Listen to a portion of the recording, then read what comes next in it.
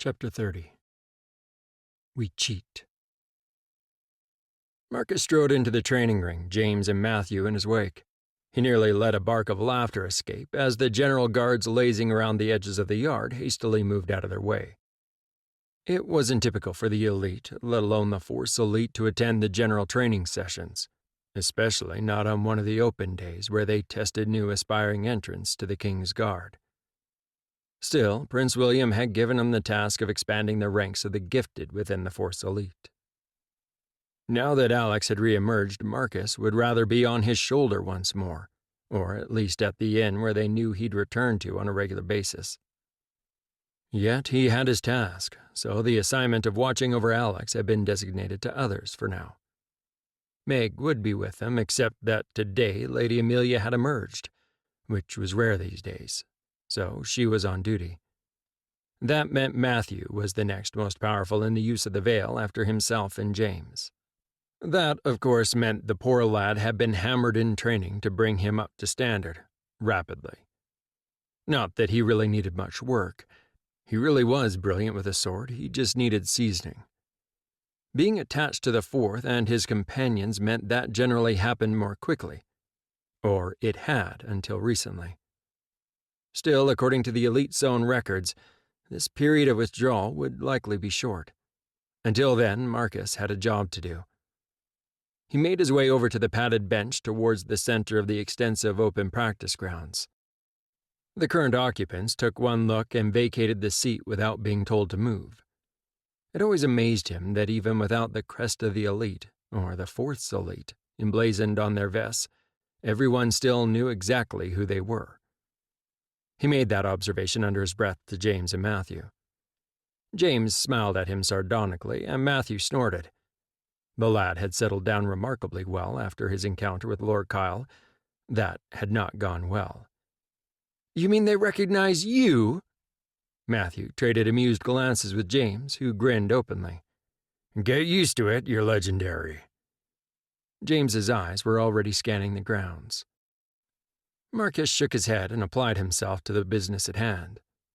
The regular King's Guards were holding their own training on one side of the vast grounds, while the aspiring applicants had been corralled off to one side and were trying out on the other. It was part intimidation. Some, seeing the standard they would need to attain, left without continuing with their application. That at least saved the guards some time weeding out the timid ones.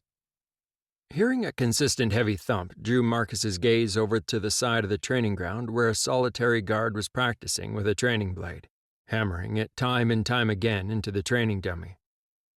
Marcus frowned and glanced at James. "Do either of you know what that one is trying to achieve?" James and Matthew shook their heads, both a little bewildered. It was an odd training session for one of the King's Guards to be engaging in. Marcus noticed that even the weapons master's attention had been drawn, yet he merely shook his head, sighing and shrugging his shoulders at him. His eyes narrowing slightly, Marcus couldn't help himself. He stood, aware that the eyes of the other guards were on him as he made his way across the ground. He was also aware that both James and Matthew followed, yet paid it no mind. He doubted he needed any backup in this company, yet habits were hard to break. No one in the Fourth's elite went by themselves while on duty.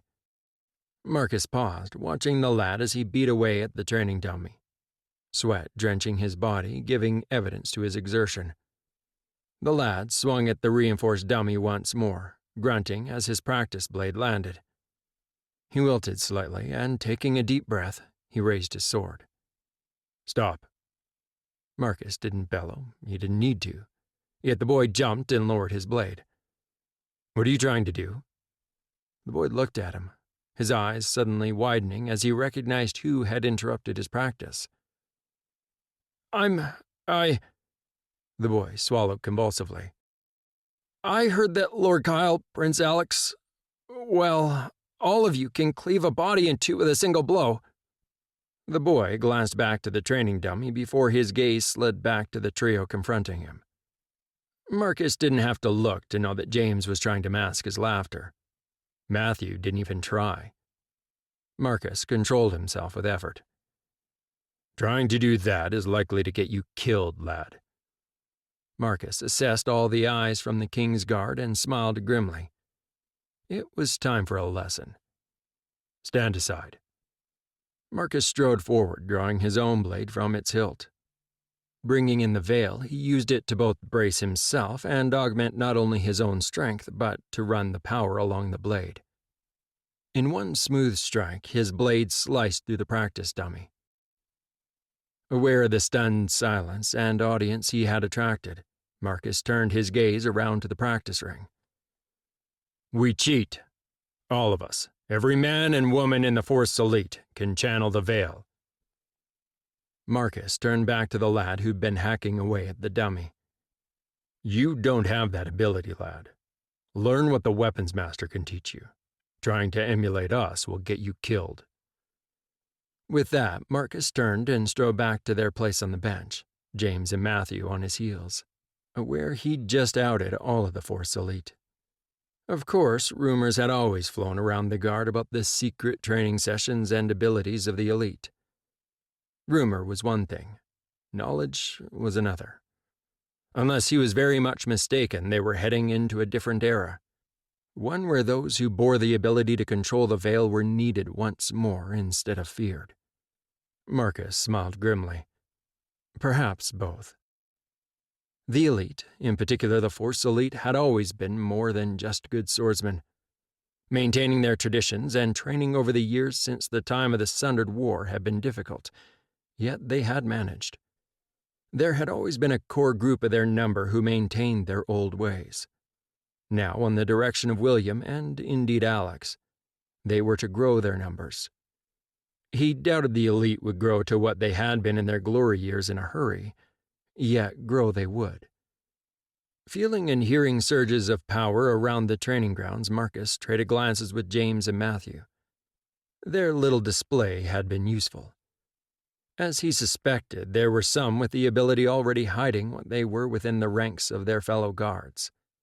He suspected that many had been trained by their own family members, tradition being secretly handed down through the generations. James and Matthew stood, and, going in opposite directions, they circulated around the training men and women. Marcus glanced up as the weapons master approached, sitting on the bench next to him. Thank you for ending that particular idiocy. The weapons master kept his voice low, his eyes still intent on his training charges. Marcus grinned, finally letting amusement show. Well, it was our fault. Like any of you had much choice but to step up with that mess surrounding His Highness. His tone was even, without even a hint of criticism. To be fair, Prince Alex didn't really go looking for any of that trouble, particularly the attack of the Sundered during the migration to the Summer Palace. Marcus kept any censure out of his voice. I know Marcus, and he and Lord Kyle and Lady Jesselyn did a remarkable job, by all accounts, of using their own abilities to protect everyone. That story has grown to become legendary, prompting foolishness like you just stalked. The exasperation in the weapons master's tone was evident. Marcus chuckled. Sorry. They sat in silence for a time, just watching the practice session and trials continue. The weapons master's own seconds were sufficiently trained that they could continue admirably on their own without his intervention. So, what do you need from me? Do you want all the new ones with talent? It was clear from the man's tone that he didn't think that was a good idea. No. Take the new ones into the regular guard, see what you can make of them. We'll take some of those already in who also have talent. Marcus finally looked at the weapons master. With your guidance, of course. We don't need any troublemakers in our ranks. I fear we don't have time to knock it out of them. The weapons master gazed back at him. He then nodded. Have a look around and bring your list and men back to the room of the arms tonight. I'll bring my deputies and we'll discuss your hopefuls. With that, the weapons master stood and went back to prowling around the training grounds. Marcus smiled. The back room of the arms was a notorious hangout for the higher ranks of the King's Guard. It was not somewhere that the elite was generally invited to. There had always been a divide in their ranks. It seemed that the weapons master was intent to end that divide, at least in the upper levels. He doubted the animosity bedded in jealousy and the need to prove who was better would ever truly disappear in the lower ranks. Chapter 31. Treatment. Devon woke groggy and confused, unsure of where he was or what had happened. He groaned and rolled over, recognizing that he was in a comfortable bed. Then he surged up in panic as he realized he was shackled. The chains were bolted to the wall, giving him limited room to move. He started to shake, not understanding what had happened. There was too many blanks in his memory, too many images of blood and death, atrocious acts that he was sure he had committed. The door to his cell opened, and a man and a woman walked in, smiling at him. Devon recognized the woman. Jenny. She was a healer that his parents had consulted about him having the taint. "It's all right, Devon. You're safe now. Do you remember who I am?" Jenny smiled at him as she crossed the room to sit in a chair by his bed. Devon nodded, unsure of himself. "You're Jenny, the healer. I'm not safe to be around. I don't want to hurt you." Jenny smiled sympathetically and reached for a bottle on the nearby table. She pulled the stopper out and poured a measure of the dark liquid into the mug before moving to his side. "It's all right, Devon. The medication will keep you safe. We'll keep everyone safe from you. You can trust the order. The medication will help you control the power and yourself. It will take some time. There will be pain and adjustment.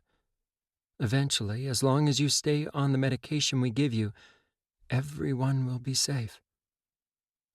She placed the mug to his lips, helping to prop up his head so he could swallow the medication. She withdrew as he felt himself start to tremble, breaking out into a sweat. As her hands grasped either side of his head, he stiffened, feeling sharp stabbing pains explode in his skull. He screamed as her mind whispered words that he didn't understand, and fire raced through his veins like a burning web all over his body. As he bucked on the bed, the shackles bit into the skin at his wrists and ankles. All the while, Jenny's voice dominated his mind, agony pulsing through mind and body in time to the pitch of her voice. Devon didn't know how long the pain went for. A minute, an hour, an eternity. Gradually it subsided and he sobbed, and as he felt nausea rise up, he struggled to roll over. Then he felt her cool hand on his forehead. "Shh, Devon. It's all right. Don't be sick. I'm with you now. I'll help you. If you are sick, I'll have to compel you to have more medication." Jenny's mind voice was soothing, and he felt himself starting to drift off under her ministrations. Devon finally became aware again, not sure if he'd passed out or not. He felt strange, wrong, but he couldn't put his finger on what it was that was different. Then he realized he wasn't feeling the surging power that he associated with the taint flowing through him. He still felt sick, wrong somehow, yet relieved all at the same time. He moved his head to one side to see that Jenny had returned to sit on the stool next to his bed, as had the man who finally stood and came closer, placing one hand on Devon's still sweating forehead. He frowned in concentration before smiling. "You'll make a fine addition to our team when the treatment takes hold, Devon. We'll discuss that another day soon, when you're feeling better and under Jenny's full control." The man turned to Jenny and nodded. "Good catch, Healer Metcalf. Continue with his treatments. Notify me when he's under control." Devon watched the man walk out, confused about the conversation that he seemed to be a part of, yet missing half of it. He licked his lips and looked at the healer. "What was that you gave me? Who was he? I don't understand." Devon felt drowsy, but heard her answer as he drifted off to sleep. "That is Scholar Kane. He is in charge of recruitment here at the Order. You are fortunate, Devon. You are one of the ones to receive the new treatment for the taint. The medication will install control on you and your power. When I'm done with your treatment, you'll be able to trust yourself again. Once controlled, you will go out into the world under Scholar Kane's direction, to kill and capture monsters like you were, to help save the people. Her intent brown eye swam into his view. You want that, don't you, Devon? You want to stop the monsters in the world? Devon nodded, and seeing a sweet smile on her lips in response made him feel unaccountably good. He decided the medication, no matter his reaction, was worth it if it helped him become less of a monster. Good, Devon. You will never kill uncontrollably again once we have you under the control of the medication. You will only kill as we direct. You will become a weapon against those who would hurt others. Devon fell asleep, feeling a cool cloth wiping his face, then down his arms and chest, relaxing, and he felt reassured under her ministrations. Chapter 32. Barrier in the Veil. Jess checked on her personal barrier again. It had become almost a fanatical habit since she'd lost control of it. She shuddered. Losing control like that was never something she wanted to risk again. It had taken some time, but once they were back in place and not leaking, she realized how unstable she had been. A slow, gradual slide into becoming someone she didn't like very much. With Damien's help, she had tracked down the boy she had nearly killed, would have killed without Isabella's intervention, and apologized to him. At the time, she hadn't cared about her own behavior and the very real consequences that would have resulted. The death of the man who had attacked her didn't concern her, or hadn't. She'd been defending her own life. Except she hadn't really intended to kill him. She'd meant to disable him and hold him for Damien to deal with.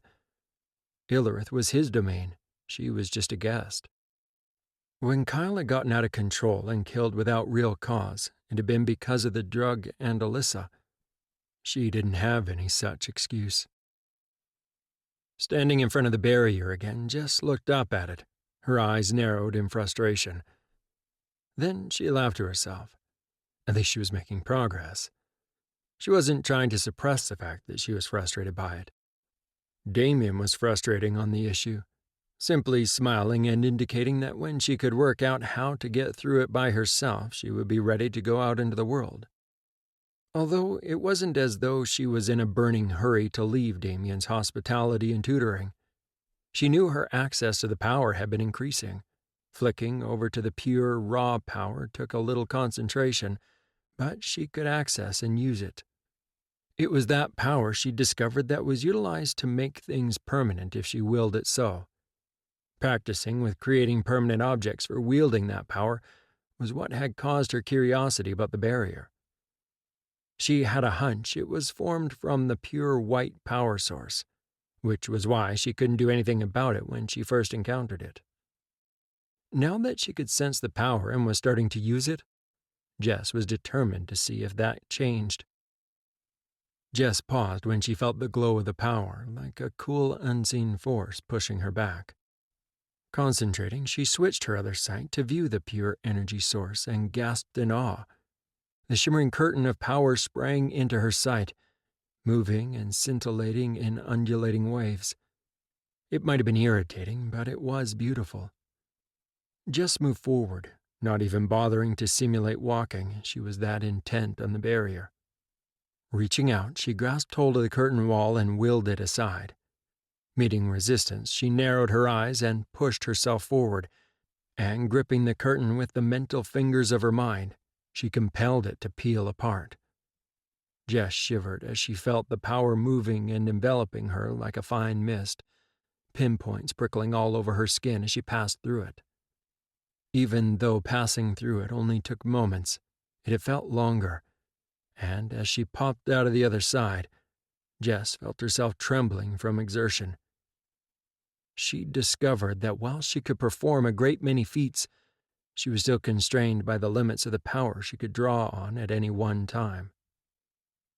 Jess chuckled as her stomach rumbled at her, letting her know that drinking in power was all very well, but her body still required food, particularly after burning through so much energy. She could use the veil to re-energize, wash away fatigue, but it didn't replace the need to eat. Jess thought about her options. She hadn't actually thought about what she would do if she managed to get through the barrier. Coming to a decision, she willed herself through the veil towards the summer palace. Jess smiled appreciatively as she stared at her target from the veil. He stripped off the formal blue vest with the gold and silver braid of his rank that he hated so much and dumped it on the couch as he walked past. As he started unbuttoning his shirt to reveal his chest, Jess unaccountably blushed. It wasn't as if she hadn't seen him take a shirt off before, and a good deal more than that. But watching him this way when he didn't know she was there wasn't what she'd intended. Jess passed through the veil, appearing in the room behind him before he pulled his shirt off and cleared her throat. William jumped in fright, spinning around, a look of relief on his face as he saw her. "Jess, you nearly gave me a heart attack." William pressed his hand against his chest and sighed. "Sorry, William. I arrived just in time to see you stripping off. It didn't feel right to peep at you through the veil that way." Jess knew her cheeks had gone red. William laughed and closed the distance between them, pulling her in close and hugging her. Finally, he looked down and kissed her.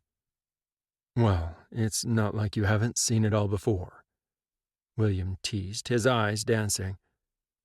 He drew away but kept possession of her hand, leading her through his suite and out through the private side of the royal wing. Glancing around, he led her down the stairs and out the double glass doors into a private courtyard garden.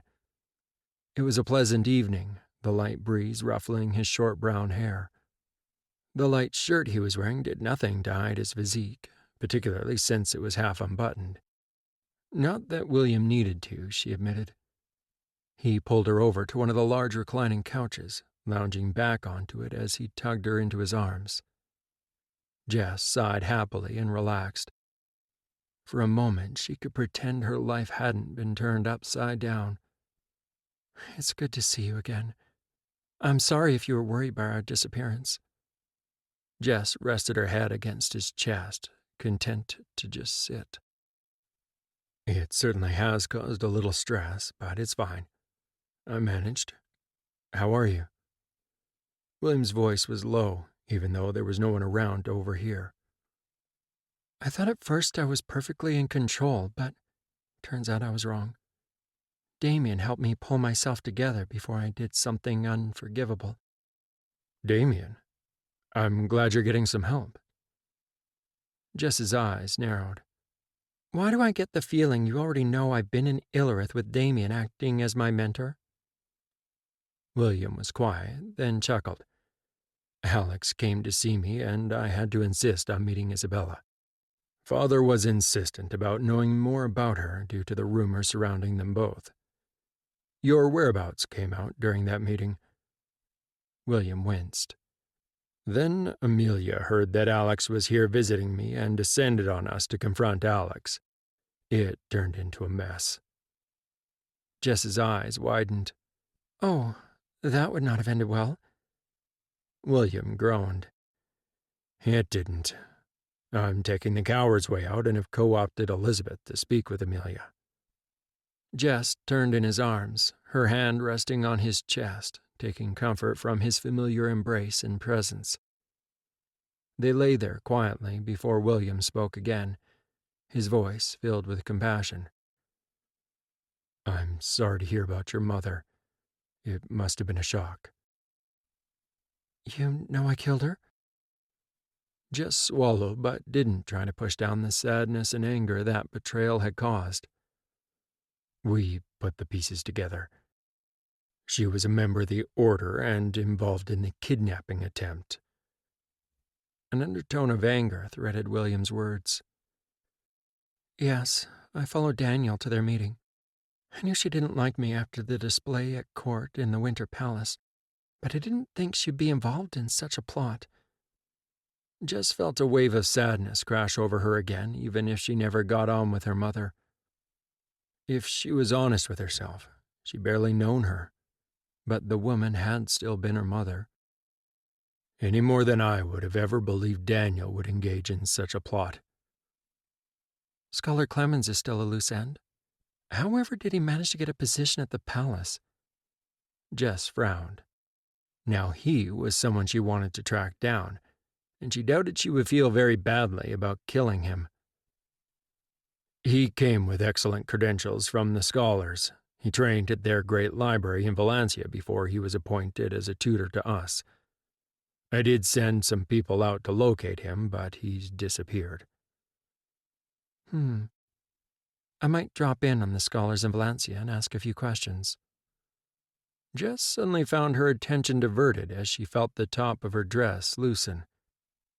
Pulling William's head down, she kissed him, then shifted to make it easier for him as his fingers continued undoing the fastenings of her dress. Wait. Is Damien going to get insanely jealous if he finds out you are here in my arms? William looked down at her. No. He laid down the ground rules from the start. He is my mentor, nothing else. Jess chuckled at the satisfaction in William's expression. Good. I was jealous when you were with him. It's wrong of me, I know, but I wish I wasn't the crown prince. I wish Elizabeth had been born first. William leaned down and kissed her, leaving no doubt at all where his thoughts were going. William, don't do this to yourself. Even if Elizabeth had been born first, I would not be considered high enough rank for your father to consent to our union. As it is, you are the crown prince. You will be king. This was an old conversation they'd had before. I don't want to be king. You do. You will be a great king when it is time. Your father will pick someone of suitable status. She will be your consort and queen. Just once in my life, I wish I could have something for me, rather than a life full of duty. William turned his head to the side, refusing to look at her. Jess reached up, placing her hand on his cheek and gently turning his face back to look at her. Well, there is tonight. Jess tugged his shirt out of his pants and pulled it off, running her hand up his chest. William pushed aside his bout of depression, his lips closing on hers, his fingers busy at the fastenings of her dress again. Jess chuckled and, pulling the veil around them, transported them to William's bedroom, grateful she was familiar with it as she was her own. Chapter 33. In the time of the Sundered War, Rescue.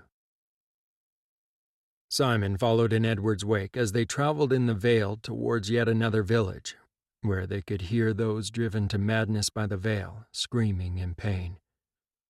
After so many communities, he had no doubt what he would see. He was finding it increasingly hard to hide what he honestly felt. None of the hints that he made that Edward was born to rule, that this, the Sundered War they were calling it, could propel him to take the crown had had any effect on the man. The people were chanting his name, grateful when he showed up to rescue them from the sundered hordes. The reports of the realm being overrun with sundered were highly exaggerated. In reality, when they arrived to investigate, they usually encountered one or two sick, mad people of his own kind.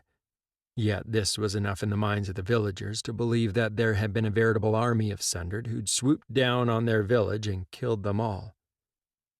Despite the accolades, the adoration of both his peers and the commoners alike, and from his men, and they were his men, heart and soul, particularly his inner circle, Edward sought no advantage.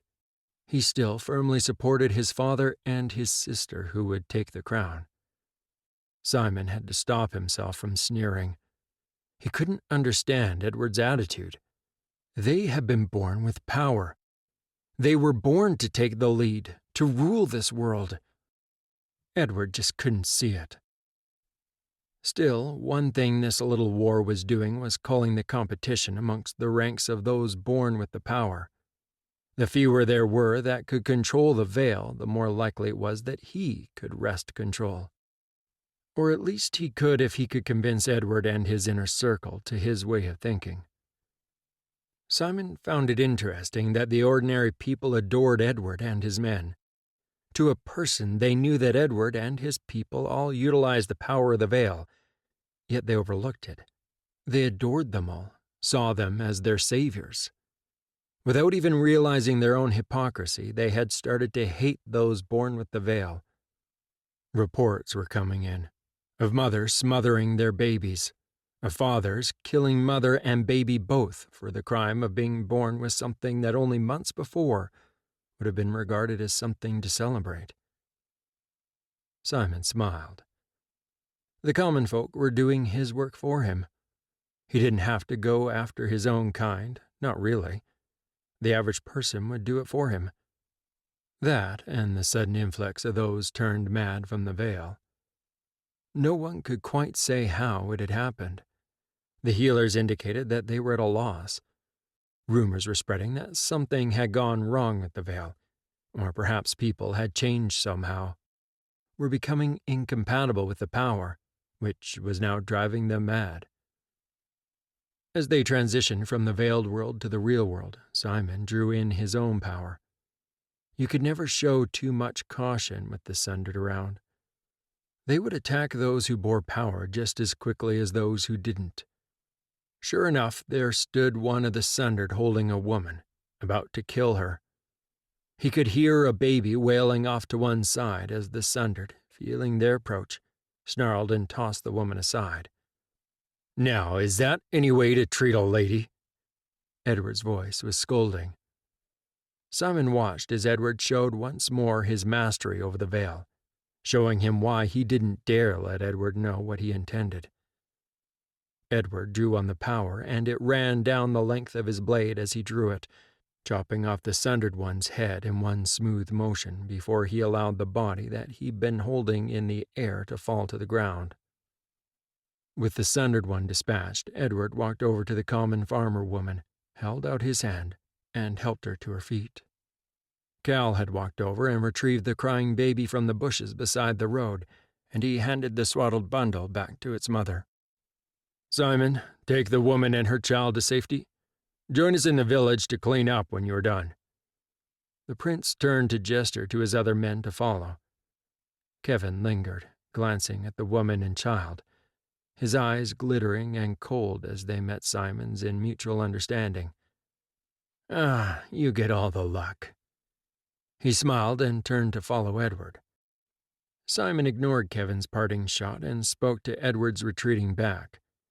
"Certainly, Edward, as you wish. Save some of the fun for me." Simon nearly winced as he heard the mocking tone in his own voice, but managed to smile reassuringly at the woman as he grabbed her shoulder and wrapped the veil around them both, disappearing from sight. Simon didn't have to take them far, only into the bushes, far enough from the road that no one would hear anything. He doubted that she would be discovered. The woman looked up at him, perplexed at where they'd ended up, apparently having expected that she would have been taken to the nearby village. Simon let the coldness he felt show on his face. She tried to step back, fear replacing the relief from moments before. She clutched the child to her, and it wailed in response to her fear. Simon grabbed his knife, and a quick, simple strike slit the woman's throat and her child's, all in one smooth motion. Their bodies fell to the ground, the woman's blood spurting, yet he paid it no mind. The woman should have been grateful it was he that killed her. If it had been Kevin, he would have played and tormented her first. Simon drew in the veil and closed the distance between him and Edward. He didn't want to miss out on the fun. Chapter 34. Suspicions. It took conscious effort after the mess with Amelia to come back to the palace again, although Alex had taken William's request seriously to visit regularly so he could report to their father that he was at least alive and getting better. That was another meeting he'd been putting off. He had to see his father himself. Eventually. He was almost afraid of what his father would say. Just as he was pulling one side of his life together, he was promptly making a mess of the other. At first, he'd stayed away from the palace because he didn't want to inadvertently kill someone he loved. He had to admit he was probably stable enough to start moving back, at least for a few days at a time. Except now he wanted to give Amelia time to calm down from her run-in with Isabella. Alex frowned, pushing his relationship issues aside and dragging his attention back to William. Now that I'm going through it, William, I don't think it's the veil causing the Sundered to go mad. There's something else happening. The mad ones I've encountered so far, their signature... Alex paused, frustrated with his inability to say what was swirling around in his head. I've encountered it before. It is similar to what happened to Kyle when he was under the effects of that toxin and Alyssa, except worse. What do you mean, Alex? William sat back in his chair, his attention caught by the sudden change in conversation. I can show you mind to mind, I think. Alex glanced at William for permission. With your permission, if you would like the insight? Alex watched his brother consider the offer, but wasn't surprised by the quick, decisive nod. William was generally quick to assess the information he had and make a decision based on the information available to him. That decisiveness was something that he loved about his brother. He made choices and accepted the results along with the responsibility, good or ill. You can do that? I've always wondered what it was like. William put his drink aside and settled back in his chair more comfortably. Alex took a steadying breath, trying to ignore his uncertainty, and he concentrated, contemplating how he could draw his brother into a mental exchange. It wasn't something he thought about that often. Talking that way with Kyle and Jess had been second nature most of his life. He knew William had a limited ability with the veil, but he honestly didn't know if it was enough to be able to show him what he knew. Reaching out to that glowing signature that he knew was his brother, Alex drew him in, forcing a connection between them. The first indication that he had succeeded was William groaning, both physically and mentally. The fact that he had caused his brother pain sparked some guilt, yet he pushed it aside and sent reassurance towards William. It's all right, William. Try to relax. Although you may want to clear your schedule tomorrow, I feel like you're going to have the worst headache of your life. Alex knew his brother heard, even if he couldn't respond. Or perhaps just didn't know how. He waited until he felt William's anxiety levels decrease. Taking a breath, Alex concentrated, bringing the memories from Kyle to the forefront, sharing them with William. Kyle's increasing bloodlust, loss of self, pain and anger bubbled to the surface, flashing with images of the cool, calm, and collected Kyle, the two together that didn't make sense. Then the flashing images in quick succession that he gained from Jess, of the order, the vials of the toxin, and what they had intended. Next, he moved on to what he had encountered with the various Sundered that he had fought, bringing forward that mental signature. Bloodlust, loss of self, pain, and anger. He flashed the dual memories at William of what he knew. Kyle under the influence of the toxin, under Alyssa's control, and the mental signatures of the Sundered he had fought under the command of a healer. Alex took a breath and sent comforting thoughts to his brother's mind, trying to soothe the growing pain he felt coming from him.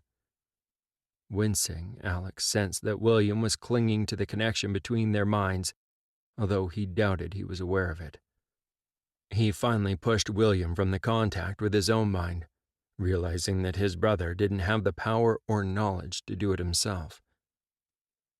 Alex shook himself from the violent disconnect. He needed to check on William. Finally, getting his eyes to track, he saw that William was curled into a ball on the couch, waves of distress emanating from his mind.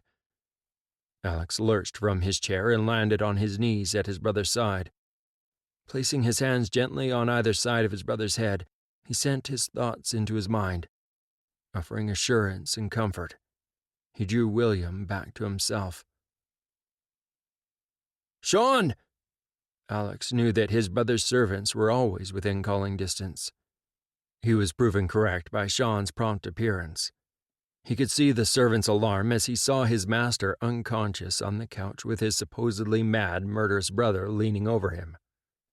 Alex dismissed what the servant thought from his mind. "Get Aaron and alert my father. William will be fine, but he'll need to be excused from his commitments tomorrow, maybe a couple of days. I doubt he will be capable of fulfilling them." Alex looked up from his brother to the servant, the command in his voice obvious even to his own ears. To Sean's credit, he bowed smartly and responded, "Of course, Fourth." Alex cursed softly, wondering why it always seemed to take longer waiting for the healer to show up. Being the one who'd summoned the healer was a rarity for him. Alex stood to one side of his brother's room, keeping out of the way as Aaron tended to him. Both his father and Elizabeth had shown up promptly, which wasn't unexpected given the sudden nature of William's collapse. Still, he'd done what he could while waiting for Aaron to attend, even if it was only to maintain a mental barrier between his brother and the veil. He didn't want to make mental contact again to attempt to soothe the pain he felt emanating from his brother's mind. The genuine fear that he could burn out William's mind gripped him. Looking at the raw energy emanating from his brother's mind, it seemed to Alex as if a part of William's mind had been torn open. He hoped he hadn't done irreparable damage. His father greeted him softly and embraced him, asking how he'd been. Alex decided now was not the moment to be candid with his father, although he had the sneaking suspicion that, as always, William had briefed him fully on all of the visits that Alex had made. "I've been worse, Father. It's getting easier. I think I'm getting used to the overload of power." Alex pulled back and turned to greet Elizabeth, who merely hugged him. He knew that she would speak to him later. He could tell she was torn between wanting to pull him aside and check on him and concern for William. He was her twin, and he knew there was a strong connection between them. All of them fell silent, watching as Aaron treated William, who had descended into unconsciousness. That was probably a blessing for him. "What happened, Alex?" Elizabeth's voice was soft. Alex glanced at her, but saw she hadn't taken her gaze off their brother. He closed his eyes briefly and took a deep breath. "I take it he's been briefing you?" Alex's voice was bland, despite the circumstances, as he turned his gaze between his father and Elizabeth. His father nodded, and Elizabeth threw him an exasperated glance. "Of course he has. He said your stability was improving, and told us about your run-in with some of the Sundered, and about his meeting with Isabella." Alex couldn't tell from Elizabeth's tone whether she was disapproving or not. He plainly heard the unasked question in her tone when she said Isabella's name. "My ability to make a mess of things hasn't changed. Seriously, it was innocent to start. Isabella was my mentor. I was floundering until I met her, and then... Well, I take it you already know we started sleeping together." Alex turned and stared intently at his father, who reached up and squeezed his shoulder. "It's all right, Alex. We'll sort things out. Lord Stratford and I had already agreed before Amelia became your Consort Elect that even if your mutual infatuation with each other died, it would still be a good political union. What happened with William?" His father returned his gaze to the bed where William lay unconscious before glancing back at him. Alex released a breath he hadn't realized he was holding. His father had just essentially given him tacit approval to continue his association with Isabella. Of course, he'd also indicated that Amelia would become his consort on his return regardless. No amount of wishful thinking or regret was going to change that circumstance. While he might have been confused about his own behavior, it appeared that neither his father nor Lord Stratford had been caught off guard. "I was discussing the standard with William." Alex shrugged, a little uncomfortable. "Given my own experiences with transition, I don't believe that what the Sundered have gone through is the same thing." Alex suddenly found that he had the attention of both his father and Elizabeth. "Go on." His father's calm voice prompted him when he paused too long. Alex suddenly realized where his brother got his own calm tone in the face of adversity.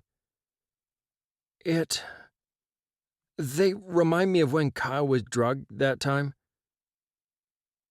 Alex lapsed into silence and gathered his thoughts. This time it was Elizabeth who prompted him. "Alex, I swear if you don't tell me what happened." She left the rest unspoken, although took the sting out with a soft smile. "I didn't know how to say what I was thinking, so—" Alex swallowed. "I drew William in mentally and showed him." Elizabeth gasped. "You could draw William into your mind?" Alex shook his head. "It is not quite like that. It's hard to explain. I used the power to link my mind with William. I could then show him what I meant. William has talent, not much, but it was enough that I could communicate with him that way." His father nodded, not looking at all surprised. Yes. The healers told me he had more power than regular people, although they said it was minimal enough it would never be enough to cause him harm." They all lapsed into silence and just waited for Aaron to finish. Thankfully, for all of their sanity, it didn't take much longer before Aaron sighed, his fatigue evident as he stepped away from his patient. Noticing the three of them waiting to one side of the room, he approached and bowed his head in acknowledgement to the king. "Your Majesty, William will be fine." He glanced across to Alex, then back again. "Being drawn into mental communication with Alex has burnt out some of the channels in his mind, the ones associated with power. I won't know until he wakes, but I believe he is more susceptible to the veil now, although still not enough, I believe, to cause him to suffer through a transition."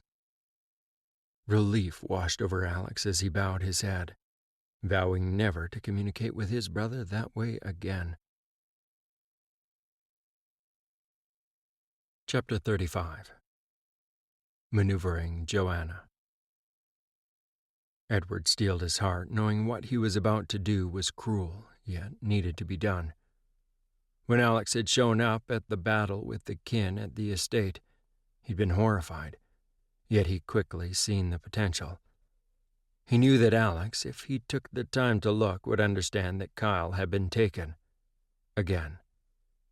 If he knew his nephew, and after all these years he'd like to think he did, he guessed that Alex would react badly to Kyle being bound to another's will once more. He hadn't been disappointed. Alex responded precisely as expected. "I'm sorry, Alex. I hope you will forgive me. I will make it up to you, I promise." Edward had a decision to make, in that space, in time, one that he knew would have ongoing consequences. He'd watched as Joanna had taken control of Kyle and turned him against Alex. Watched as Kyle thrust his blade into the stomach of his best friend and drew his power, raining strikes down on him, all against his own will and struggling within himself. That, if anything, had given Edward hope Kyle wasn't completely lost, that he'd still retained some of himself that was separate from his mistress. Yet if he didn't act soon, He knew there would be no hope that Kyle would ever be capable of being independent again.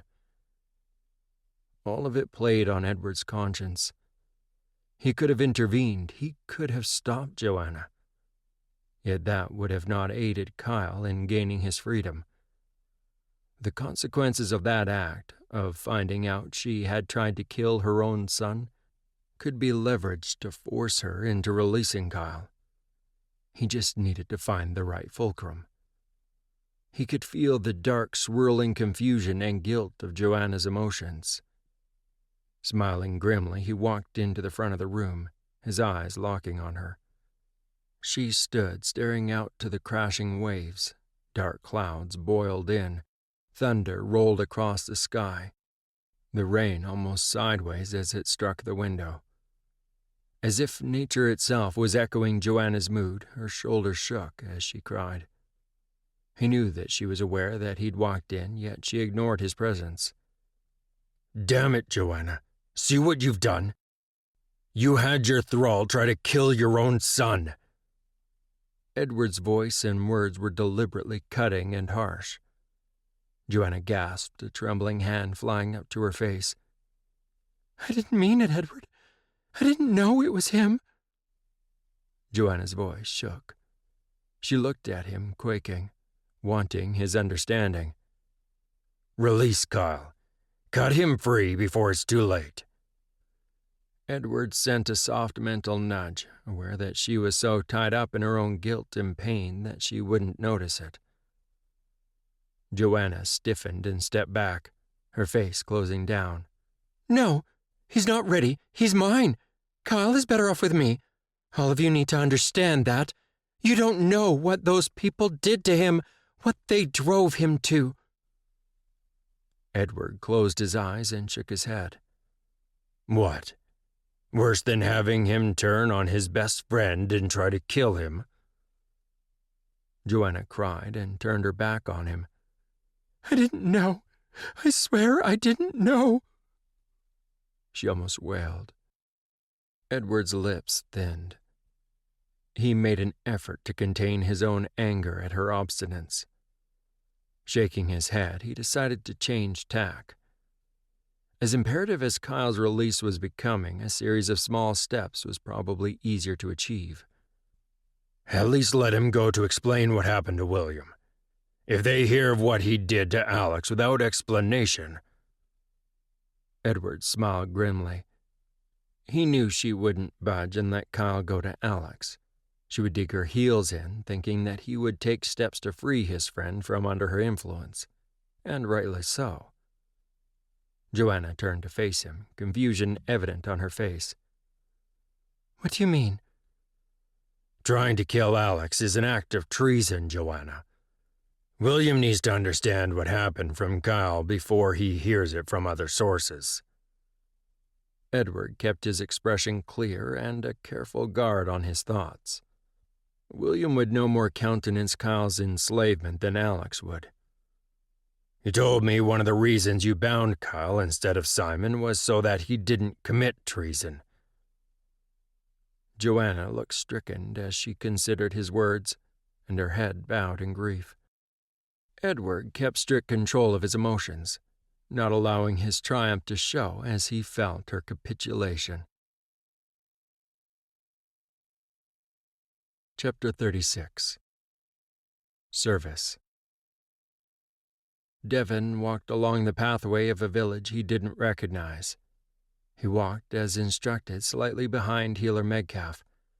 He'd felt some trepidation when Jenny had told him they were going to slowly start withdrawing him from the medication. Yet his treatment held.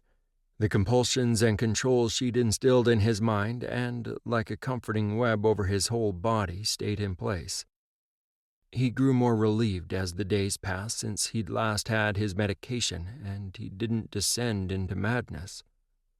He could feel the power of the taint, yet it didn't corrupt him anymore the way it used to. Jenny had told him that was the effect of the treatment, that the destructive power could not hurt him anymore. He was aware that it was Jenny who had full control over him. He moved and performed as she willed it, Yet within constraint, she allowed him a certain amount of free will. It was hard for him to comprehend. He was in his own mind, the same as he'd ever been, yet somehow he was changed and not truly himself anymore. He was not a free man as he had been. He was connected and bound, subservient to whatever Jenny willed of him.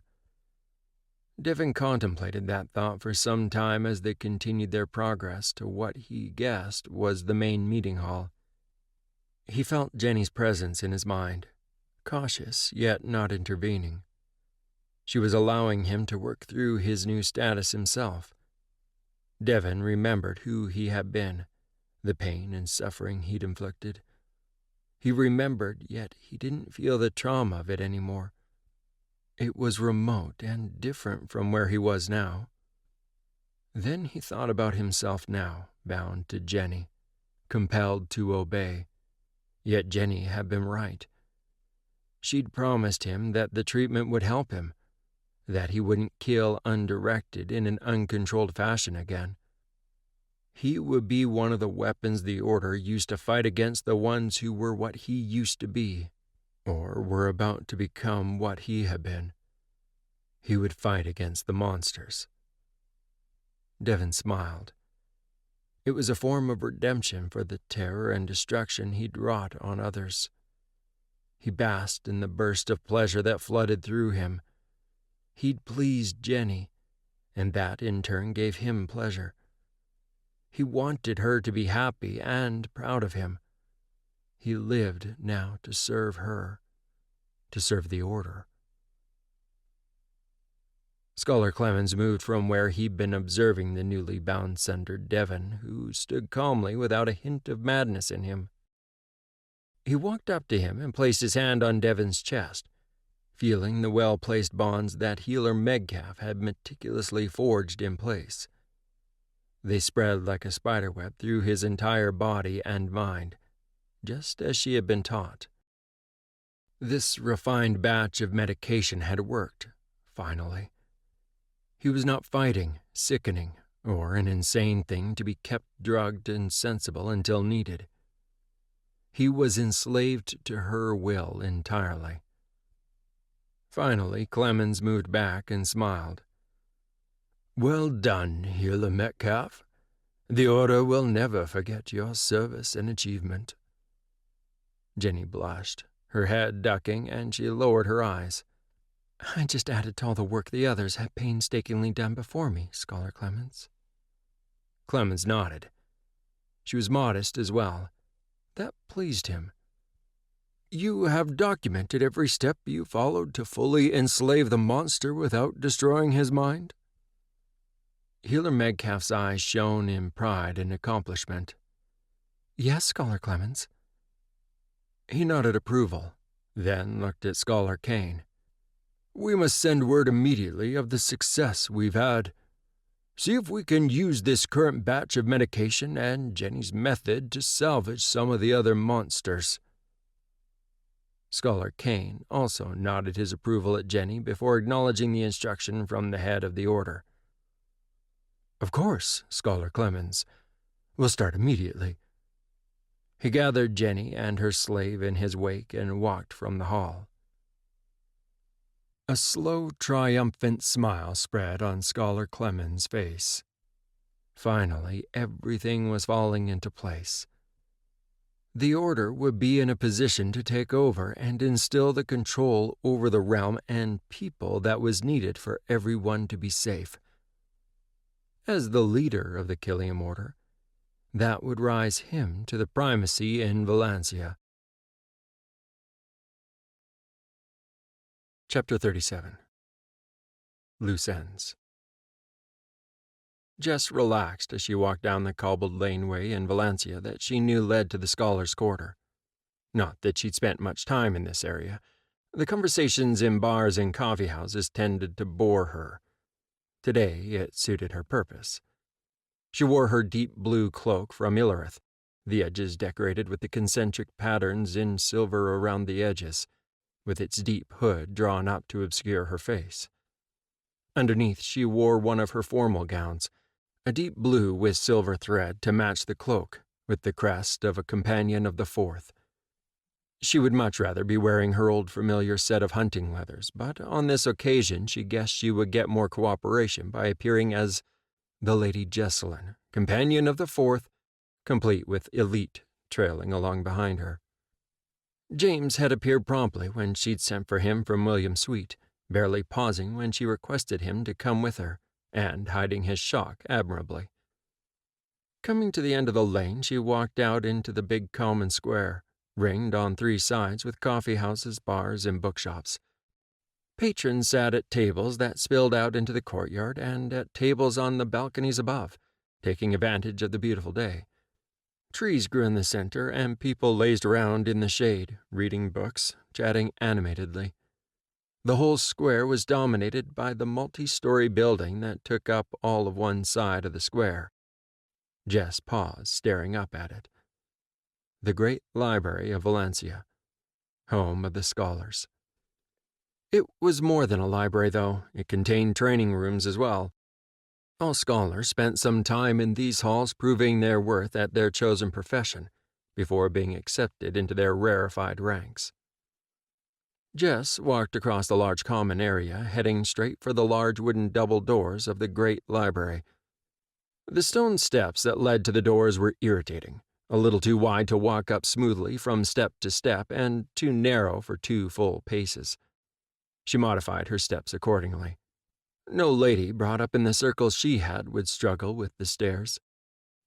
As she approached the doors, the elite trotted up the final steps in front of her and opened the doors for her. She thanked them and passed within. She took a few steps in and paused, looking at the long path that ran down the center of the room, tables and chairs spaced down the length. Row after row of massive wooden bookshelves ran down both walls. Staircases curved up to a second-level gallery that ran around the whole room, filled with row after row of floor-to-ceiling bookshelves. In the hushed chamber, robed figures sat at the tables with tomes open in front of them, scribbling notes, while others browsed the shelves. An elderly female scholar hastened towards her, hand outstretched towards her in a warding gesture as if she was about to lay hands on her. "I'm sorry, dear. The library isn't open to the public today." She stopped, wide-eyed, as James stepped in front of Jess, blocking the scholar's path. "Careful, scholar. Lady Jessalyn, companion of the fourth, goes where she wills, and it would be best if you cooperate." James's tone was firm, although he didn't feel the need to place his hand on his weapon to underscore his point. His presence was enough. Jess smiled as she drew back the hood of her cloak. That was the other reason to bring the elite with her, since she was being official. It was amazing how polite people became in their company. "I need to speak with Scholar Beecham." Jess stared at the flustered woman.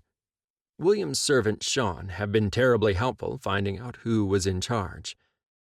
"Lady Jessalyn, my apologies, but this is most irregular." The woman gripped her hands in front of her. Jess continued to stare at her, keeping her expression neutral as the scholar started to look uncomfortable.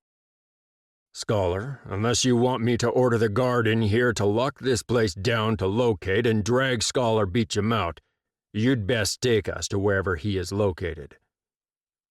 James's stare was flat. The scholar's eyes widened as she looked around, but finally she turned and started scurrying down towards the rear of the building. Jess followed, refusing to increase her pace.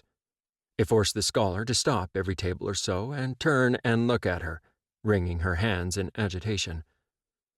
Finally, they passed the last row of bookshelves, and the woman turned and hastened to the door in the corner. With a brief knock, she opened and whispered to the person inside, glancing over her shoulder at Jess as she sauntered closer. As Jess approached, the scholar flattened herself against the wall as James darted past Jess into the room first, then stood aside himself as Jess entered. His fellow member of the elite staying outside the office and unapologetically closed the door so the female scholar couldn't enter. Jess looked at the middle-aged man behind the desk whom she had been informed was in charge of the scholars. It was interesting to see they didn't seem to apply titles to differentiate each other, all of them just using the uniform title of scholar. He stood with a smile on his face, although she could see he was bursting with curiosity as to why she was here. He, at least, did not appear to be in the least upset by her invading his domain. "Welcome, Lady Jesselyn. Please take a seat." He paused as she inclined her head and sat. "Please forgive Scholar Michaels. She is good at keeping the junior scholars in line, but not with dealing with those outside the order." "I took no offense, Scholar Beecham. My presence here today was unannounced, and I can understand how it may cause some to be unsettled." Jess smiled at the man, instinctively liking him. Beecham eased himself back into his seat, glancing briefly up at James, who stood discreetly to one side, refusing the seat. "This is unusual. How can I be of assistance?" Beecham returned his earnest gaze to her. "I find I'm curious about Scholar Clemens." Jess settled back and saw a flicker of sadness run across Scholar Beecham's face. That is before my time leading the scholars, but I am aware of him. It is tragic how things worked out." "In what way?" "He was a brilliant scholar, very learned, well-traveled, and an expert in ancient history in particular. He was driven to fanaticism by tragedy. My predecessor was shocked when he separated himself and joined the Killiam Order." Scholar Beecham leaned forward, his hands clasped together loosely on the desk. "Tragedy? You mean the death of his wife, was it?" Jess tried not to shift uncomfortably in her chair. It wasn't the most comfortable she'd ever sat in. "Yes, she lived in a small cottage in Berinth, I think. I'm sure he never forgave himself for leaving her there rather than bringing her here to the palace with him where she might have been safe." The scholar nodded, clearly saddened by the event. "He was from Berinth?" Jess hadn't been able to find a reference to where Scholar Clemens had been born, just that his wife had been slaughtered by a Sundert at their home in Berinth. I'm not sure, my lady. It's just that part of the story I'm aware of." He smiled at her apologetically. "Do you know what kind of ancient history he specialized in?" Jess found she was curious. "Oh, well, I heard he was an expert at all of it. The details he could ferret out of the ancient accounts was apparently astounding. He's a sad loss to our ranks."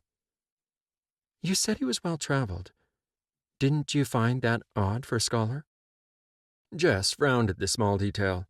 The scholars she'd met were perfectly happy staying in their libraries and schools, surrounded by books and learning. "I guess it is a little out of the ordinary. I believe he traveled and lived in a number of other countries. The Heights Protectorate, Solana, and beyond. Places I've only read about." Scholar Beecham laughed. "So he became a scholar late in life?" Jess tilted her head to one side as she considered what he was telling her. "What? Oh, no, he was a young man. He'd done his initial training in Berinth. Many of our scholars do their initial training in the home villages. Then he came here to become a full scholar. Later, he was appointed to be the scholar to the members of the royal family. It was felt with his experience with travel and his knowledge of ancient history he was a perfect candidate." Scholar Beecham chuckled. "So when did he fit the extensive travel in?" Jess shook her head, confused by a personal history for a man that didn't make sense. Scholar Beecham frowned, his smile fading as he contemplated her words. "I don't know. I must have the timelines confused. I'm sure we must have his records somewhere. I can have them looked up and dug out if you like, my lady. It will take a few days. Those records will be buried in the archives." To his credit, Scholar Beecham now looked perplexed himself, realizing the details he thought he knew didn't seem to track. "Thank you, Scholar Beecham. I'd appreciate it. Your discretion on this inquiry would be appreciated. If you could have the records taken to the palace for me as soon as you locate them, please." Jess smiled, but had the sinking feeling that the record she was looking for wouldn't be located. "Of course, my lady. I'm only too happy to help. I'll bring them myself." Scholar Beecham stood in haste as she stood, and bobbed his head as she turned. James opened the door and she walked out. This time she strode back the way they'd come towards the doors. Scholar Michael scurried after them in her wake. Jess paid the woman no mind at all as she mulled over the limited information she'd been given. Her eyes narrowed as she drew her hood back up just as she walked out of the doors, opened in haste by a startled young scholar. There was something definitely odd about Scholar Clemens' known backstory. Chapter 38. Royal Order. Kyle sat at the window looking down into the courtyard below, waiting. It was a familiar pattern that was soothing. He spent some idle moments wondering what had convinced Joanna to agree that he could visit William. He'd risked a glance at Edward, who stood with his arms crossed, observing as Joanna relaxed her injunction. Yet the man had his emotions, face, and body language under strict control. He guessed that Edward had something to do with her backing down, although if Edward thought it was prudent to keep his own counsel, then he wouldn't force the issue. He hadn't wasted any time at all on taking Joanna at her word. Wrapping the veil around himself as soon as she was done, he fled to William's rooms at the palace. He had to admit, even if it was only to himself, he was nervous.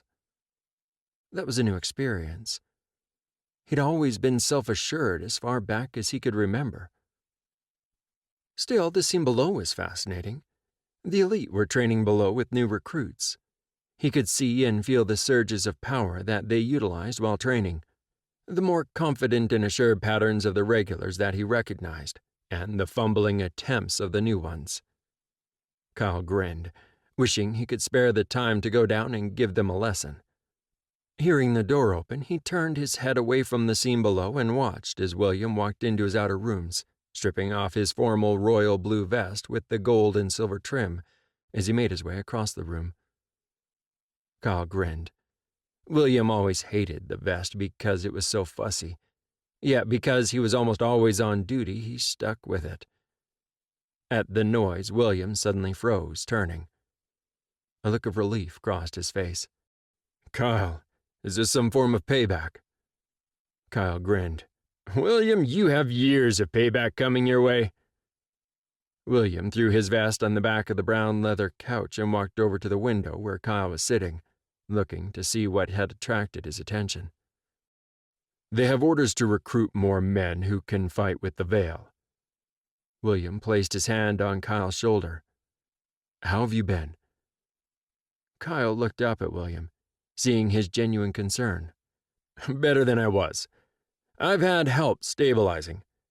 That toxin I was drugged with messed me up more than anyone knew." Kyle stood up as William prompted him by gesturing to the sitting area and walking across to the seats. He flopped bonelessly onto the couch, throwing his legs over the armrest, grinning as William shook his head at him, observing him intently. "Talk to me, Kyle. What's happened to you?" William's voice was calm, as it usually was, with no hint of censure. Kyle hesitated. There was something in William's tone that warned him that the prince already knew or suspected something. Yet if William had information on his life between the events in the ballroom and now, that left a tiny group who could have been his informant. He felt a burning need to explain everything. William's opinion mattered. Taking a deep breath, he reassessed what he'd been about to say, deciding that honesty and throwing himself on William's mercy was his best course of action. "Will you hear me out?" Kyle glanced up at William, troubled despite his efforts at being nonchalant. William's own face closed down to a mask, apparently recognizing that his request heralded an explanation he wasn't going to like. "No matter how bad it is, just tell me. All of it, my friend." William leaned back in his chair patiently for Kyle to continue. "I could feel myself spiraling out of control, so I went seeking help. I found it." Kyle paused and bit his lip. "I'm not entirely my own person anymore. I have a mistress. I gave myself willingly to her control." "You're forsworn?" William rubbed his temple lightly with the fingers of one hand. "I thought it was the only way. I was afraid that I'd kill you all." Kyle looked away from William's implacable stare. "Go on." Kyle sorted through what he wanted to say, seeing no way to tell this story without letting William know that his mother was not only alive, but at times a little psychotic. Still, right now he didn't feel that he had any choice. So, taking a deep breath, he plunged on. "Do you remember what Alyssa tried to do?" William nodded. "Aaron said she was trying to control your mind and turn you mad." Kyle smiled lopsidedly. "In effect, what Alyssa tried to force with the aid of the toxin, my mistress has achieved through my willing consent, which is much worse in its own way. She has control of my mind, and I didn't fight back." Kyle held up his hand as William surged from his seat, a protest on his lips. "Please, just let me finish. I'm afraid I won't tell it all." William sighed and nodded once more, although it was clear he wasn't happy with the direction the conversation was going. "At first it was working. My mistress helped me gain control, taught me. The fact that I have the control that I do is a credit to her." Kyle closed his eyes. The next part was painful to consider. "Then things started to go wrong. She adamantly refuses to release me. I have more control than I've ever had, yet no control at all." Kyle shook his head ruefully. "That is quite often how things work. Come on, Kyle, spit it all out. I'm not happy about any of this. You will tell me who this person is." William shook his head, kneading his temple lightly with his fingers. Kyle frowned, noting the pained expression on William's face and his tenseness. He finally realized it wasn't all because of his own story. "William, are you all right? Should I call Aaron?" Kyle was genuinely concerned. William winced. "Alex drew me into his mind to show me some of the things he suspects. It worked, but according to Aaron, I'm now a little more susceptible to the veil's influence." William relaxed marginally back into his chair, closing his eyes. "Not enough for me to turn like Alex, Jess, or yourself, but Aaron advises against any more experiments with the veil. Sometimes it causes headaches." Kyle stood. "I'm sorry, William. I'll let you rest." William's eyes flew open, a rare hint of anger flashing in them. "Sit down, Kyle. Nice try. You will finish telling me everything." Kyle swallowed. He'd seen William use his authority as the Crown Prince to enforce his will before, but he'd never had it turned on him. Then again, he hadn't really given William cause to have to command him in anything before. Kyle shook his head. William was correct. He was stalling. "You know about the kin, the elder." This, Kyle was sure, was a reasonably safe bet. "Yes, there were records, and Alex came to see me as well. He advised me that Edward, Kat, and Cal are all alive. That Mother didn't die." William's face was back to being inscrutable. Kyle blanched, swallowing. "Did he tell you what I did? What I was forced to do? I'm sorry. I tried to fight her, to stop, but I couldn't." Kyle leaned forward, covering his face with his hands, trembling as the emotions, the images, the horror of what he'd done ran through his mind. "Alex has been very circumspect. Damn it, Kyle, just tell me. I can't help you if you won't tell me everything." "We came under attack at the estate by other kin, badly outnumbered. Alex came to help in the middle of the fight." Kyle was surprised that his own voice was steady. "He noticed the bonds in me, and he wasn't happy about it and tried to take me with him." "Go on." William's voice was low and calm, as if he didn't want to spook a terrified child. "My mistress is a little possessive, and she became angry, didn't recognize Alex and turned me on him. I struck him with my blade and with power. I tried to fight her, William. I tried. She won't let me go." Kyle felt the silence in the room stretch between them. He couldn't bring himself to look at William. "Who is she, Kyle?" William's voice was hard. Kyle groaned, not knowing how to soften his next words. "Joanna." "Joanna?" William's eyes narrowed to slits. "She used you to hurt Alex?" Kyle opened his mouth to speak, then closed it again. "She didn't really mean it, William. She didn't realize it was Alex. Some days she's fine, and others not so much.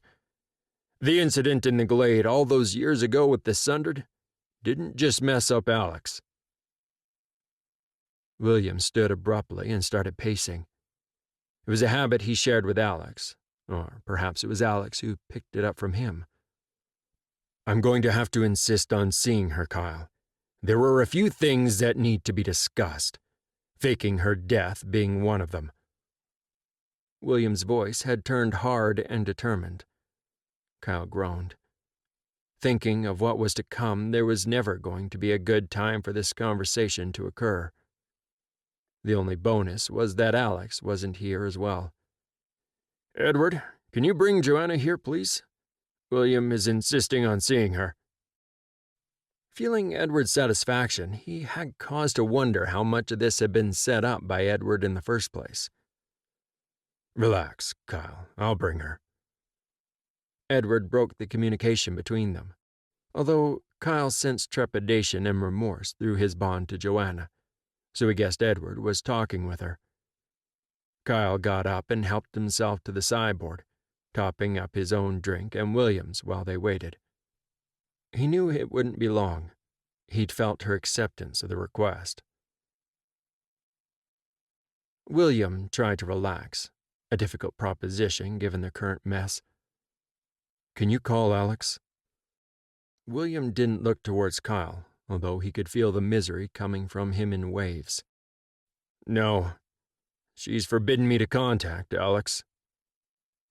The weariness and defeat in Kyle's voice was unmistakable. William frowned. It would be better to resolve this mess while Alex was present rather than go through the upcoming drama twice.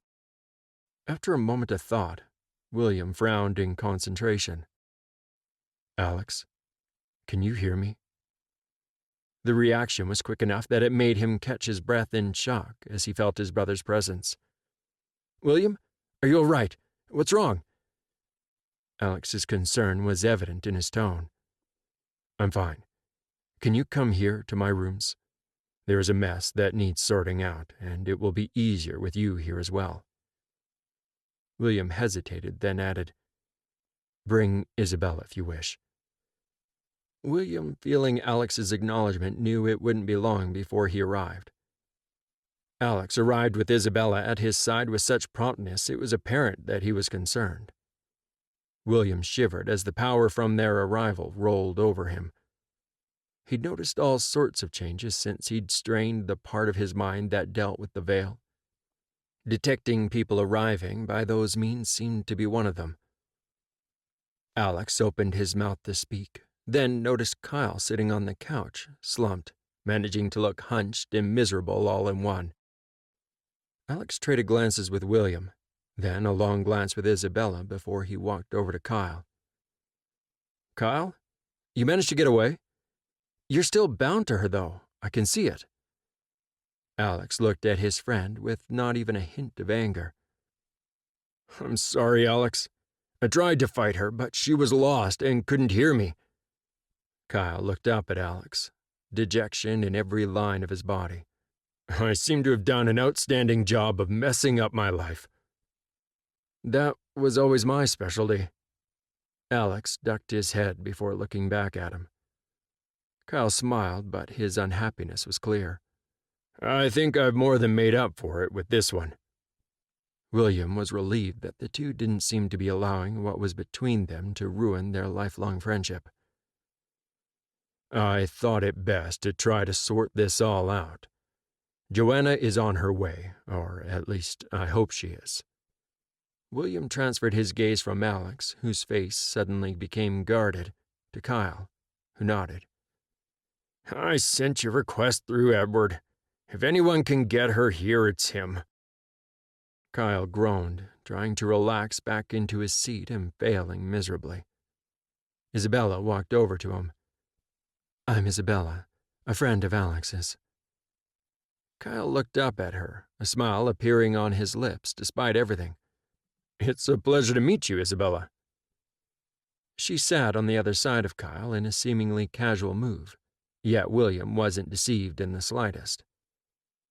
Feeling a surge in the veil, he looked unerringly at the spot where Joanna materialized from the veil and noted almost absently that she wasn't alone. William regarded the two who stood there frozen, looking at him. Waiting, he realized, for a response from him or some kind of indication as to how this meeting was going to proceed. Kyle groaned softly and picked his drink back up from the table where he'd placed it. William regarded Joanna. He knew that Alex was equally focused. He could feel his brother's turmoil. Looking at her, he realized he couldn't bring himself to call her mother, not even in his own headspace. She looked just like the portrait of her hanging in his father's rooms, not appearing to have aged. Her long, dark brown hair was trailing down her back, held off her face by a couple of combs. She wore a long blue gown which highlighted her blue eyes, so much like Alex's and his own. Finally, William gestured to the remaining seats, grateful that Kyle had warned him that he put the summons through their Uncle Edward, since that was clearly who accompanied Joanna. "You feared my reaction so much that you brought backup with you, Joanna?" William heard the displeasure in his own voice and almost winced. He'd have to try better to hide how he was feeling. Of course, that would be more helpful if he understood that himself. Joanna's gaze darted between Edward and Kyle before settling back on him. She walked gracefully across the intervening space with Edward trailing her and sat on the seat. After a brief hesitation, and William guessed silent communication with Kyle, Edward complied and sat in the next chair. "I'm sorry, William. I know this must be a shock." Joanna's voice was low and soft, her own pain clear. The silence grew between them, Kyle stirring in his own chair, clearly unsettled and not knowing how the meeting was progressing. "Why? Why did you fake your death? Do you understand what your apparent death did to Alex? To all of us?" William heard the pain in his own voice, the anguish that he'd thought he had long gotten over. Joanna's lips parted and a tear trailed down her cheek. She looked up at Edward, who nodded at her. Reaching up with one hand, she brushed the tear away. "The attack was real. I had use of the veil, but not much. Alex was much stronger than me, even as young as he was then. I didn't know how to fight this sundered. I pushed Alex away from me. I still remember the feeling of the blade as it ripped through my throat." Joanna shuddered, her hands clutched in her lap. "I heard Joanna's call, her fear as she slipped unconscious," Edward interjected, giving Joanna a little time to settle herself. "It was all over by the time I arrived to see what was wrong. She should have been dead. The guard thought she was. A normal woman would not have survived that attack. I didn't check as carefully as I should have. I was more concerned that Alex got back to the palace safely. It was evident that he was elderborn and needed protection." "The old master healer in the royal court had died, and his replacement was still on his way to the palace," Joanna put in. "I didn't know I would heal. I don't think anyone did. I woke up in the tomb." Joanna shuddered at the stark memory that provoked. She remembered the cold, smooth stone she'd been lying on, seeping into every pore of her body. The dark isolation. the howling wind outside with rumbling and cracks of lightning giving evidence of a storm outside. William felt his eyes widen in shock. He wasn't sure what he had expected to hear, but not that she had effectively been buried alive. You woke up in your own tomb. It took you that long to heal? William glanced at Edward, who nodded confirmation. He also noted that Kyle wasn't shocked at all. We believe the shock of the attack heightened Joanna's abilities with the veil, which happens sometimes, Edward said. Even unconscious, her body started to heal, but slowly, and outward signs of life would have been minimal. Without a master healer here in the palace, it would have appeared to all that she was dead. He took Joanna's hand in his, almost absently. Edward, Cat, and Cal heard my scream and came to help me. They convinced me that I was better off letting my death stand, that it would be better for everyone.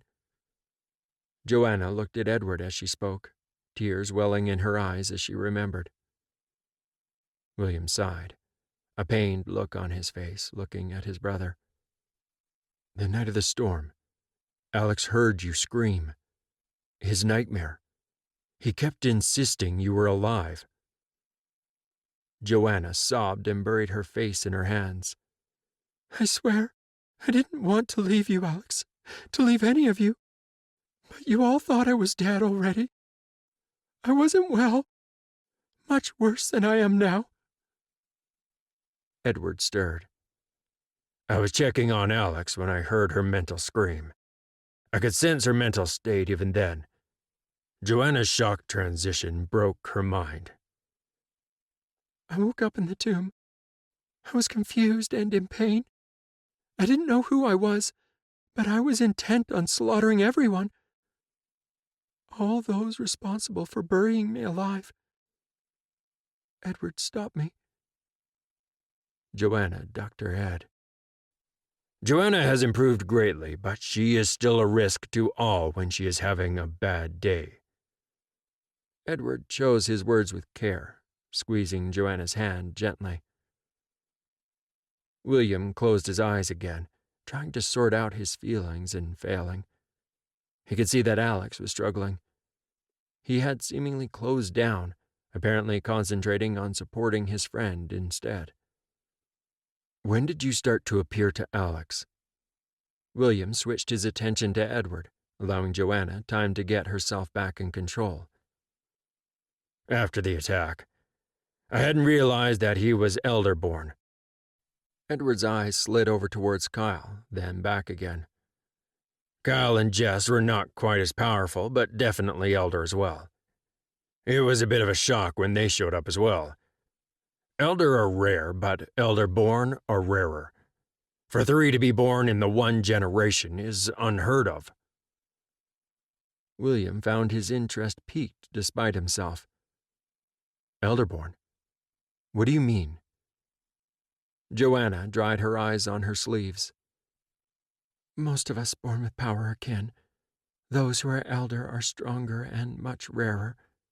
We can grow in strength over time if we survive long enough. Some even gain strength close to that of an elder. Joanna looked up at Alex, her lips trembling as he refused to look back at her. Some, though, some very few, are elderborn. Their strength apparent from very young, and when transition hits them, they grow to a full strength that the rest of us can barely imagine. Alex, Jess, and Kyle are elderborn. Edward nodded. Transition is not easy for any of us. The level of power that suddenly starts racing through us spikes dramatically during the transition, and it can be overwhelming. For the elderborn, well, such children have been born before. To my knowledge, they died young. I'm not aware of any that survived before Alex, Jess, and Kyle. William glanced at Kyle, who sat quietly listening to it all. None of it appeared to be information that was new to him. It can't have been easy for you. Any of you. William kept his eyes on Kyle and saw him shake his head. It wasn't. It isn't. The added complication of that damned toxin did not help at all. Kyle's face hardened as he thought of the order. That was unfinished business.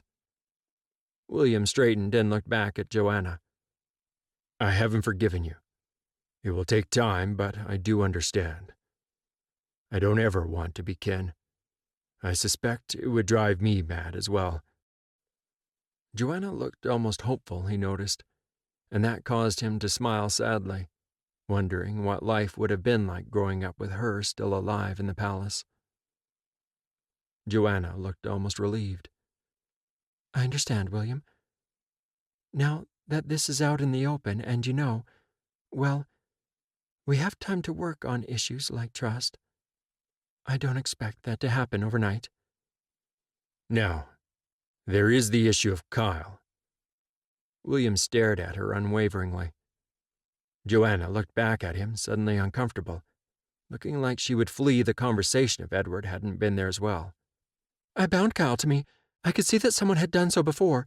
He was lost and needed help. The words tumbled out of Joanna's mouth as she attempted to explain herself. Kyle tells me you were attacked at your estate and that Alex came to help. William glanced across at his brother and Kyle before turning his gaze back to Joanna. You controlled Kyle and used him to attack Alex. He could clearly see the shame and guilt race across her face, and she sobbed, the tears now flowing freely. She raised her free hand to her mouth. I didn't know it was you, Alex. I swear. I was angry and confused. You were trying to take Kyle away from me. He's mine. Alex's face flushed red. Kyle is not yours to keep. Joanna recoiled in shock at Alex's clear condemnation and loathing. Isabella spoke, confident. There is a reason we who are elder do not bind others to our will, Joanna, apart from the fact the practice of enslaving another to your will is abhorrent. The bound lose themselves. They become a thrall. Something in that act also changes the one who bound them, regardless of their intentions to start with. Joanna frowned, looking at Isabella with wide eyes. You are elder? Isabella simply nodded. I'm not happy with a lord of the realm being bound to another's will, let alone a companion of the fourth. Even when that person in control is you, this skates the very edge of treason. You will undo what you have done to Kyle. Joanna tried to stand, but firm pressure from Edward kept her in her seat. She looked at him as if he had betrayed her, and anger warred with guilt on her face as she alternately flushed red, then paled. You need to understand that I can and will stop you. It will be better for all concerned if you release Kyle willingly. Isabella's voice was low and confident, without a hint of doubt. Joanna looked up at Edward, her eyes narrowing as she spat her words at him. You knew they would take Kyle from me! You planned this! Edward looked down at her sadly. You need to listen, Joanna, and do as William commands. Isabella is right. This is not good for Kyle, nor for you. This sick bonding you have made is already clearly affecting your judgment. Release him so that you can both heal. Alex stood, straightening. He was the fourth, and as he gazed down at Joanna, his tone was even, without any hint of compromise. Kyle is the fourth's blade. You will release him. Please, Alex, I didn't mean it. Joanna stopped as Alex's face hardened. Enough, Mother. This is not about me or you. It's about Kyle. Release him, and perhaps then we can all start to work out the years of hurt between us all. That will not occur at all while you hold Kyle as your slave. Tears welled in her eyes as she looked up at Alex and William, neither of them showing her any sympathy. She then looked at Kyle, almost pleading.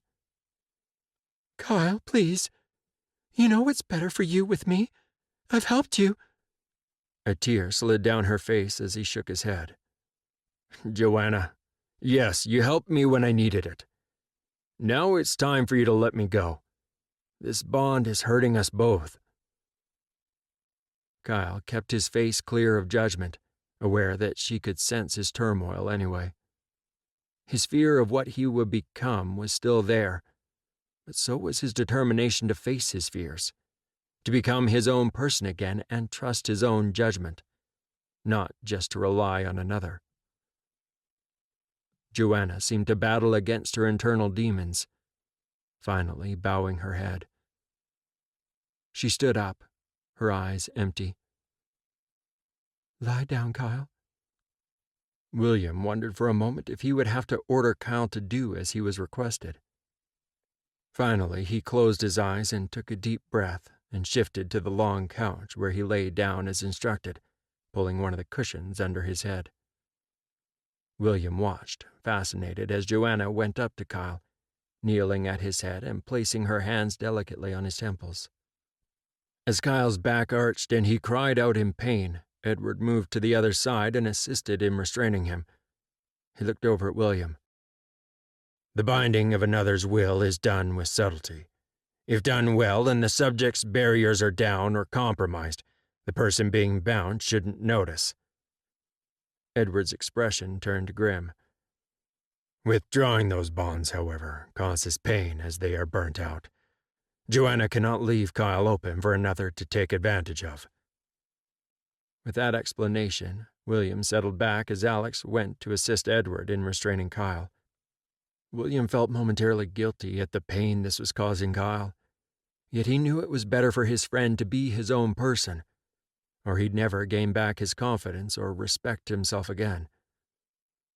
As his doors opened and worried guards burst in, William got up and placed himself between the guards and his guests. He glanced over his shoulder and breathed a sigh of relief as he realized that the position of the couches obscured both Joanna and Edward from full view. He turned back to deal with the guards. Chapter 39. Attack on the Queen. Disbelief. Kevin's eyes narrowed and he grinned in anticipation. Petty of him, yet the knowledge that the Order had decided to go after the Queen and her son gave him some pleasure. He didn't have the strength to go up against Edward. In fact, he'd worked hard to avoid it. Still, it would be interesting to see how they went. Of course, he fully expected them to fail. The Queen didn't travel anywhere without a full guard detail. Still, he was interested to see why they thought they could pull it off. Simon informed him that rumors in the shady underground world he mixed in suggested the Order had a secret weapon to use against those born with power. That is also what had drawn his attention, even though he doubted that they had any such thing. Survival, if nothing else, had him out here in the forest masking his presence from everyone. He already knew the Queen had power, or at least a little of it. She was quite an active mind speaker, despite her insignificant power level. He made a point of keeping tabs on the royal family, which was the only reason he knew. He would love to know how members of the Order had found out, though. From the outside, the Order just seemed like a bunch of humans, paranoid and scared about people who weren't quite like them. Of course, they had the right to be. And if only they really knew the whole truth, they would be too terrified to take the action that they were contemplating now. Yet here they were, with a plan in place to kill the Queen and her youngest son. They were aiming way above their supposed capabilities. Kevin's attention was drawn by the arrival of the royal party. The pleasant time that the mother and child spent together almost made him impatient, wondering when the Order was going to act. Kevin rolled his eyes, watching the child mirror his mother's movements, showing the perfect protocol. Another useless prince in the making. Kevin split his attention between the Queen eating lunch with her youngest child and the members of the Order that were moving closer, surrounding the clearing. It amazed him that the guards didn't seem to notice. A condescending smirk crossed his face. They had grown complacent since his time as a member of the elite. Frowning, he started to draw in power to leave this place. It was apparent the outing was nearly over as the queen stood and grabbed the young prince's hand, leading him toward their mounts. Kevin froze and turned his attention back to the glade in the real world, and the singing of arrows in flight caught his attention. His mouth opened as servants and guards started to slump where they stood around the clearing. Kevin stiffened as he felt the Sundered One enter the battle, his hand going to his blade despite himself. The Mad Ones were a plague on the world that remained unexplained. He held himself in the veil, watching, knowing that the others sensed his presence yet discarded him for the closer prey before him. The Order's ranks halted their own attack, waiting. The Mad One used the veil to jump the intervening space between himself and his target. Drawing his own blade, Kevin nearly forgot himself and cheered as the queen's head was yanked back and her throat slit. But not before she used the power herself to attempt to order the prince to run, and even gave him a mental shove. Her fear giving her a power surge. Yet even at a young age he was showing those noble traits of his ancestor. The boy unaccountably held his ground and refused to abandon his mother. Kevin smiled softly to himself as the Sunder picked the boy up, knowing it was all over. The next fourth was about to die unceremoniously at the hands of one of the Sundered. Kevin gasped, his eyes wide as he watched the scene in the real world unfold. The boy unaccountably pushed at the Sundered One's mind with his own, forcing at the Mad One to be released. He was too young to accomplish such a feat, yet the Sundered considered and suddenly swerved from his intention to kill the boy, to let him live. No. Kevin backed up a couple of steps in shock. The boy was Elderborn, already a strong mind speaker and wielding power he shouldn't have, even if he didn't know it. Simon snarled and drew his own blade. He had no intention of allowing another to rise and challenge him.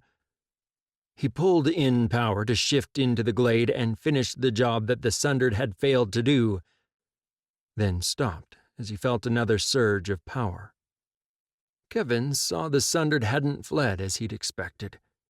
He had appeared in front of a group of the members of the Order, who backed away, fear written on their faces. Kevin smirked, expecting them to die, only to be hammered with shock.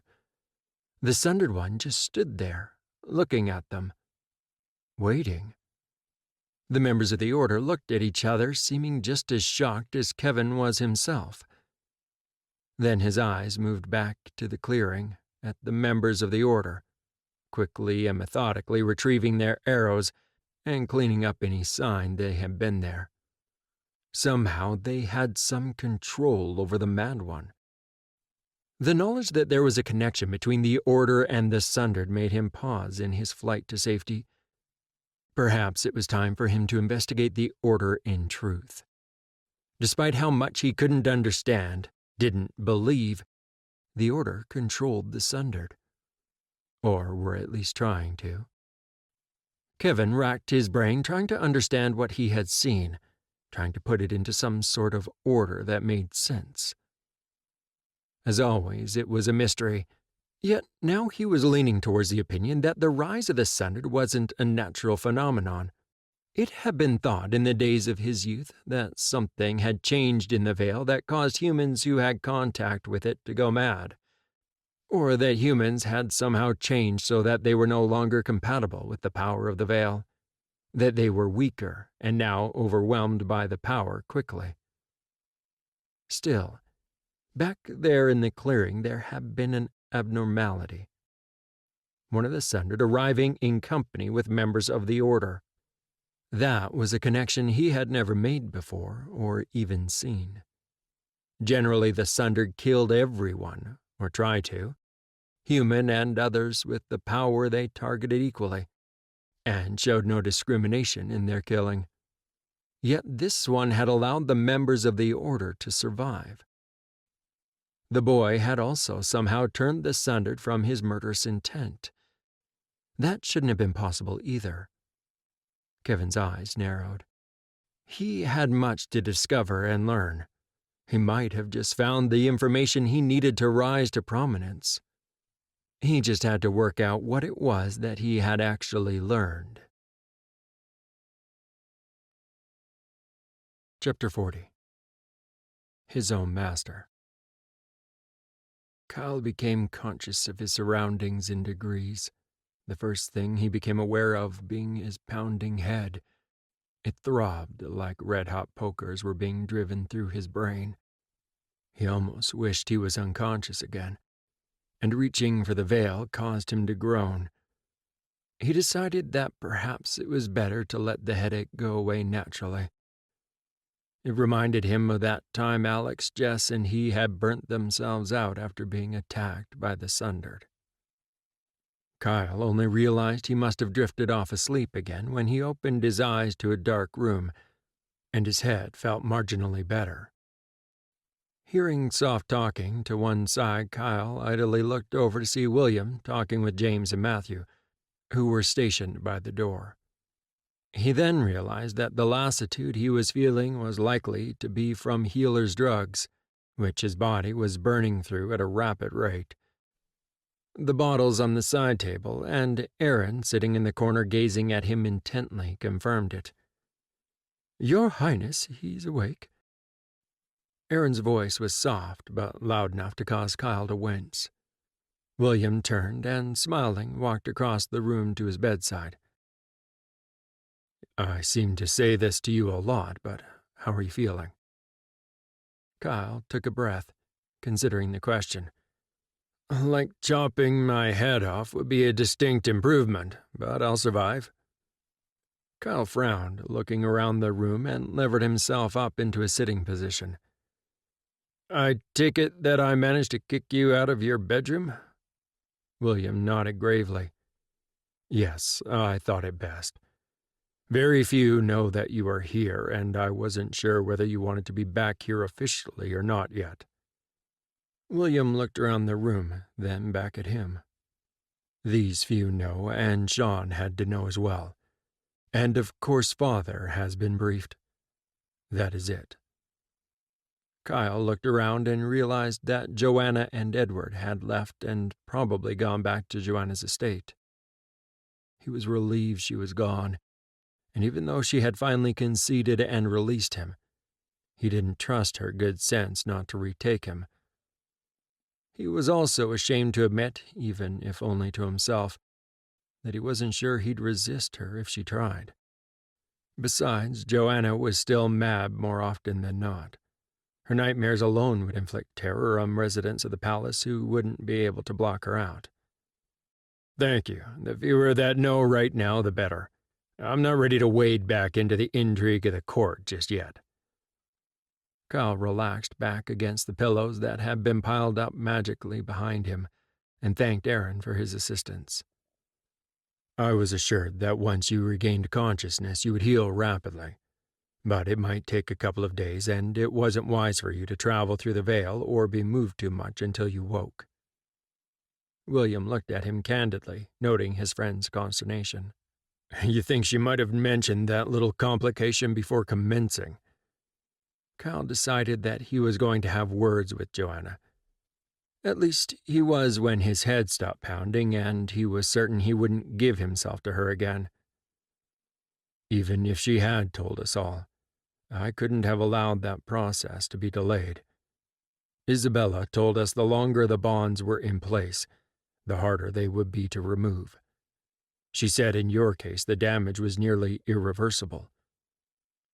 William looked at Kyle gravely.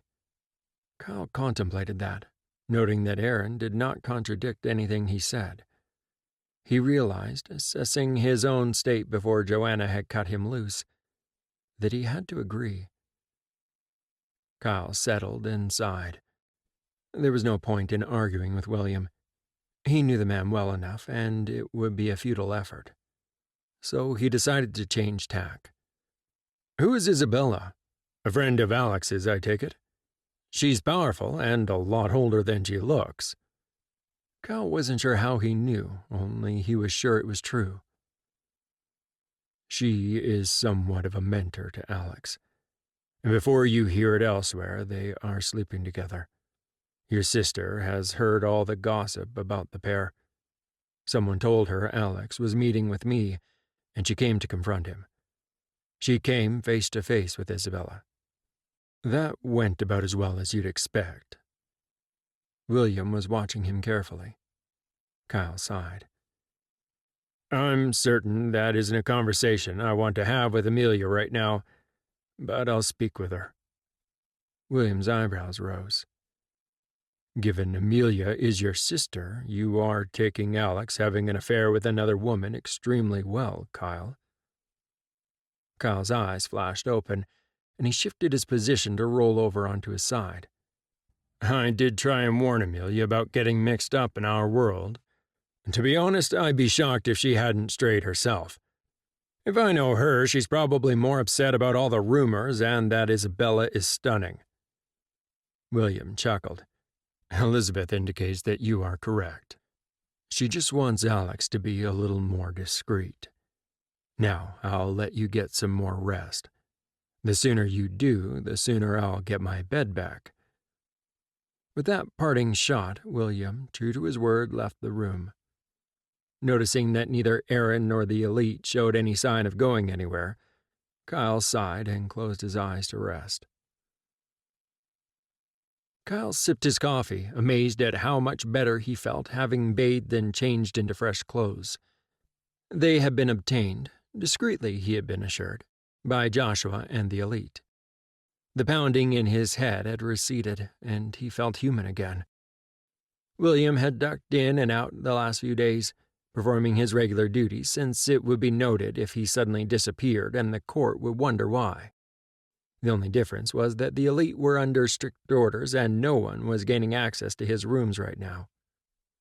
Instead, he was seeing petitioners that couldn't wait on the regular court sessions in the meeting room down the hallway. Kyle looked up and grinned at William's irritated expression as he walked back into the room and poured him a coffee from the flask on the table, handing it to him without comment. William grunted his thanks and slumped into the chair opposite him, the steam that suddenly started curling from the mug he held giving evidence that he'd warmed his drink. Public displays of the little powers were not the done thing in either the high society or in the working class. Yet in private it was a matter of everyday life. Still, Kyle assessed that William had grown stronger, even in such small things. Lord Castlemaine is an idiot. William's stormy expression hadn't settled in the slightest. Of course he is. Why is he an idiot on this particular occasion? Kyle found he was curious despite himself to discover what had gotten under William's skin. He brought all kinds of inane subjects up, but it seems he thinks I should marry his daughter. William looked at Kyle in disgust when he laughed in response. His daughter is barely a majority. What made him think you should marry her?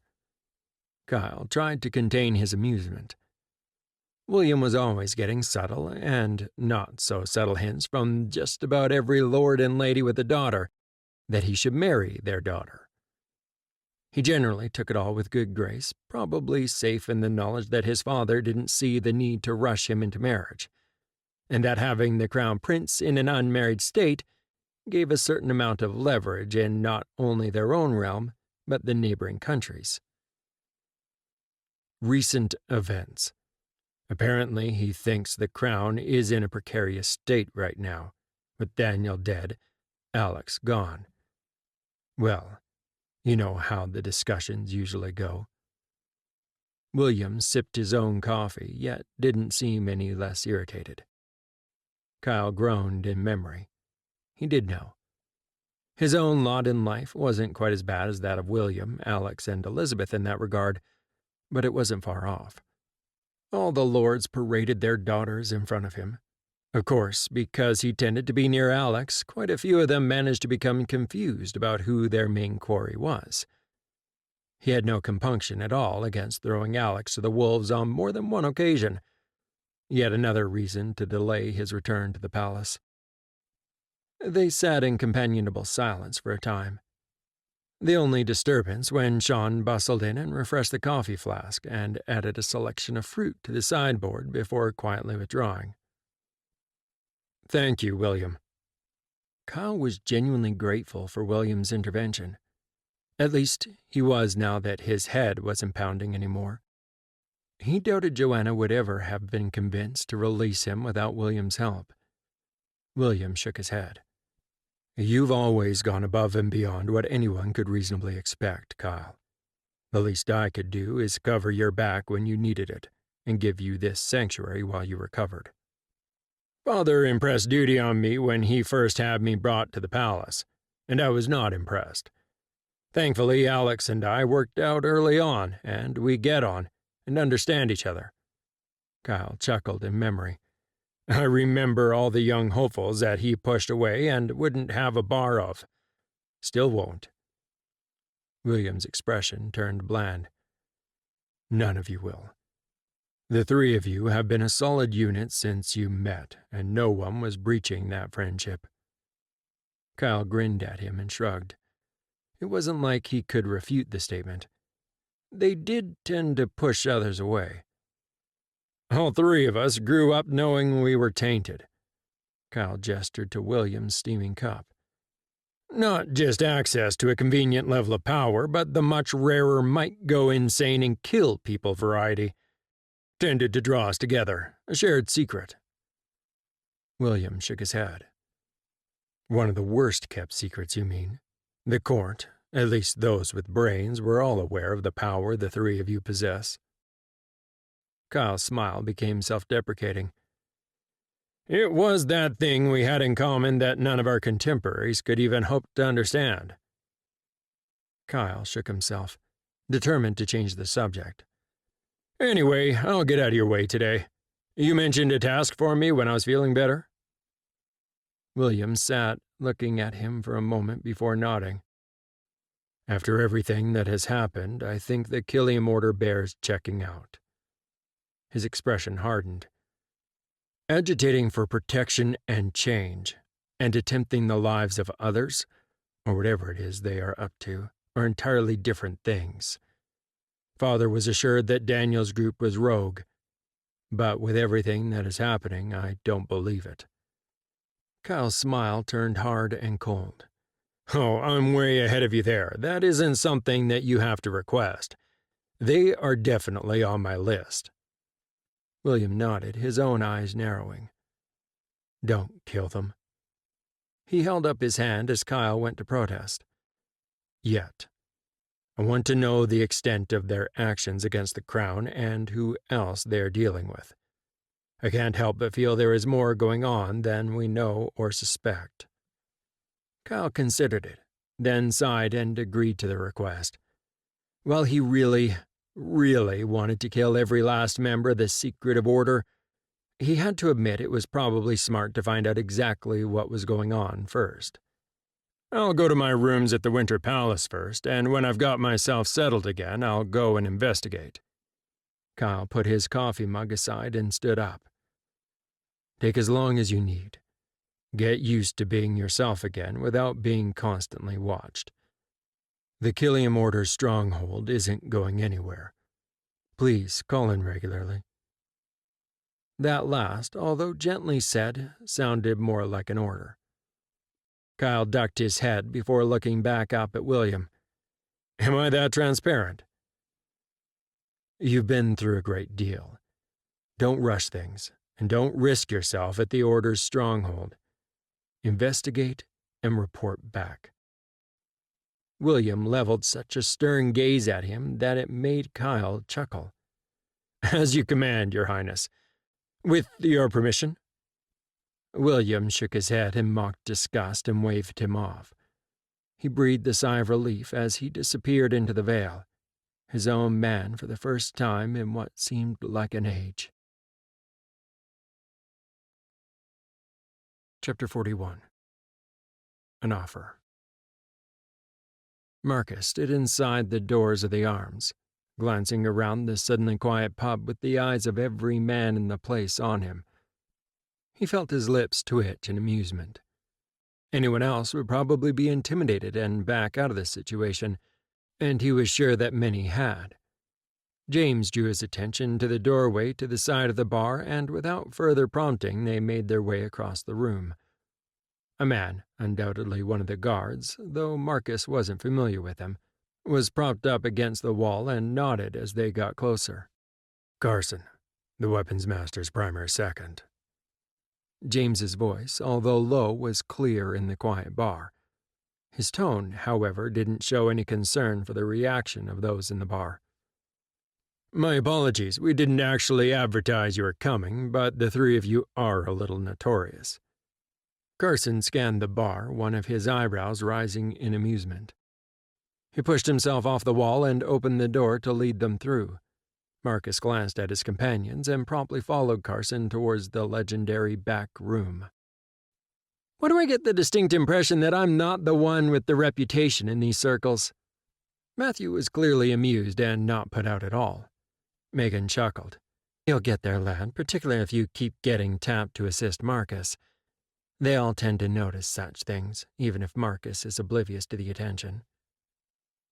Marcus smiled at the exchange but didn't correct the assertion that he was oblivious to his reputation. How could he be? He'd been trained and groomed to be on Alex's shoulders since he was a child.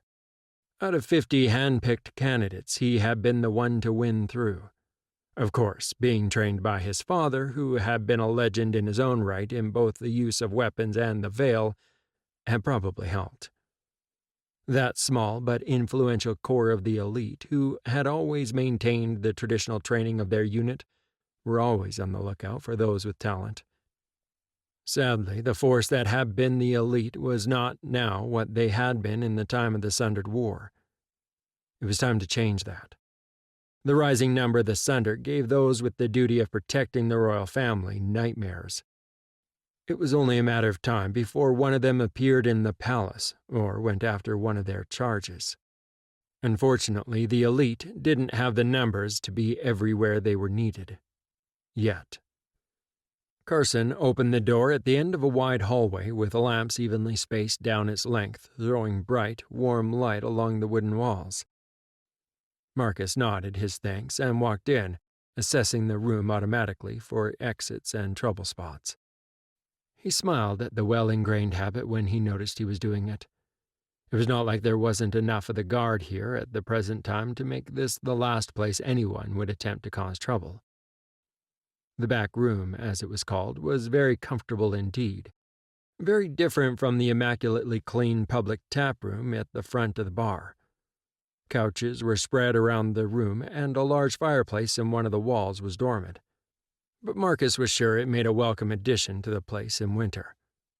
A long wooden sideboard was well stocked with all imaginable drinks and glasses down one side, and a selection of finger foods on the other. That left Marcus wondering if it was a standard order here in the back room, or whether the leadership of the King's Guard had decided to have it put out for this occasion. Carson directed them to a cluster of seats where the weapons master, captain of the King's Guard, and commander all sat waiting. The commander smiled a welcome and gestured to the remaining chairs. Marcus had barely had time to settle himself before Carson, who'd been busy at the sideboard, came back handing out drinks. Marcus took a sip of his drink and realized it was one of his favorite spirits. He raised his eyebrow appreciatively. The members of the guard must have been paying closer attention to the members of the elite than he'd realized.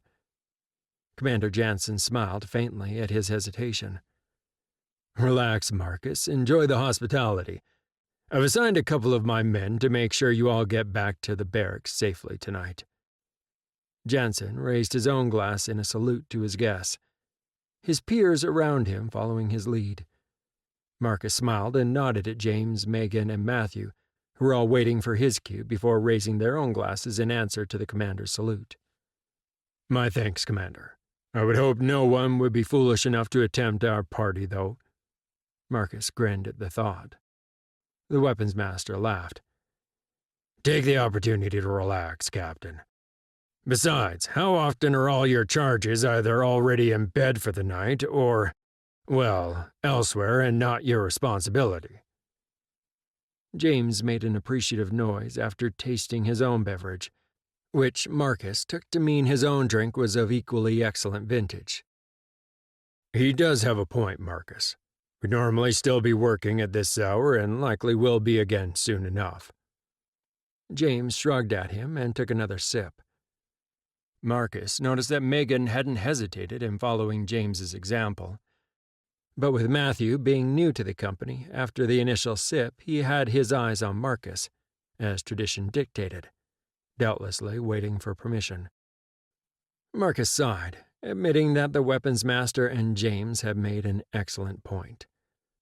We'd probably be turning the city upside down and shaking it trying to find them right about now, to be honest. That last dry comment elicited a chuckle from all those close enough to hear.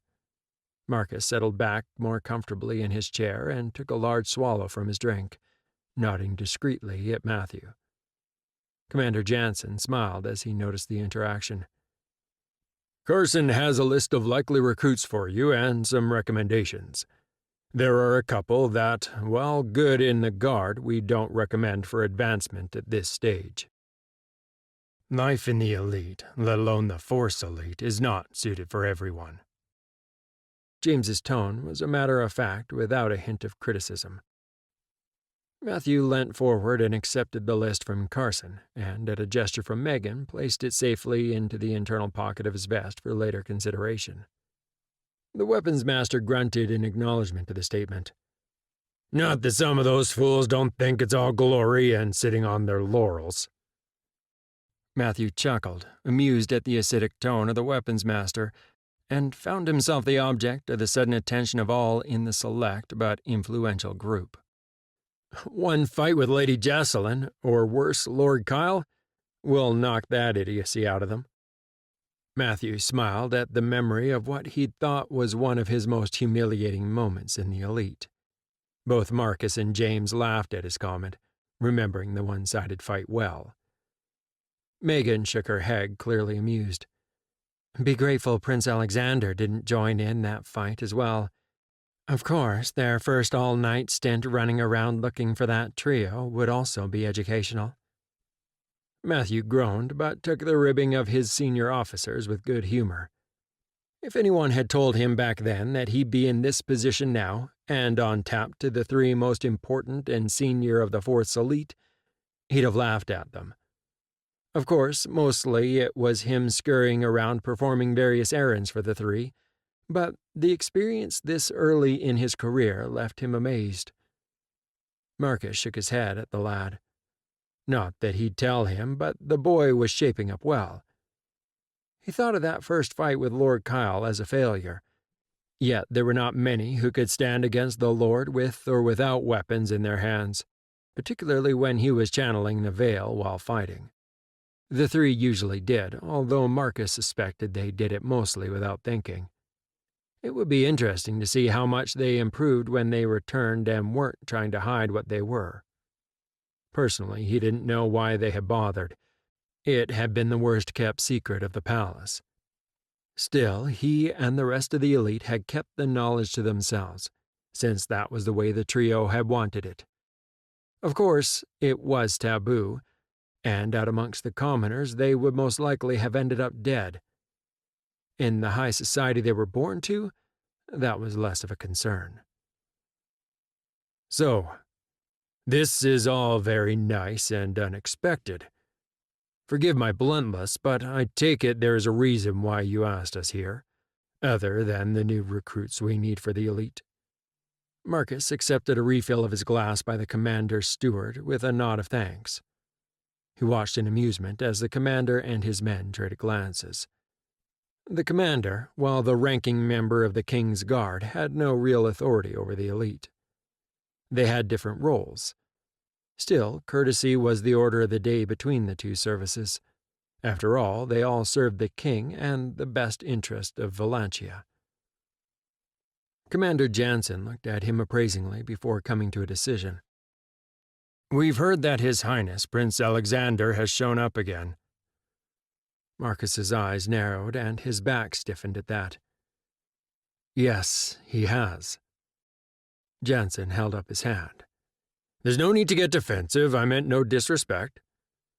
Marcus relaxed with an effort and gestured for Jansen to continue. I know the elite are stretched a little thin at the moment.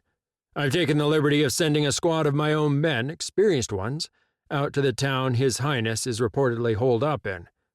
They have orders to report to your own men, but keep their distance unless required or requested. Marcus contemplated the unexpected information, trading glances with both James and Megan. While the two services showed each other courtesy, this amount of cooperation was unheard of, at least in this day and age, unless the king or prince issued an order, which he knew hadn't occurred. I trust they'll be discreet. We've just located Alex, and he seems to be tolerating the hands-off elite presence. If he gets irritated, he's just as likely to go elsewhere, and we'll have to track him down again. Marcus chose his words carefully, throwing James a frown when he groaned softly at the thought of having to track Alex down again. James grinned at him unrepentantly. Seriously, Commander, we expect that Prince Alexander will be back at the palace soon. When he returns, I doubt Lady Jesselyn and Lord Kyle will be far behind. Then you'll have to haul your men all the way back here. Carson blithely shrugged off the inconvenience. It does them good to get out of the palace and surrounds. That town has a major trading fair and is on the caravan route. Lots of outsiders passing through it. Familiarity with the area won't hurt. Marcus contemplated his drink and held it up. If he was having a rare night off, then he was going to make the most of it. The steward, taking the hint, made the rounds, filling up all the drinks. Finally, Marcus looked at the commander and nodded his consent for the extra protection detail. The elite was responsible for the personal protection of the members of the royal family, and the guard for the external and general security of the realm. Marcus sighed. Even when Alex returns, I have a feeling it may be good to maintain people out that way. James grinned. You think he'll keep disappearing and end up back there? Marcus was aware that the rest of the company was listening to their byplay with avid interest. Knowing Alex, it's a distinct possibility. We'll all find out eventually. Marcus considered the commander and shrugged. Of course, knowing Alex, he might just bring your men and ours back with him. I hope those men you sent are aware of that possibility. Commander Jansen's expression turned serious. I briefed them personally. They know the possibility might occur. They are all steady men. Marcus gazed at the commander, then finally nodded. Alex does seem to be ending up back at the last stop on a regular basis. Marcus took a sip of his drink, considering his words carefully. Prince William has requested we keep our distance and not crowd him, but to be nearby if needed. Carson grunted in surprise. I'm shocked Prince William didn't demand you drag Prince Alexander back here. James laughed. With which army? William knows his brother well. Alex will return when he is ready, not before. Megan shrugged. This isn't the time to pressure Alex. He'll just pick up and move elsewhere. At least this way we know that he is returning to that end and we can keep a discreet watch on him. Marcus considered Jansen, smiling. You didn't really request that I come here to discuss our wayward charges. Jason relaxed back into his chair. I've seen the reports coming in through the Security Council. You don't have enough men. Let us help. Integrate some of ours with your own. The weapons master stirred. They don't have your skill with the veil, but some of them are equal with the blade. We can relieve some of that pressure. Small groups, perhaps trained to work with a core cell of your own men. James glanced at Marcus. It might work. Use some of our strongest with similar formations that we normally use around Alex, except for the core of the elite at the center working with a unit of the guard. Marcus considered the offer, wishing he could turn it down. Not because he thought the elite was better than the guard, but because he knew that it would likely mean certain death for members of the guard. The bulk of them didn't even have the rudimentary power to protect themselves from anyone bearing the power of the veil. You know the risk you'd be placing your own in? Marcus kept his gaze steady on Jansen. I know, and my men know, or at least the ones I would put forward. Jansen's regard was unwavering. The weapons master suddenly grinned at him. Perhaps you now have an insight of how His Highness feels, Lord Kyle and Lady Jesselyn, knowing the guards who surround them don't have the power to truly defend themselves. Marcus glanced at James and Megan, both of his seconds nodding. Volunteers only. They'll need to pull double duty with training, yours and ours. Marcus looked at the steward, who filled up his glass without prompting. I have a funny feeling this will be our last night off for some time to come. Let's make the most of it. Jansen and his fellows raised their own glasses in salute, sealing the accord between the elite and the King's Guard. Chapter 42. After the attack on the Queen. Plot. Kevin looked down and growled in the back of his throat, seeing the prince curled up near the cooling body of his mother. He could hear the trumpets blare in the distance. The guards had been turned out, and he had no doubt they were coming to find the Queen, and find her they would. He desperately wanted to kill the boy. Most of the members of the Order, however, had fled once the Sundered had killed the Queen. He doubted they'd believe the prince would survive the encounter. He watched in disbelief as the members of the Order who'd stayed behind crept into the clearing, cleaning up after themselves, removing the arrows. Kevin felt his lips curl in contempt. The master healer stationed at the palace would know as soon as he saw the bodies that arrows had killed everyone besides the Queen. Kevin watched the Order members search around the clearing, apparently trying to find something and failing. Perplexed, Kevin glanced again at the boy curled up asleep next to his mother's body. The searchers scoured the clearing and the nearby bushes. But as the call of the horns from the approaching guard sounded even closer, they gave up and retreated from the death they'd helped wrought. Kevin shook his head and looked back at the boy, lying there in plain sight. Sure, it was the lad they had been trying to find. Kevin felt his breath catch in his throat. No, he shouldn't be able to do that. Kevin felt as if his world had been rocked. Now that he looked, he could see there was a definite barrier around the boy. He may not understand what he was doing, but he had apparently pulled the veil around himself to hide. Impossible. It should be impossible at the boy's age, yet clearly he was doing it. Kevin licked his lips, feeling a small thrill of fear. Powerful indeed, Elderborn. He hadn't really understood what that meant until now. The child would be a power in this world, if he survived.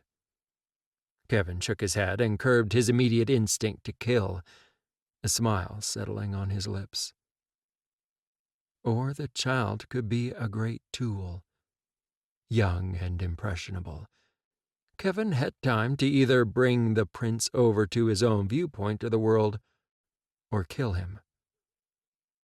As the guards arrived in the clearing, Kevin withdrew, letting them have their prince for now. This was his opportunity to track the Order and find out what they were up to. Now more than ever, he was convinced that they were up to something and he needed to find out what. Coming to a decision, he spun around, scanning the surroundings as he sped through the trees. He found them quickly with only a few false starts. His lips spread in a predatory grin as he followed the trail of the members of the Order. Traveling along the veiled paths as he was, it wasn't even a hard task. They were obviously intent on getting as far away as possible before the king's guard found the dead queen. Not that he could blame them. Their act had been one of treason, and their deaths would be swift at the hands of the guard should they be caught. With the death of the queen and the welfare of the prince at stake, that was all the reason the guard would need to summarily execute them. Kevin needed to know how the members of the Order had managed to coordinate the attack with one of the Sundered. By everything he knew, the Broken One should have killed them. Yet they still lived. As he tracked the small band of men and women, he had plenty of time to think. It was not like it took all his concentration to follow them.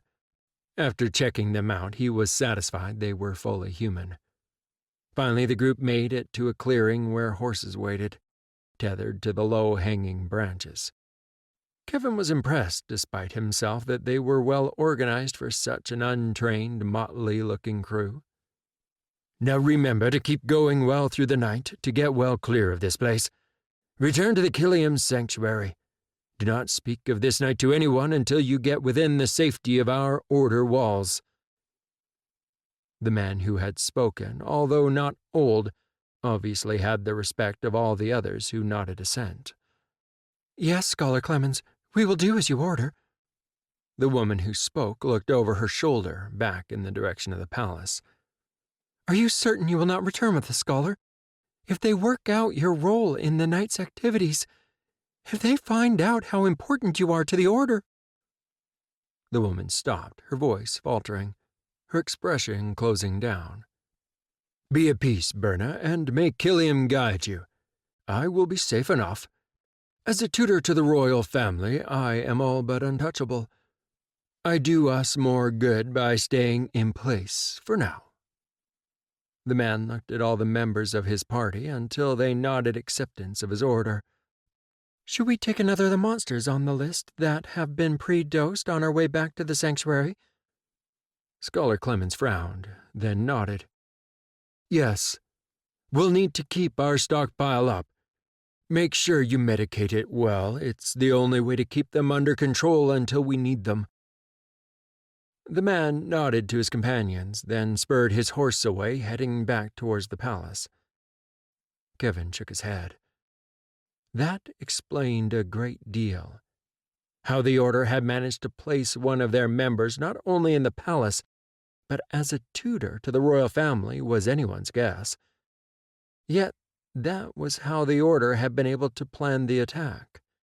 The Scholar would have known where the Queen and her son were planning to picnic that day. All such events were planned well in advance. The fact that the man was obviously of high rank in the Killiam Order, important to them, was information Kevin filed away for later. His eyes narrowed at the talk of monsters and medication, his mind balking at believing what he'd heard. He shook his head. They couldn't mean what he thought they did. There wasn't a known medication that had any effect on those with power, yet the implication he got was that not only had they found one, but they were also using it. He shook his head at the impossibility, though. A misbegotten bunch of humans could not possibly have something that allowed them to control those with power. Yet, if they did, the potential for such control over his own brethren was breathtaking. It would also mean their inevitable death. At least, it would once he managed to get whatever it was himself. Shaking himself back to the task at hand, he continued to trail after the group, even taking it into his own hands a time or two to make sure they weren't stopped or hindered along the way. Kevin was grateful he'd chosen to follow them and not try for the prince. He had plenty of time to go after the boy, yet, if he'd done so this night, he probably would have lost track of this group. Still, following them was a tedious task. He'd almost forgotten how slowly humans moved through the world. It took them the better part of a week to get close to the sanctuary, and that was with them riding hard. Kevin's interest finally picked up when the group diverted off their path to head down a small road leading to an isolated farm. The woman, Berna, dismounted there, followed by a short, stocky male. They did not have long to wait before their knock at the door was answered by a withered-looking man who immediately turned his head and bellowed back inside. It didn't take long. It was a small farmer's cottage, and Kevin was sure the bellow of the farmer could have been heard at the next farmhouse. The young woman who appeared instantly had Kevin's attention. He could see and feel the ebb and flow of the power around and through her, although strangely stuttering. Kevin winced and increased his mental shield. The roiling, tumultuous mental state reminded him of the Sundered. She was terrified, yet unaccountably relieved to see the members of the order. Berna raised a hand to the side of the girl's head, her expression dripping with sympathy that Kevin recognized as a sham. The woman was a viper if ever he saw one. He watched with interest as Berna uncapped the small brown vial that she'd taken from her saddlebags, moving in closer to the girl, speaking in a calm and reassuring voice. "Please, please, I can't," the girl half sobbed, hand rising to her mouth. Yet Kevin noticed that she didn't back away.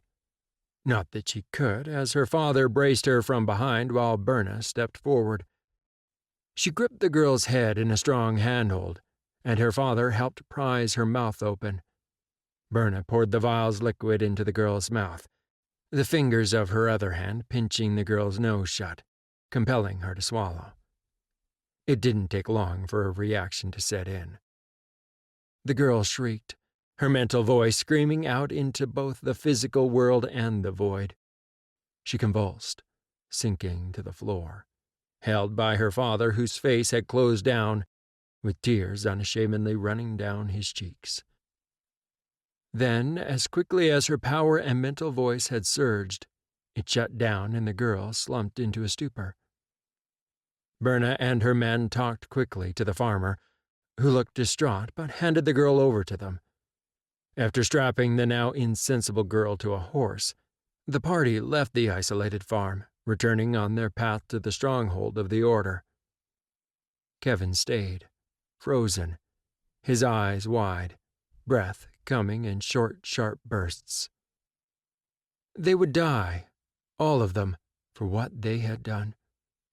He could kill and torture his own kind as much as he liked. That didn't mean he condoned humans doing so. First, though, before he arranged their downfall, he'd learned the secret of the liquid in the brown vial. For that, he needed to follow them further, to make sure what the order was doing and that he was interpreting what he had seen correctly. Chapter 43. Kevin makes a move. The sounds of the everyday life of the Healers Guild, passing by in the corridor and the courtyards, and the gardens outside could be heard dully in the office. Kevin sat at his desk, staring at the wall but not paying attention to it at all. Outwardly, his demeanor seemed calm, as if he was contemplating some medical mystery that needed to be solved. Internally, he was seething. All his plans had spread out through the years just as he had envisioned. It had been a long game plan, and so many things could have gone wrong. Yet he prided himself that things had gone well. He scowled, before smoothing his features once more to the epitome of contemplation. All his plans had gone well except for one, the Rathodon boy. His teeth gritted as anger surged through him. Always the Rathodon standing in his way.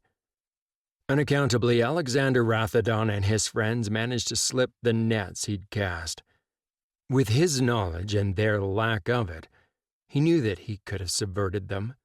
In his hands, the three would have been a powerful weapon. Somehow, the Healers Guild had been implicated. The lockdown by order of the king had been evidence of that. He'd managed to mask his true nature in the systematic clearing of those within the confines of the guild. He'd managed to protect his own people since the guildmaster had ordered that each of the masters who had been cleared in turn test those who looked to them. He and his own people were secure enough for now. Yet unaccountably, the guild remained in lockdown. That was something the guildmaster would not budge on. Kevin knew he could leave the guild any time he chose, taking his people here with him through the veil. Yet he wasn't ready to give up his position just yet if he didn't have to. It lent a certain amount of legitimacy anywhere he went and to anything he did. As the guildmaster in charge of all journeymen, he was expected to move around and check on his charges. People quickly forgot what they perceived as usual, so his presence would likely be overlooked. Even in the midst of extraordinary events, people would not see his appearance as something to comment on. Kevin frowned, chewing at his bottom lip. He'd left his run for the Rathendam boy too late, and now he and his friends were in transition and being protected by others. Still, he had another play. His features smoothed and he smiled. This one would not escape him. It was more than time to take her. He could disappear from the guild for the time it would take to claim his prize and bring her back to finish her enslavement. Kevin smirked. What better place to bring her now that the guild had been locked down and cleared? In the inevitable search that would result from her disappearance, who would think to check here? With her as his willing slave, he could make one more attempt to gain control of the Rathendam prince. If that didn't work, he would still gain one more willing slave, a powerful one, to do his bidding. Kevin stood and nodded, his decision made. It would be hours yet before he was expected anywhere. It was time to take his property before she too slipped through his fingers. Opening the door to the outer office, Kevin left concise orders with his assistant for one of the old long-forgotten holding cells, deep within the bowels of the guild, to be readied for a new arrival. They had been proven to be very useful for his purposes over the years. His assistant nodded understanding, displaying no hint of shock. It was a drill that he knew well. Kevin had brought all of his special slaves here over the years to break them to his will, and not just the journeyman healers that he broke. Their tortured scream went unheard by any but his own people. The assistant handed the report he'd been checking over to Kevin, a smile on his face. "You'll want to see this, Master Meager. It's a report from Healer Kane on the new medication trial." With that, his assistant turned and scurried out of the office, carefully closing the door behind him. Kevin turned and walked back across the utilitarian room that was his office, and sat down in his chair behind the desk. The serum that the order referred to as the medication had been refined and tested over the years, steadily getting better with each successive batch, with fewer of those who could channel high levels of the veil able to resist it. Fewer of them died outright, particularly when bound in time by a healer with a keen mind gift. Leaning back in the seat, he propped his feet up on the desk and finally began to read the report. As he read the initial summary, a smile spread across his lips. He suddenly sat upright in his chair, placing his feet on the floor. Healer Kane reported that the latest batch of the medication had achieved amazing results. They had treated several of their subjects that had previously been treated with older versions of the medication, and in combination with binding, they returned to some semblance of sanity. They were calm and under the complete domination of their controllers. There had been no deaths as a result of the new batch of serum. Kevin stood, leaving the report on his desk, still smiling as he looked out to the gardens below. It was a perfect day. Kevin stood in an alcove in the summer palace gardens waiting for Healer Bates. It had been ridiculously easy to appear there unnoticed by any due to the trysting spots conveniently placed around the gardens. It galled him that he needed the healer to gain access and claim his new slave. While he could whisper in her mind readily enough, due to the medication level she was on, he couldn't simply command her to come to him. The medication she'd been drugged with since she was a child blocked her access from her greater powers. They'd had much greater success in survival rates finding and medicating those who would be kin from childhood than dosing them later in life. Even though he had a certain level of control over ones who'd been treated this way, he still needed to get his hands on her to finish the process. This property was too important to leave to his corrupted healer to finish off. Besides, he wanted her for himself. It was safer to wait for his healer to bring his new slave to him, rather than try to appear somewhere he was unfamiliar with, even though he hated waiting passively in the garden this way. His lips turned into a snarl. He knew that Edward was strong enough now to emerge anywhere he wanted, yet while his own powers had grown, he was still lacking. He needed to be familiar with the places he was going if he wanted to appear behind closed walls. Always the Rathodons were stronger, had more than they were entitled to. It rankled him even more that it seemed to be a generational trait. Hearing the approach of another, he opened up his own mind and sensed his healer approaching. She was one of the first thralls he'd taken and managed to place in the Stratford household. That had been a stroke of genius, spoiled a little by Lord Stratford taking his son Kyle to live permanently at the palace, companion to the young prince. The boy had been extraordinarily gifted, even when only young. If he'd had just a few more weeks before the relocation, he had no doubt that Kyle Stratford would be his now. As it was, as soon as the boy entered not only the palace, but became the constant companion to Prince Alex, Kevin had had no opportunity to get one of his healers near the boy. It wasn't something that he could risk with a master healer in residence, bonding all healers to him and ensuring their loyalty to the king. One of his slaves with their compromised healer's bonds would be found as soon as the king's master healer examined them. He was still surprised that Healer Bates had gone unnoticed, although he'd given strict instructions to the woman to stay well clear of the palace healers. It had been worth the risk of exposure to ensure his access to his property. He invested too much time to be thwarted yet again just before he could triumph. Healer Bates appeared around the corner. Glancing around, she bowed her head in greeting. "Master Healer Meager, are you sure this is wise?" Kevin dismissed the woman, his eye settling on his new slave standing docile by her side, just as she'd been ordered to. His eyes raked her possessively, tongue licking his lips as the desire to have her as his own rose in him. No one could take this prize away from him. Amelia stared transfixed at the man standing in front of her, the man she didn't know. She was suddenly terrified, yet couldn't bring herself to look away from his eyes. He compelled her to stay where she was and not to call out. She felt him in her mind, a forceful, dominating presence that made her shiver. A part of her mind shrieked as he eyed her with greed and possessiveness, his desire evident. He looked like a young, handsome, yet cruel-looking man. He looked at her as if he owned her already. In a small part of her mind, she recognized that he already did. Amelia knew that Healer Bates was nearby. She tried to turn to speak to the woman that she had trusted her whole life, yet she found she couldn't turn away from the man in front of her. "Be still, child. You are already lost." His strong and commanding voice compelled her not to fight. Amelia fell still, and even that back part of her mind seemed to go entirely under his control.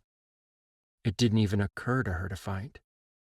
She realized absently that she recognized the voice as one of the commanding mind voices that often spoke to her these days, although it was a different voice to the one that had warned her to be careful of Alex's lover. "You've done well, Heather. The Order will never forget what you've achieved." His voice was smooth. Go, return to the fold of the Order. Do not return to the palace." "Yes, master. It will be dangerous. They will come after me. With Amelia going missing, they will find out I had been visiting her." Amelia recognized the faintly worried tone of Heather Bates, although she still stared straight ahead, not looking either way, waiting for the next command to come from the man she didn't know. The words that Bates had said echoed through Amelia's brain. She knew that she should be concerned, yet somehow she wasn't. She knew she wasn't meant to leave the palace without the elite. It wasn't safe. Yet their words that had flowed over her indicated that they intended to take her somewhere. She felt in control, even though a part of her recognized that that control was held elsewhere. It had always been elsewhere. That control was carried now by the man. Because he had told her to be still, she was. "Go, Heather, quickly. Get as far away as you can before they miss her. Remember that you can utilize the journeyman healer huts as you travel." Even though it wasn't aimed at her, Amelia knew command when she heard it. While she didn't see Bates leave, she heard the woman walk away, just as she was commanded to do. Still, Amelia wasn't worried. She seemed incapable of it right now. "Come, Amelia. Even though you don't know it, you belong to me already." Amelia didn't blink or draw away as he grabbed her arm. She felt the power draw in, and they shifted from the world she knew into that gray world, disappearing from sight. Chapter 44. Healer's Guilt. Aaron's hand trembled as he closed the last journal, the guilt of his organization settling heavily upon him. The papers they had contained were diverse, including accounts of the medical trials itself, the adverse effects the trial had on those with power, the detailed descriptions of the volunteers, their descent into madness and murderous rage. Stories that sounded very much like the Sundered. There had been reports on the rise of a scourge that seemed to be sweeping the ranks of those who would be kin. Report after report of more people breaking entirely and not recovering from the transition. The healers in the day even had reports of the initial response to the rise of the Sundered and the lead up to the Sundered War. The final report was from the Grand Guild Master, finding the Healers Guild had been responsible for the Sundered. Fearing the response of the people and the crown, the records of the medical trial and its consequences had been sealed. Aaron covered his face in his hands, shaking. "Forgive us. What have we done?" His whispered words died in his empty office with no one to hear. Aaron flipped the cover of the first journal open, pulled a pad to him, and jotted notes regarding the composition of the medication that had been used back in Healer Katrina's trial.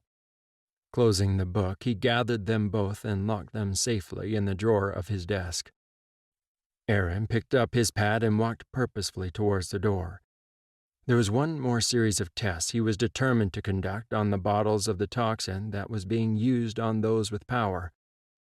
He knew it wasn't the same as the folk remedy, but it remained to be seen if it bore a resemblance to the medication that had been used in the trial all those generations ago. He was determined to get all his facts. He knew he would need them before he reported his findings to the king. Chapter 44. Healer's Guilt. Aaron's hand trembled as he closed the last journal, the guilt of his organization settling heavily upon him. The papers they had contained were diverse, including accounts of the medical trials itself, the adverse effects the trial had on those with power, the detailed descriptions of the volunteers, their descent into madness and murderous rage. Stories that sounded very much like the Sundered. There had been reports on the rise of a scourge that seemed to be sweeping the ranks of those who would be kin. Report after report of more people breaking entirely and not recovering from the transition. The healers in the day even had reports of the initial response to the rise of the Sundered and the lead up to the Sundered War. The final report was from the Grand Guild Master, finding the Healers Guild had been responsible for the Sundered. Fearing the response of the people and the Crown, the records of the medical trial and its consequences had been sealed. Aaron covered his face in his hands, shaking. "Forgive us. What have we done?" His whispered words died in his empty office with no one to hear. Aaron flipped the cover of the first journal open, pulled a pad to him, and jotted notes regarding the composition of the medication that had been used back in Healer Katrina's trial. Closing the book, he gathered them both and locked them safely in the drawer of his desk. Aaron picked up his pad and walked purposefully towards the door. There was one more series of tests he was determined to conduct on the bottles of the toxin that was being used on those with power. He knew it wasn't the same as the folk remedy, but it remained to be seen if it bore a resemblance to the medication that had been used in the trial all those generations ago. He was determined to get all his facts. He knew he would need them before he reported his findings to the king. Chapter 45. Amelia's Conversion. Amelia became aware bit by bit, as if her mind had been bound in fog. She could barely make sense of her surroundings. She went to sit up and found she couldn't. She breathed in sharply and tried to struggle against the bindings that bound her to the bed. Her breathing started coming in short, sharp breaths. There wasn't enough air. The world around her began to merge, flickering and gray compared to the natural colored world that she knew. Amelia sobbed. She couldn't help herself. She couldn't remember how she had gotten here, nor what had happened. She remembered being in bed at the palace. She remembered Healer Bates coming and giving her tea. Then they'd went for a walk in the garden. Bates had told her that the fresh air would make her feel better. Then nothing. She woke up here in a stark room strapped to a bed. A scream rang from her lips, and she sobbed again, fear overwhelming her. Amelia didn't know how long she screamed or cried. No one came. No one cared. Or at least, no one who could hear her. Her breath catching in her throat, she looked around the room, taking in as much of it as she could see. She could move her head only a little. She could see that each of her hands was bound to the side rails of the bed, and her feet were strapped with leather bindings, each trailing to the corners of the bed. There was another wide strap she noticed bound around her stomach, with each end tied to the bed frame. That was when she realized she was wearing a simple white linen shift. All the symbols of her rank, of being the Consort Elect of the Fourth, had been removed. Amelia started crying again, terrified, wondering who had taken her and why. Amelia woke again, realizing that at some point during her sobbing she had fallen asleep. Unfortunately, it had not been a nightmare. She really was in a plain, unadorned white gown and bound to a bed in a room she didn't recognize. Hearing a noise, she turned her head and saw a man she didn't know, yet somehow looked vaguely familiar, sitting on a chair next to her. Her breathing stopped, her eyes widened, and she started to struggle against her bindings only to hear him laugh. "Relax, my dear. There is no point in struggling. You can't escape." As if to prove his point, the man stood, came over to the bed, and sat on the edge. As much as she tried to cringe away from him, all she could manage was to turn her head away. The panic rose as she felt his hands on either side of her head, turning her so that her eyes looked into his. Under his gaze, she found she stilled and couldn't look away. "Please, please don't." Amelia hadn't meant to show her fear, yet the defiant words she'd planned to utter escaped her. She felt a vial pressed to her lips and swallowed convulsively as the liquid spilled into her mouth.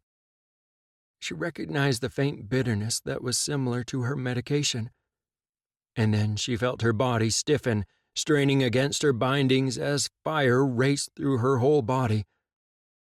The man chuckled, cruel and low, his eyes drilling into hers as the room faded away until all she could see was his eyes glittering with malice.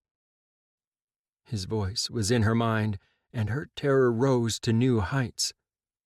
She recognized the voice, yet not the words being said. They whispered through her head, and stabbing agony throbbed through her in time with the cadence of his voice. She knew, without even understanding how, that he deliberately left a small piece of her mind conscious, so that she could understand what he was doing to her. Yet she recognized that she was blocked and unable to do anything without his consent, merely an observer in her own head. His hands trailed the length of her body, causing her to tremble in both fear and longing, as pleasure shot through her body. Her eyes flickered, and she heard a soft moan escape her lips. His voice spoke softly in her head. "You don't know it yet, but you are no longer the Consort Elect of the Fourth. You are no longer a lady. I'm going to enjoy breaking you. You will become my devoted and willing slave. You will call me master." Amelia felt her body trembling as she warred with herself. As she disobeyed him, Amelia felt the pain flare and intensify, wave after wave flooding her mind and body. She started screaming again, begging him to stop, to let her go, for someone to help her. Yet he didn't let her go. He didn't stop, and no one came to intervene. Amelia lay in her cell, staring up at the ceiling, her face vacant, eyes dull, not a hint of awareness showing. She had retreated to a small corner of her mind. Away from the excruciating pain, her world had narrowed to when her master was present. At first, she had believed that her master didn't realize that she was still there and aware. Then, by degrees, she worked out that it was yet another method he used to torment and crush her will. She learned that he could control her, force her to act. Images flicked in her mind of the things she had done, causing tears to trickle down her face. She had found herself over the fallen, bloody body of a man who'd been viciously stabbed and slashed multiple times. He'd almost been dissected with surgical precision. She hadn't just been unaware or a spectator in her own body. She'd been there, in her own head, cold, inhuman. The man's pleas for her to stop had meant nothing to her, nor the fact that he had been unarmed. Yet his screams haunted her now, along with his pleading, broken voice asking what he'd done. She'd had no reply. Even now, how could she tell a man she didn't know that his death had been a lesson for her? She didn't know now what was real and what was imposed. Under the master's prompting, she had remembered one of the first nights she'd spent with Alex. Her master had taken control and used her to forge a bond between her and Alex as he slept in exhausted slumber. He'd explained to her that it was a small, subtle bond, likely to go undetected. Even if someone had noticed, they would probably discount it as the bond forged between lovers. Then he'd pushed her aside, reaching out to Alex through those bonds, sending memories they'd shared. The time when they'd come to an understanding on the couch at her brother's bedside. Fleeting moments they'd managed to steal together within the palace grounds. The moment deep in the forest where they'd made love in a waterfall. Small bursts of memories. At first, she thought he was tormenting her with the memories of her past, Memories of her relationship with Alex that had been fake, even though at the time she hadn't known that it was all engineered. Then, as the torment of the memories continued, she realized that he wasn't torturing her, at least not with those memories. He was after Alex, and she was bait. Why, Master? Alex has been through enough. He's going through enough. It didn't take long before he appeared. It never did when she prompted to reach out to him. She watched his soft, almost gliding walk followed by the faint smell of astringent soap. She knew he was a healer. He'd told her as much. I'm trying to help him, Amelia. Just like I'm trying to help you. His voice was low and smooth. No, you want to turn him mad. Like you're trying to torture me. I'm trying to help you, Amelia. That is why you are at the Healers Guild. Amelia heard the scrape of wood against the stone floor, the rustle of robes and faint creak of the chair as he settled in it next to her bedside. More tears flowed down her cheek. He always sounded so reasonable and caring, as if he really did care and was trying to heal her. She still doubted herself after his visits. You made me kill that man. Amelia threw the memory of the man in the shop that she'd killed at him. Child, do not inflict this pain on yourself. You spiraled down into madness and killed that man. I'm trying to help you gain control. There was only concern in his voice. No, I couldn't. I wouldn't. It was you in control. Amelia heard the doubt in her mind voice and sobbed, suddenly terrified that he was right. That it had been her who was out of control, and she'd done that terrible thing. She heard him sigh, and then his hand stroked her cheek, brushing the tear away. Amelia, you need to gain control, and I can help you. If not, you will be the monster that you fear. His tone was sad, his face coming into view with concern written on his features. Your own fragmented memories show you what you become without my help. You've been torturing me. Amelia clung to the words, trying to hold on to reality. No, Amelia. You've been fighting your own treatment. That causes you pain, not me. Let go, Amelia. Let me help you, so you don't hurt anyone else. Amelia stiffened as on cue memories of people that she killed flicked into her mind one after another. She screamed, rolling onto her side, the only movement her bindings to the bed allowed her. Master, please stop. I don't want to see you anymore. Her voice was cracked and rough from disuse. She felt his hand on her chin as he lifted her head gently until she was gazing into his eyes that, despite everything, shone with compassion. It's your own mind and memories of your actions that hurt you, Amelia, not me. Let down your barriers. Give yourself to me. Let me help you. Amelia closed her eyes, trembling.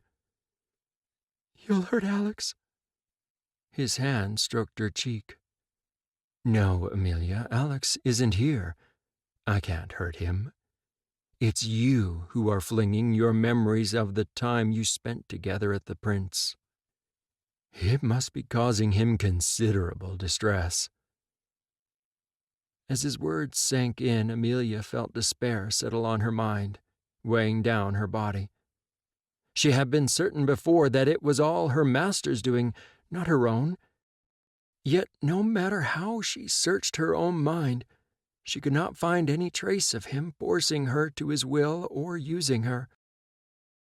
The restraints fixing her arm and hands to the bed prevented her from reaching up to cover her face. She opened her eyes and looked up at him from the bed. Help me, Master. Please. I don't want to be this. Amelia heard the defeat in her own voice, mixed with a threat of certainty. All she knew was that under Healer Bates's care she had been stable.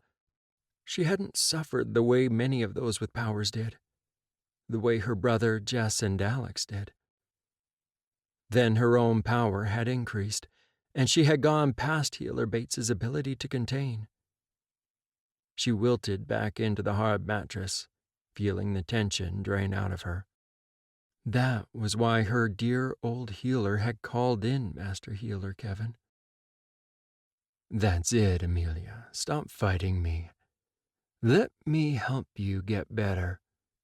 Then, when you are well, you can help us treat others who still suffer." Master Healer Kevin's voice spoke to her, soft and caring, his hands holding her head in a vice-like grip, tilting her head up to look at him. She found herself staring up into his eyes, her vision blurred by tears as she stared up at the Master Healer. Trembling, she pushed down her instinct to fight, knowing that was what caused her pain. Amelia dropped the barriers around her mind that she hadn't known she was using, choking back a scream as she heard his mocking laughter. His presence in her head strengthened as he smoothly invaded her mind, and her will to resist crumbled. She knew she was lost then, and her distress drained from her under his ministrations. "That's it, Amelia. Relax and let me help you. You're doing well."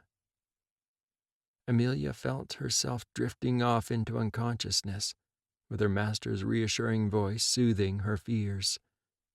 "If thinking of me as your master helps you, then by all means, Amelia.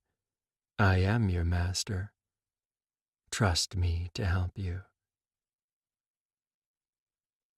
Amelia lay on the bed, exhausted. At least now she wasn't bound, although she had no desire to leave this room that was her life. She pushed away thoughts of the past and the life that she had led. That would only drive her mad. Right now, the only world that she could contemplate was the one she found herself in at this time. This bare, stark room, gray rock walls unadorned with anything to break the monotony. After what seemed like months, she had finally been given some peace. She had stopped trying to fight Kevin. Though she shuddered at the thought, she had to acknowledge that Kevin was actually her master. Even when she had conceded to his will, her treatment had been an agony, her mind and body bathed in fire as he stripped the layers of her mind, like stripping the petals of a flower to reveal its true heart. The presence of the weak Lady Amelia had been stripped away. Her life had been more comfortable since she had come to accept that, since she had stopped fighting him. The time that she dreamed that Alex or Kyle would come and save her seemed like a distant memory. She knew now that that was unlikely to happen. As soon as she had acknowledged that, her life had gotten a whole lot better. Her master had stopped tormenting her. Amelia levered herself up from the bed, reaching across to grab the bottle that contained her medication.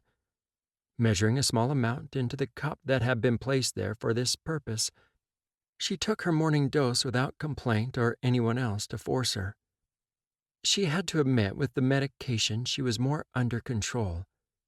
It worried her a little that her master had started cutting down on her dosage. Still, she had to trust him. Trust that he knew what he was doing. Amelia grimaced and put the small cup back on the side table. She heard the sound of metal against metal, the metallic clunk that indicated her door had been unlocked. She knew what that meant. Without even having to look, she knew that Kevin had come to check on her, as he did every single day. Despite herself, she found that she was looking forward to seeing him. He was the only person that she ever saw. Even her meals were pushed through a small outlet in the wall. She never got to see who was on the other side, since the small door to the alcove on the other side was always shut before she could get to her food. Her master was her entire world. She felt herself smile as the door opened and she found she was correct. It was her master, Kevin. "Master!" He smiled.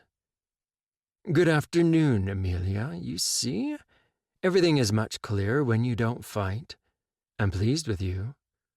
Amelia felt a thrill of pleasure at hearing her master was pleased with her. She couldn't understand why she had fought when she was first brought here. It was becoming clear to her that her master only had been trying to help her. She just couldn't see that before.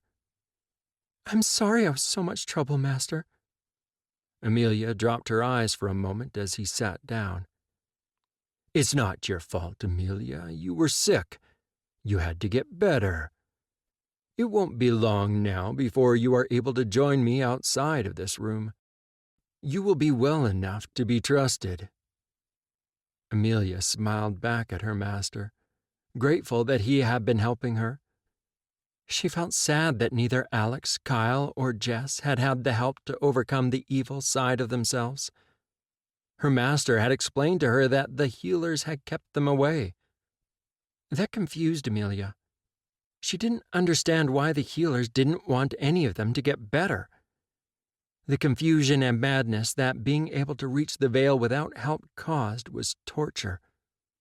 Without the medication, she couldn't tell what was her and what was the other. Yet now she was slowly gaining control, and she was happy that her master showed her that she would have a life again eventually. Her master had even been getting her to practice using the veil. She had been terrified at first, thinking it would drive her mad. With his guidance, his control, she found that she was getting good at it too.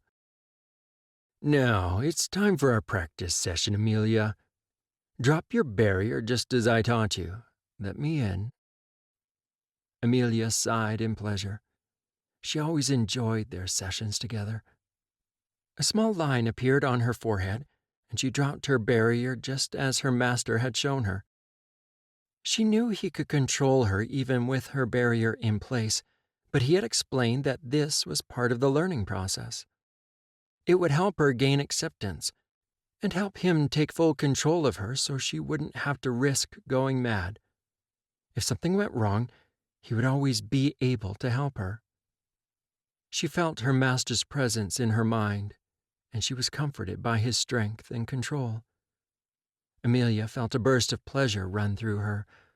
Her eyes fluttered and her lips parted slightly at the thrill. It was her master's way of showing when he was pleased with her. It was rare these days for him to have to punish her like he had in the early days. It had been hard at first to allow her master to control her. She hadn't seemed to be able to stop herself from trying to fight back at first, yet now she was able to allow him complete control without fighting. It just seemed reasonable to her now. Her other life was fast retreating from her mind, fading just like a dream. Under his guidance, she stood, walked to the middle of the room, and began her training exercises. He ran her through them one after the other. She drew the power of the veil, and under his guidance had formed what he had told her were shields and blows that she would be able to use when fighting one of the tainted that were not under control. Fighting strangers that bore the taint did not concern her at all anymore. They were a threat to themselves and everyone around them. They would go mad. They would kill. The thought of having to confront Alex caused her some trepidation. She knew in that other life that she loved Alex, that she would never want to hurt him, but she also knew that he needed help. Finally, she was finished with her exercises and her master allowed her to rest. She found herself back sitting on her bed with her back to the wall. She discovered her master eyeing her appraisingly. "What you felt for Alex was not real, Amelia." Kevin smiled, yet it didn't reach his eyes. "I don't understand, Master. What do you mean?" Amelia didn't know what to think. She trusted her master, yet she remembered that time, even if it was dreamlike. She had loved Alex. "Put your mind at rest, Amelia. It was Healer Bates that prompted your affection for Alex. We knew he needed help, but because of the healers at the palace, we couldn't assist him like we did with you. We thought we'd be able to help guide him with you. Unfortunately, I think we were too late. We didn't get to Alex in time." A series of images flitted through her mind from when she was younger. The whispering mind voice that she recognized as Healer Bates instructing her, coaching her to go after Alex. It wasn't just once. There were many, many occasions. One of the last being when she had been attacked in the court. It was Healer Bates's voice that had told her that she loved Alex over and over again during the night. Amelia wilted in relief, no longer conflicted. As her master had shown her, she had never loved Alex. Her master had been using her to help Alex, but he'd fought and pushed her away, choosing to embrace darkness. Amelia smiled, determined to learn everything her master had to teach her. She would be reforged as her master's tool to fight the darkness. Chapter 46. The Assassin Returns. Kyle assessed his own internal state, a satisfied smile spreading on his lips as he realized that while he was a little nervous about heading out into the world again, he was essentially back in control. He hadn't felt this calm and stable in what seemed a lifetime. Primarily, he felt relieved to be free, swearing to himself that he would never be that stupid again. Kyle felt his resolve strengthen. It was time to face down his demons. He would never have been able to do that with Joanna or anyone else in the back of his head as a safeguard. Damn it! Kyle looked at himself in the mirror, his lips thinning. Joanna's not your friend. If it wasn't for William and Alex intervening, she never would have released you. His narrowed brown eye stared back at him in the mirror, yet he couldn't keep the hint of fear at bay. He hadn't been back to Joanna's estate due to William's order. The regular kind of order that he'd had to use his own strength of will to obey, rather than an enforced compulsion. William had kept a close eye on him, with Marcus and James being tasked to watch over him when he hadn't been present. Of course, there was nothing Marcus or James could have done to stop him if he'd decided to disobey his orders. It had been hard for Kyle to admit that it had been harder than he'd ever dreamed possible to obey a simple order. In those first few days after recovering from Joanna's withdrawal from his mind, he'd struggled with panic attacks. He was ashamed to admit now that he'd wanted to run back to her. He'd had sessions with Aaron where he'd talk about what he was feeling, about the battle within himself not to go back to her or find another to bind him. Somehow those sessions with the healer had helped. A sardonic smile grinned back at him from the mirror, and he impatiently pushed a lock of his black hair out of his eyes. He'd been trained well in his responses by both Alyssa and Joanna. He didn't even want to contemplate how quickly he'd gone from independent, strong, and confident to being someone's willing slave. He closed his eyes, taking a breath. At least he knew what it was like to be genuinely ruled, subservient to another will. None of his contemporaries could ever know what that was like. Alex and William had both been right. It was well past time he stood back up and took responsibility for his own life, rather than fall back into that insidious pattern of allowing someone else to do so. That wasn't who or what he wanted to be. It wasn't the kind of person he could respect. He wanted to believe that Joanna hadn't kept him as her thrall well past the time she should have released him on purpose, especially if Alex's friend Isabella had been correct in saying that the process of binding another to your will was detrimental to both parties. Kyle took a deep breath and looked around his rooms in the fourth swing. He'd appeared back in here, carefully checking that none of the staff was in his suite. Of course, it helped that the bulk of the royal court was still at the Summer Palace, meaning that there was only a skeleton staff and guards here at the Winter Palace. It was embarrassing how much time it had taken him to realize he could just move in here. He couldn't impinge on William anymore, even if the thought of moving back permanently still made him nervous. And even if he'd been assured he could keep to the Fourth's complex at the Summer Palace until he was ready to face the royal court again. He dutifully informed William of what he was intending. To his surprise, William had accepted the arrangement without argument, merely ordering a unit of the elite to head back to the Winter Palace to alert the household staff when they got there, if Kyle hadn't done so himself by then. The Crown Prince had smiled and commented that should give him time to settle in and get used to the idea. Kyle felt whole again wearing his weapons and clothes. Although he'd been training daily with Edward as a sparring partner, while he was under Joanna's care, the weapons had always gone away at the end of the training session. Kyle had a new appreciation for how Alex had gained his skill with the blade. Edward's ability to combine his sword work with his powers astounded him, and he had a sneaking suspicion Alex had learned that skill, even if he likely wasn't aware he was doing it. Kyle knew that he was the better swordsman, but Alex was better at combining and using his power to complement his fighting skills. Then again, he realized he'd been doing much the same himself, just not consciously. Kat was good as well, but she had trained him differently, and at that particular skill set, she was better. Realizing that he was stalling, Kyle pulled himself into the Vale with effortless ease. The world blurred past, his destination clear in his mind. While Edward, Kat, and Kyle had all assured him they intended to check out the Order's stronghold themselves, none of them had managed to get around to it. Kyle had realized with frustration that the longer-lived of his kind frequently lost track of the meaning of time. He hadn't needed William's request that he check them out. That had been something that had been on his list since they had discovered the involvement of the Order in the kidnapping attempt. While it was entirely true that it could have been an isolated, disaffected group, he doubted it. The Order was up to something. They hadn't been trying to kill him. They'd been trying to take control of him through Alyssa. Not only had they wanted him, but they had been after Alex and Jess as well.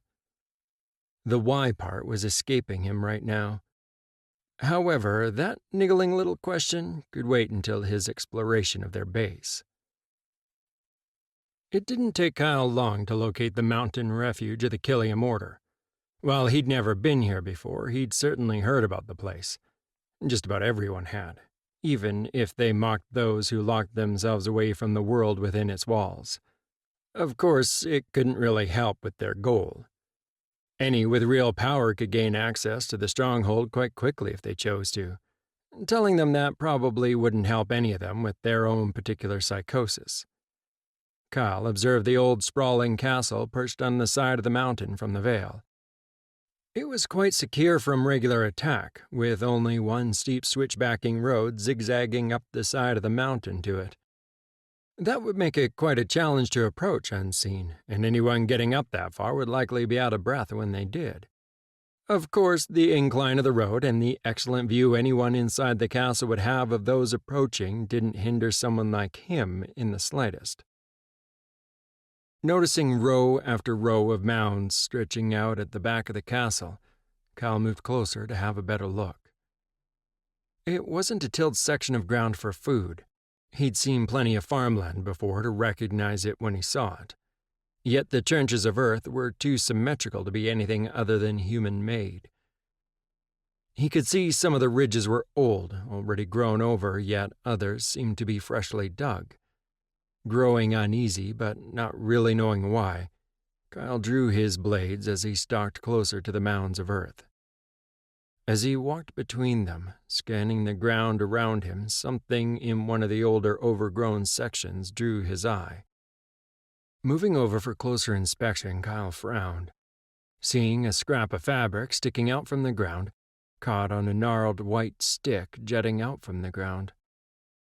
He took a hesitant step forward, and the wind picked up, gusting around, and the change in direction caused the broken piece of fabric to snap and wave in the wind. Kyle froze, face going pale. He gagged as the smell of rotting flesh from some of the freshly dug mounds wafted over him. Turning around, he scanned the hills all around him. Bones. Not sticks, but bones. Human remains were sticking out from the ground, scraps of what had been clothes and shoes. This was a graveyard. A mass graveyard stretching out from the back of the castle, where bodies had been dumped in trenches, only to be systematically filled in, and another dug when it became necessary. Kyle shuddered to realize that he'd been walking over graves. Seeing the apparent evidence of a new trench that hadn't been filled yet, Kyle closed his eyes and breathed out. He shook himself, licking his lips, then opened his eyes and walked, carefully trying to pick his way across the massive graveyard towards the new trench. The putrid smell on the breeze got stronger the closer he got to the ditch, and he could hear the buzzing from the thick cloud of insects hovering over the area. At its edge, Kyle looked down and was nearly sick. It was a decomposing hand sticking out from the ground that had obviously just been covered over with a couple shovels of earth. There was evidence that animals had been taking advantage of the exposed flesh. Only the cold had kept the smell of the slowly decomposing bodies under control. Otherwise, he doubted the inhabitants of the castle would have been able to stand the reek. Kyle turned his back on the ugly scene. He didn't want to think about how many bodies filled the trenches. He looked at the stronghold that now seemed foreboding and, wrapping the veil around himself, moved towards it, scanning it with his second sight as he approached. Not detecting even a hint of power within the Killiam stronghold, Kyle shrugged and moved to the balcony along the side of the castle. He'd seen the occupant open the window earlier. Kyle thought that given the hour he was probably airing out the room and, as a result, it was hopefully unoccupied, making gaining access to the inside of the building undetected easy. It had been the only sign of life that he'd detected by his normal senses and with his powers. Still, he showed caution. He didn't want to go blundering in and find out he was wrong. Kyle jumped, hands grasping the edge of the stonework as he climbed up the side of the building. Carefully keeping the folds of the veil around him, he flipped himself up and over the railing of the balcony. He paused and glanced into the room, and, not seeing or hearing any sign of the occupant, he climbed through the window. He smiled. Breaking old habits was hard. With the increase in his power, he could just as quickly have appeared in the room or anywhere in the castle. Still, there was more chance of him running into someone that way, or rather them running into him. He took a moment to look around the rather basic room. It was cold, and the window being open didn't help one bit. Unadorned stone walls and floors, not even a hint of drapes on the window. That alone made Kyle shudder. He couldn't imagine trying to get any sleep at all with nothing to block out the streaming light from outside. There was a simple, small bed off to one side with furs piled up on top of it that didn't look at all comfortable. The room was sparsely furnished. If the small assortment of clothing hanging on the hole in the wall didn't give away that someone lived in these rooms, he'd think it was unoccupied. Kyle shrugged and walked over to the only door, carefully listening for any sign of movement before he finally opened the door. Keeping the thinnest layer of the veil between himself and the real world, he stepped confidently out into the hallway, closing the door quietly behind him. It would take someone sensitive in the veil to detect his presence. Before their run-in with the Killiam Order, Kyle would have assessed that the members knew very little about the powers of those like him that were cursed with the taint. Now that was in question, since to do what they had done, to have the toxin and use it, meant they knew more than anybody had guessed. It was something that niggled at him.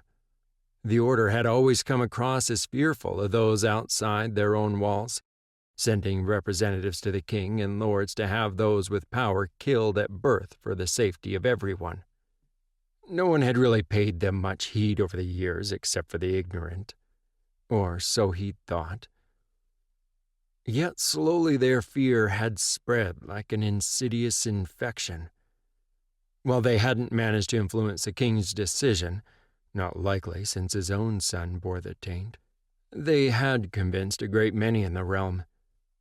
Some even killed their own children if they showed any inkling of high power. Also, the use of the small powers that most possessed was used discreetly and not put on display at all, even though they were universally known to be safe from inducing a sundering. A long-held belief by the population was that the power ran in families. If an individual displayed the substantial use of the little skills, it was more likely that any children they had would be powerful enough to be tainted. Kyle spent what seemed like hours checking out the sprawling, mostly empty castle. It was clear that the place had been occupied with more people than were currently in residence. Those people had obviously gone elsewhere, or most of them had. For all intents and purposes, the castle was empty except for a few members remaining as caretaker staff. Empty, yet it held signs that it had been occupied in the not-so-distant past. The dust hadn't settled on the benches, tables, and windowsills. There was the odd discarded and forgotten item, clothes, shoes, a half-drunken cup of what had obviously been coffee. All of the small bits and pieces testified that there had been many more occupants inhabiting this space, and that they had fled somewhere, guided by the hand of another who suspected someone would be coming after them. Of course, that was a safe assumption when some of your members are caught in an attempt to drug and kidnap the son of the king. That tended to be taken a little personally, and answers would be sought to establish whether a small group had been responsible, or whether it had been a goal of the order as a whole. Given that they seemingly fled their stronghold, their home, Kyle was beginning to suspect that the latter had been the case. That made him wonder how long they had been at their endeavor and what it was they were really after.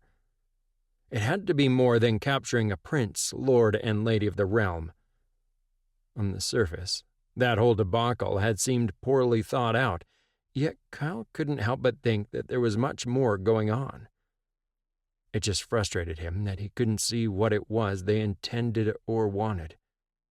For a group that supposedly wanted the tainted killed off at birth, or as soon as they were discovered, it seemed strange indeed that they had tried to take Alex. Kyle knew that if they had wanted to kill Alex or him, they had the perfect opportunity to do so, and yet they didn't. Their captors had obviously had something else planned for them. He just didn't know what. Kyle found himself in the cool, dark room with no outside light filtering in from the outside. That generally meant the food cellars, or the dungeons where the lords kept people who had displeased them. Muttering to himself, he threw up a ball of power that glowed merrily, in stark contrast to the room he was standing in. It certainly wasn't the food cellars.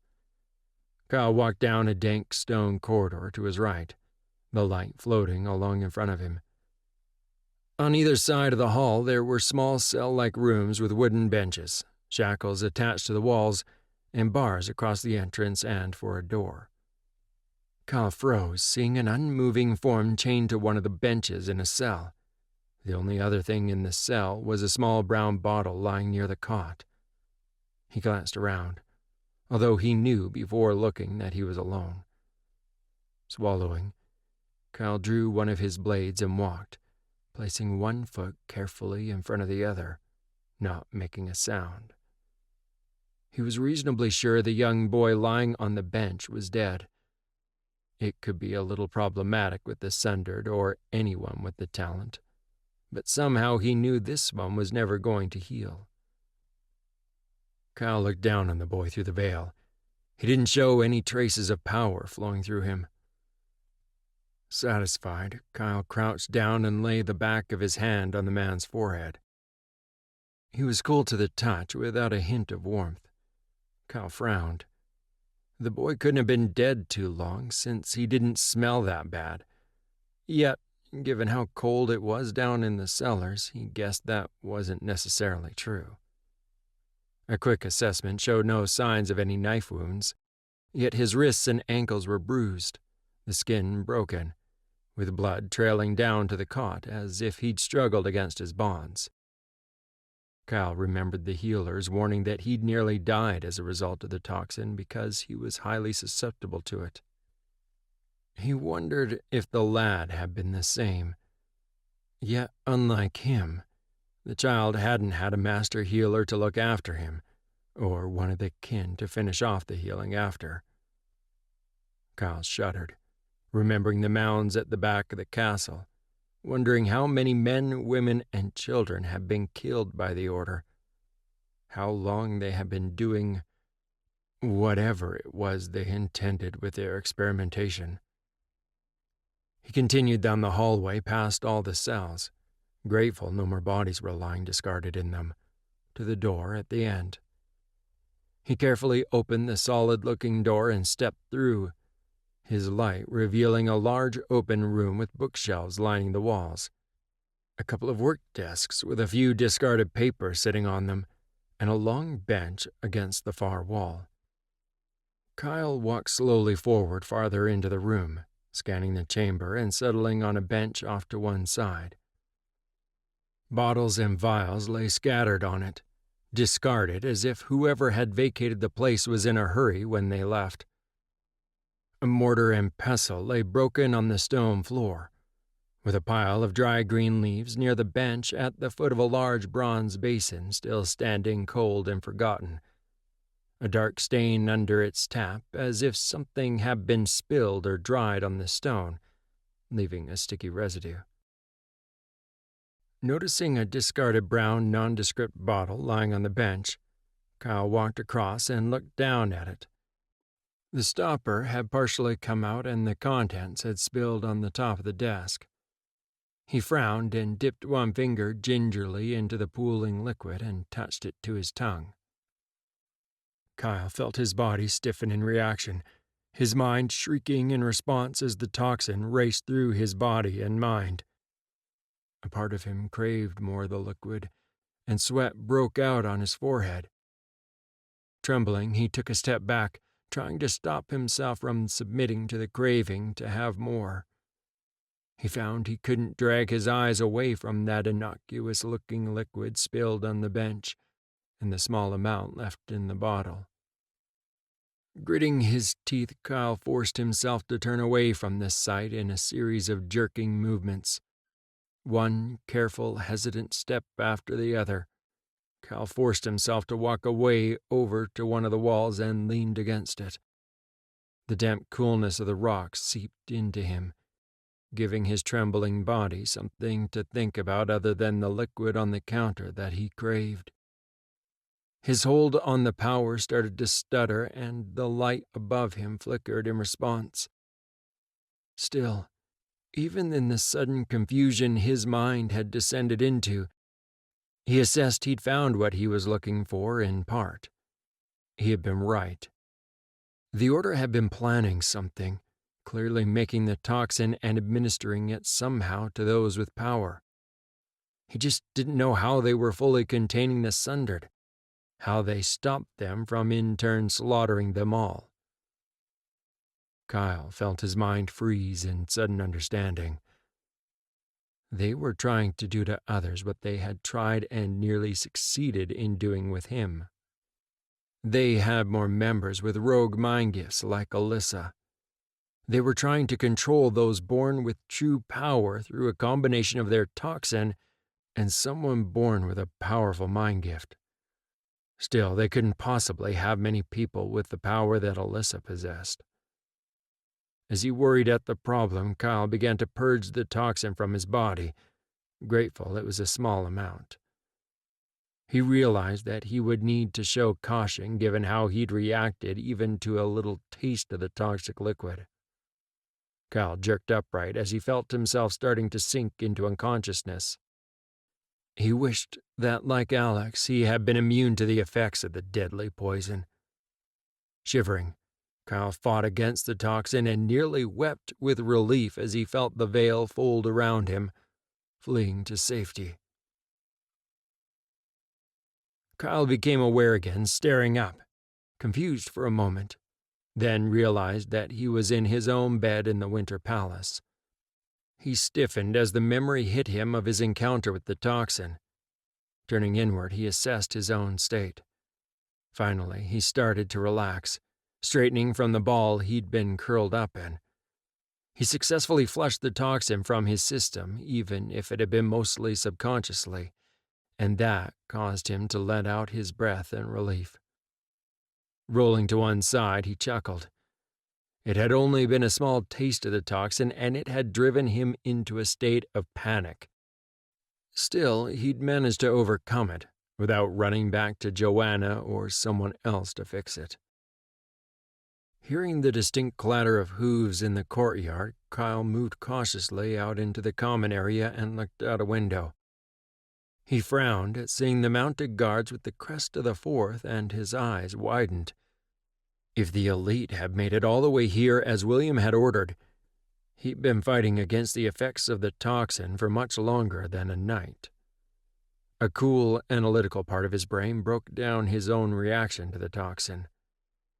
At least he knew now he was sensitive enough to the stuff that he would detect it instantly, even in minute quantities. A cold smile spread on his lips and lit his eyes, and assurance washed over him. They wouldn't be able to drug him again without him detecting it, even gradually over time. He would just need to react sooner if he encountered the poison again. That was something that had terrified him, that the Order would somehow insinuate their mental hooks into him once more and he would do their bidding. Kyle stiffened, his eyes widening. The Order. The toxin. Alyssa. Control. The whispered words echoed in his own mind as he remembered his last train of thought before he'd fled the nearly deserted stronghold for the safety of his room. Kyle thought through his logic and came to the same conclusion now. The Order was somehow obtaining people with a keen mind gift and attempting to control those born with the power of the veil before they transitioned and came to their full strength, with the aid of the toxin. Dosed with the toxin, those with power would suddenly find their tenuous control slip entirely, madness taking hold on their minds, allowing someone with a strong mind gift to punch their way through faltering mind barriers and gain control.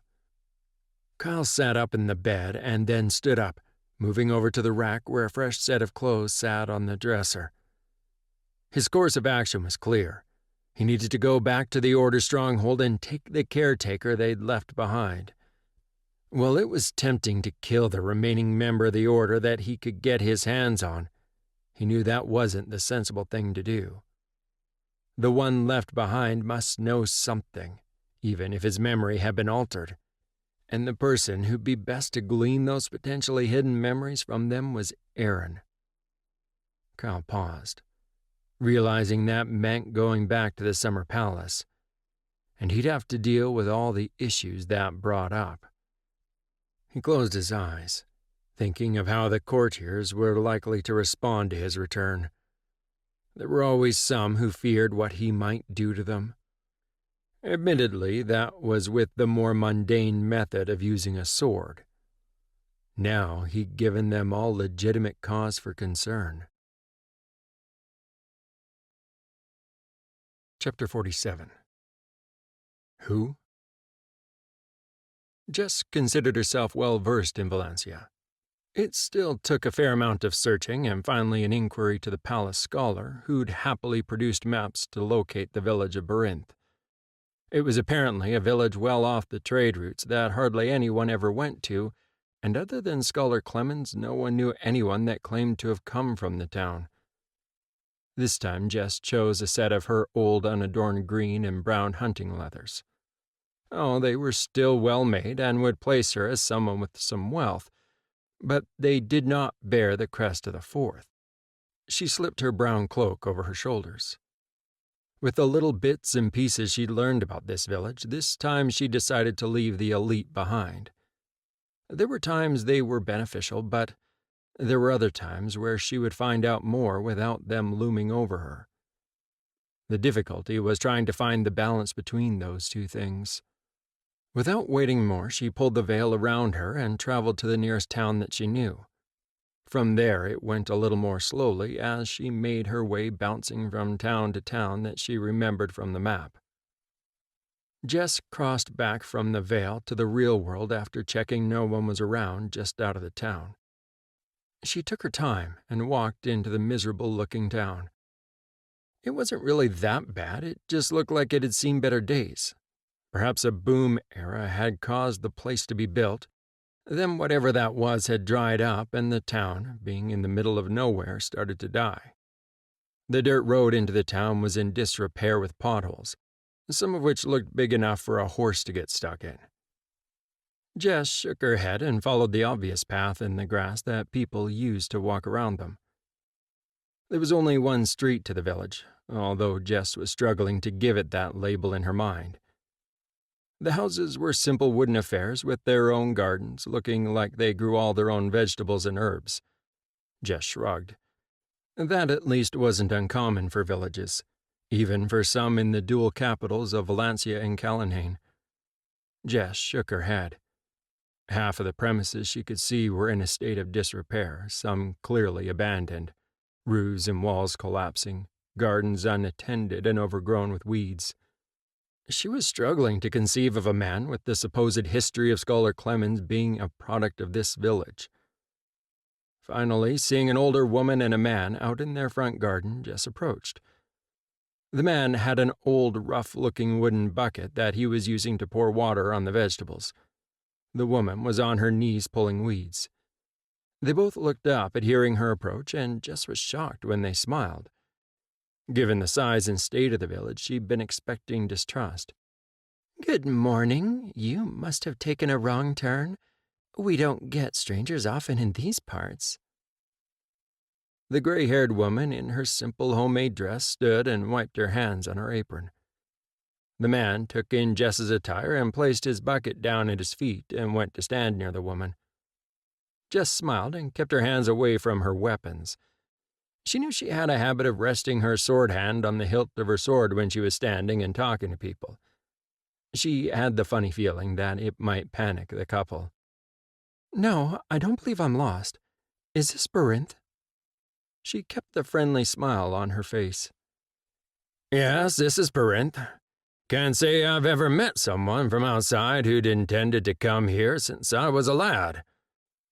The old man's tanned skin crinkled as he chuckled. "It's just that I heard a famous scholar came from here, so I thought I'd come to see the place." Jess cocked her head to one side as the pair looked at each other and laughed. "You must be mistaken, lass. There isn't even a scholar based in this town.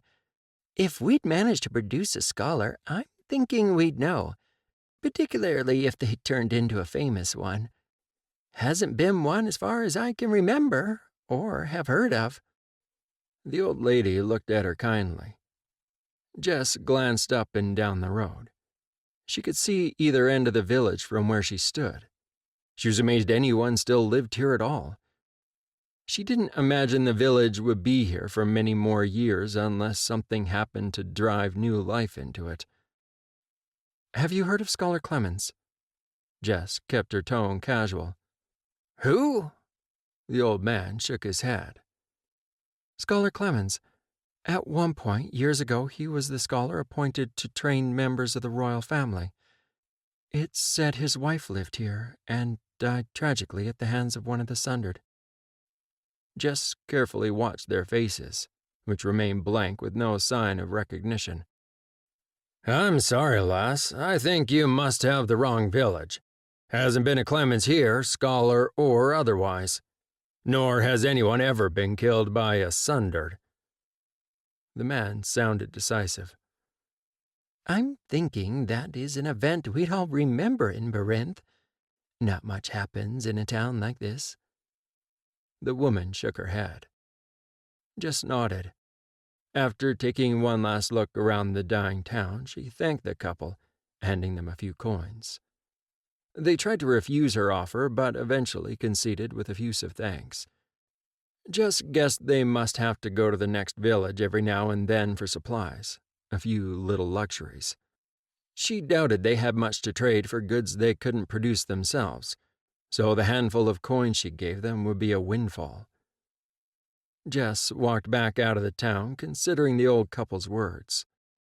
The few snippets of history she'd been told about Scholar Clemens did not make sense, and, according to the old couple, they had never heard of the man. In a town like this, if he'd lived here, if his wife had been slaughtered here, they would have known. Unlike in Vallantia and Callanhain, where you could hide a death in the masses of people. Not looking back, she walked around the bend in the road out of sight, then gradually pulled the veil around her as she walked and contemplated the problem. A scholar whose life story didn't track. A scholar who, it was looking like, hadn't seemed to exist before he'd shown up to train as a scholar and get himself appointed to the palace. At least not in the village he reportedly came from. If anyone had been watching, it would have looked like she gradually faded from sight. Chapter 48. Investigation. William repressed a sigh and placed his morning coffee on the side table as the doors to his rooms burst open. Elite poured into his rooms. It was morning, at least, but surely disasters that needed his attention could wait until he had at least finished his breakfast. He frowned as Marcus bowed with an uncharacteristic expression of relief as he looked at him. "I'm sorry to interrupt, Your Highness, but we needed to check you were safe." "Why wouldn't I be safe?" "Lady Amelia has gone missing from her suite at the complex of the Fourth, Your Highness. We are searching the palace and grounds." Marcus looked grim. "How can she go missing from the complex?" William held up his hand. "Never mind. If you knew that, she probably wouldn't be missing. Lock down the complex and all of the household staff, including the ones who are off duty." "Of course. Your Highness, the lockdown has already occurred. We were waiting until the palace and grounds have been cleared before we question the staff in detail. Unless you want to be involved?" William frowned. "I'll stay here, or the conference room if needed. Probably better if you aren't all running around trying to find me as well. Get me Joshua and Miranda." Marcus glanced at one of his men and they went running. "With your permission, I'd like to stay, Your Highness, in case they know something." "Of course. It will save me time having to yell for you. Set up in the conference room. I'll have Sean send out word that the council sessions for today are cancelled." William glanced at Sean, who was standing quietly. His servant nodded and quietly departed to action his orders, although he had no doubt he would pass the request on to others and call in more household staff to stand by. He was experienced enough to know runners would be needed. Even though it seemed to take an exceedingly long time for Alex's servants to appear in response to his summons, William knew in reality it hadn't been. Sean was only just pouring him a fresh mug of coffee. Both servants bowed and waited. William could tell they were both upset, as well they should be. The Consort Elect of the Fourth shouldn't be able to sneeze without everyone being aware of it. Granted, Alex, Jess, and Kyle had always had a tendency to run off and became remarkably good at evading their keepers. This was not a pattern of behavior Amelia was known for. "Tell me what has happened." Joshua and Miranda took turns and reported that they hadn't interacted with Amelia for the longest time. They said Amelia had existed within the complex of the Fourth like a ghost, not even acknowledging any of them once she was safely within its confines. Miranda had noticed Amelia wasn't in her room when she went in to set up the breakfast bar and alerted the elite on duty. When was she last seen? William rubbed his temples, taking a sip of his coffee. "Last night, Your Highness. She went for a walk before bed with the healer. Perhaps she knows more?" Joshua's voice was filled with remorse as he took it personally that Amelia had gone missing. William froze, his back stiffening. He looked up at his brother's long-term servant. Healer? What healer? William knew his gaze and tone had turned sharp as he noticed Joshua swallow convulsively. Joshua opened his mouth, then closed it again, glancing across at Miranda before looking back at William. Healer Bates, Your Highness. Lady Amelia wouldn't see anyone except the healer. There were standing orders issued. Joshua's glance darted between them all. He was keenly aware that a mistake had been made, yet he knew there was little he could have done about it at the time. William frowned and glanced up at Marcus, who stood quietly by the door. Who is Healer Bates? I'm not aware of a new healer being approved to tend members of the royal family. William was confused. There were very few healers who tended to the members of the royal family, and all of them had to be cleared and bound by Aaron. As both servants shook their heads, William turned to one of his servants who stood nearby the door. Fetch Master Healer Aaron, now. Miranda frowned.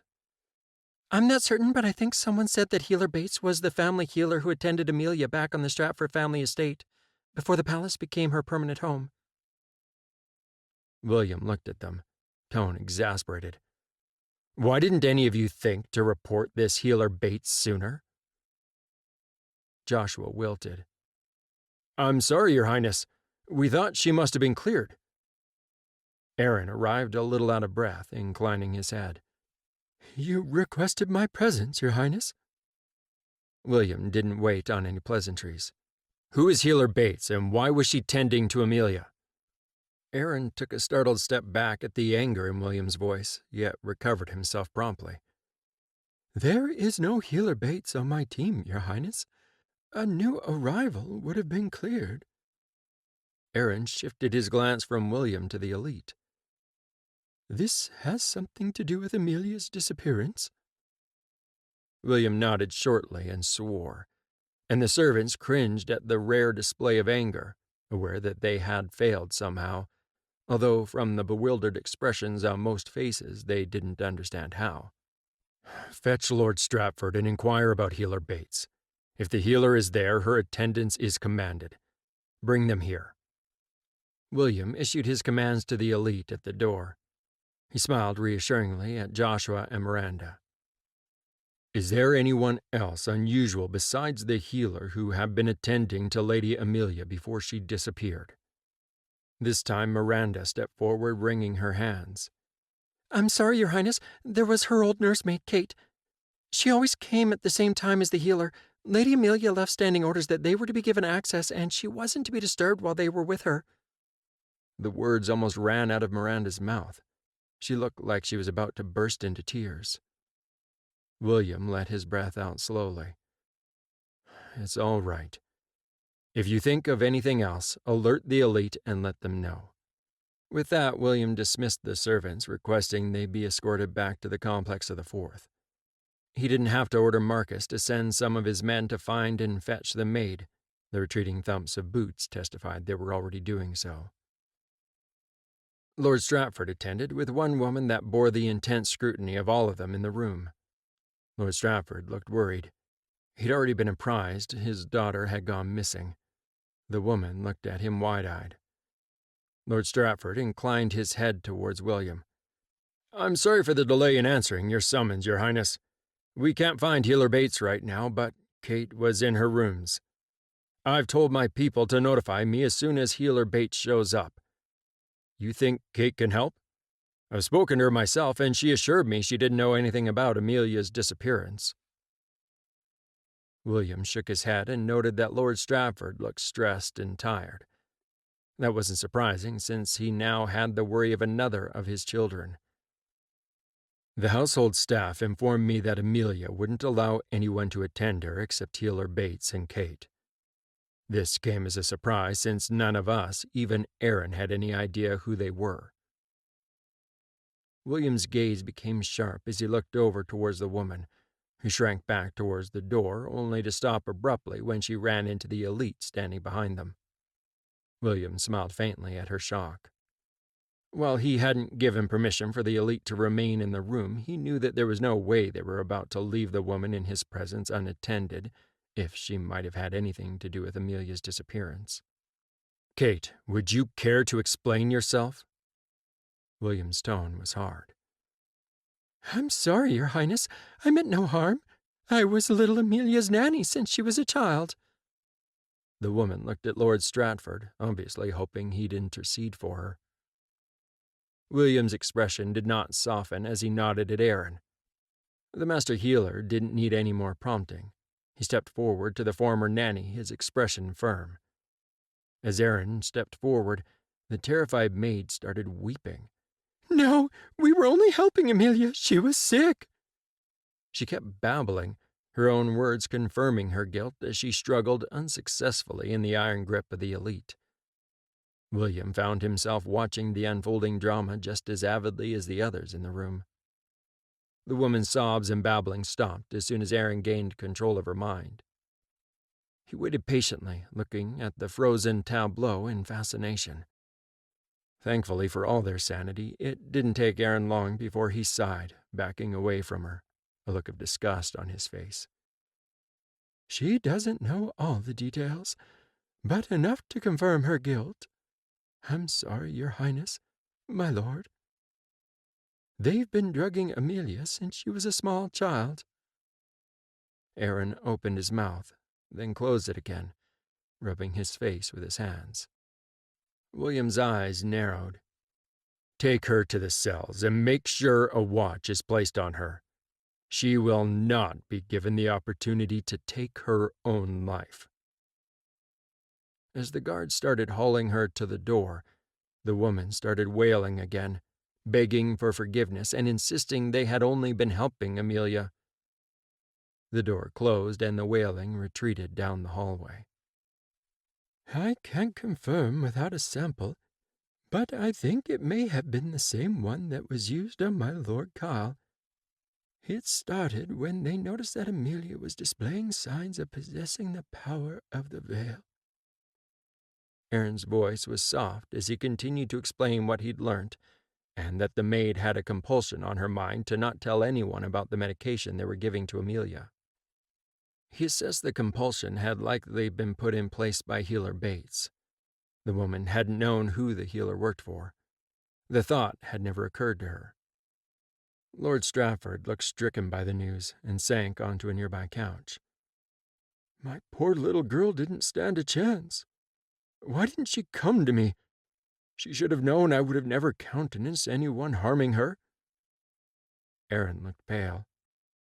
"If the healer had been drugging her in combination with the toxin since she was a child, just as her powers were emerging," he shook his head, "she wouldn't have been able to.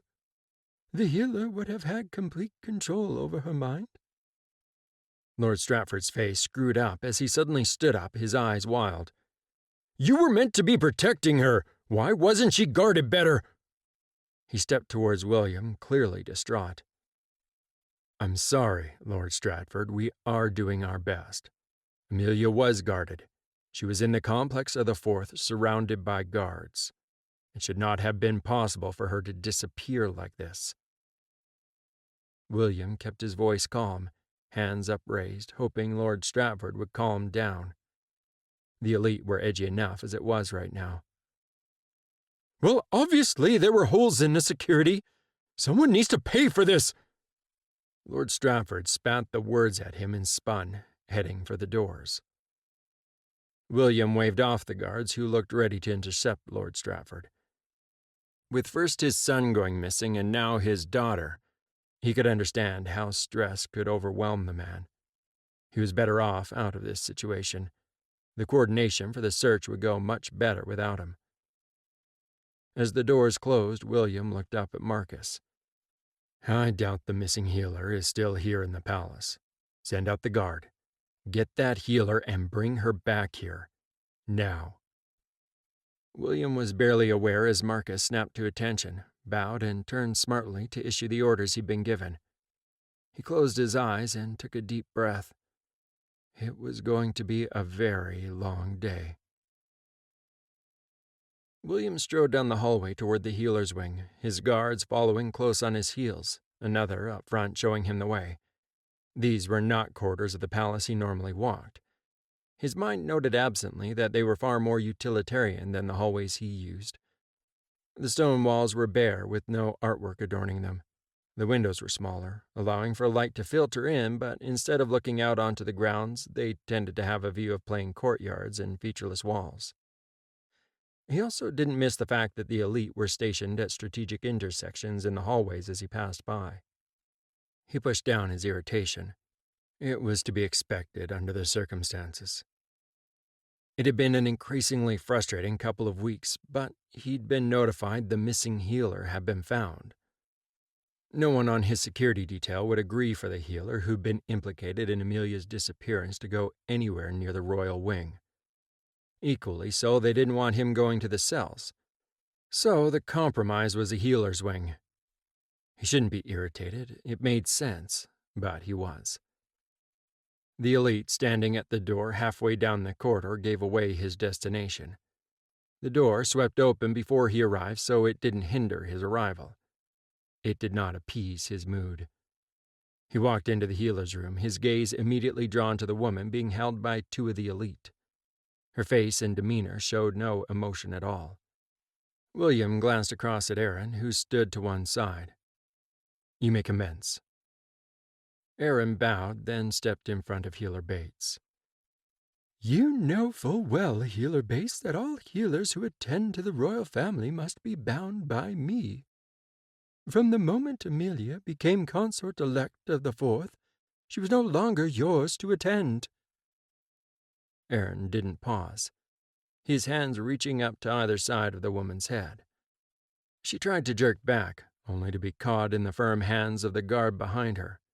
She gasped and tried to twist in a futile attempt to escape his grip. Aaron's lips compressed, and he grabbed her head, firmly gazing into her eyes. His own expression closed down as he felt her trying to resist and throw up mental barriers between him and her. Not that she had much of a chance. He was not only a master healer, but the master in charge of all the healers in the palace. Her resistance was all he needed to sharpen his own mental probe and brush her mental barriers aside. He hadn't done it gently, and the healer shrieked and slumped, held upright by the guard. The only reason for any healer to back away or resist was if they had something to hide. All healers were bound with the constraints placed on them in childhood as soon as they were discovered to have the gift, so they couldn't knowingly use their powers to harm another and to ensure their loyalty to the Healers Guild. The mental web of binding was reinforced just before their journeyman accreditation and administered by their master healer. In the case of the healers that worked in the palace, and particularly those who tended to the members of the royal family, there were additional constraints. Aaron himself ensured their primary loyalty was to the crown first and foremost. What most outside the guild were not aware of was that he held equal rank to the head of the Healers Guild. Just as Aaron breached her mental barriers, he felt a binding trigger just in time to withdraw his own mind as the woman stiffened and slumped. The guard swallowed and lowered her to the floor, looking up at the healer. "She's not breathing, healer." Aaron shook his head and glanced over at William, his face gray. "She was compromised. It should not have been possible. Breaching her barriers triggered a warding on her brain, linked to her own healing abilities. She sent a current through her own brain to kill herself." William took a sharp breath. "Did you learn anything from her before she died?" Aaron shook his head. "No, Your Highness. I'm afraid not. Even if I'd known the trigger was there, I could not have stopped it." Alex stood, the glow of the power in his eyes fading as he took a breath.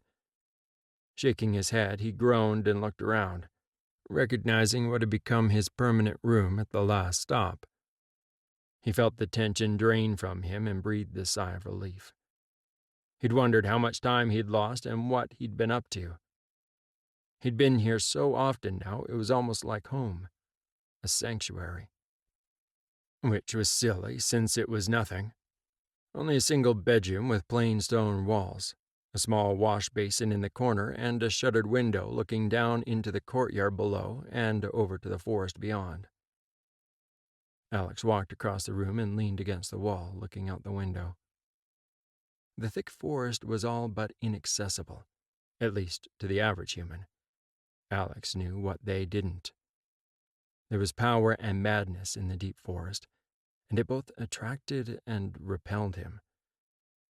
There were Sundered who habitually roamed within its depths, and unlike normal humans, they were not constrained by the need for roads and hunting tracks. Yet they too were both attracted and limited by the power that was beyond, a beyond that was walled off to them by a barrier in the veil. It was the same barrier that had constrained him, yet he supposed that he could breach it if he put his mind to it. Eventually. It was an intriguing mystery, yet it was one that he felt he knew the answer to. That power beyond called to the Sundered ones. It was why they came here, just as it appealed to him. It was the power he recognized, like his own. The kin and the elder had to be somewhere, and Alex guessed that at least some of them were hidden beyond that barrier, and that they were responsible for that barrier to keep others out. He just didn't know why that unknown power had decided to lock them out. He suspected that Jess was somewhere beyond that barrier as well. She was nothing if not resourceful. It was the only place that he figured she could be, since he couldn't track her at all. Pushing off the wall, Alex removed his cloak, placing it onto the hook to the side of the chest containing his clothes. He removed one boot at a time, sighing as they came off. With a groan, he sank onto the bed, stretching full length, his head barely touching the pillows and the rough blanket pulled across before he dropped into a deep sleep. Alex moaned softly as he dreamed of better times. He dreamed of Amelia. No, I couldn't. I wouldn't. It was you in control. Alex sat up bolt upright in his bed, his breathing ragged, as Amelia's voice rang in his head. The pain and fear in her mind voice had been unmistakable. He lurched out of bed, and calling the power to himself, he absently threw it at the lamp by his bedside, and it flared to life, illuminating the room. Alex wasted no time, hastily cleaning up and pulling on the fresh set of clothes from his trunk.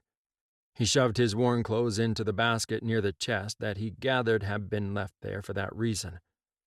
Pausing long enough to pull his cloak from the hook, he'd no sooner swung it over his shoulders than he drew the veil to him and disappeared within its folds.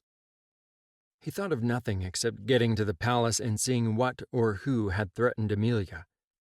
She should have been safe within the confines of the summer palace. Of course, she was probably perfectly safe, but he knew he wouldn't rest until he checked. Alex felt a little guilty that he hadn't thought about Amelia much for the longest time after their misunderstanding.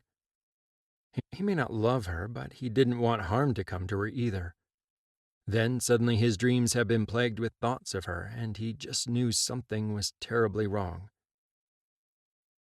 It didn't take Alex long to traverse the distance through the veil.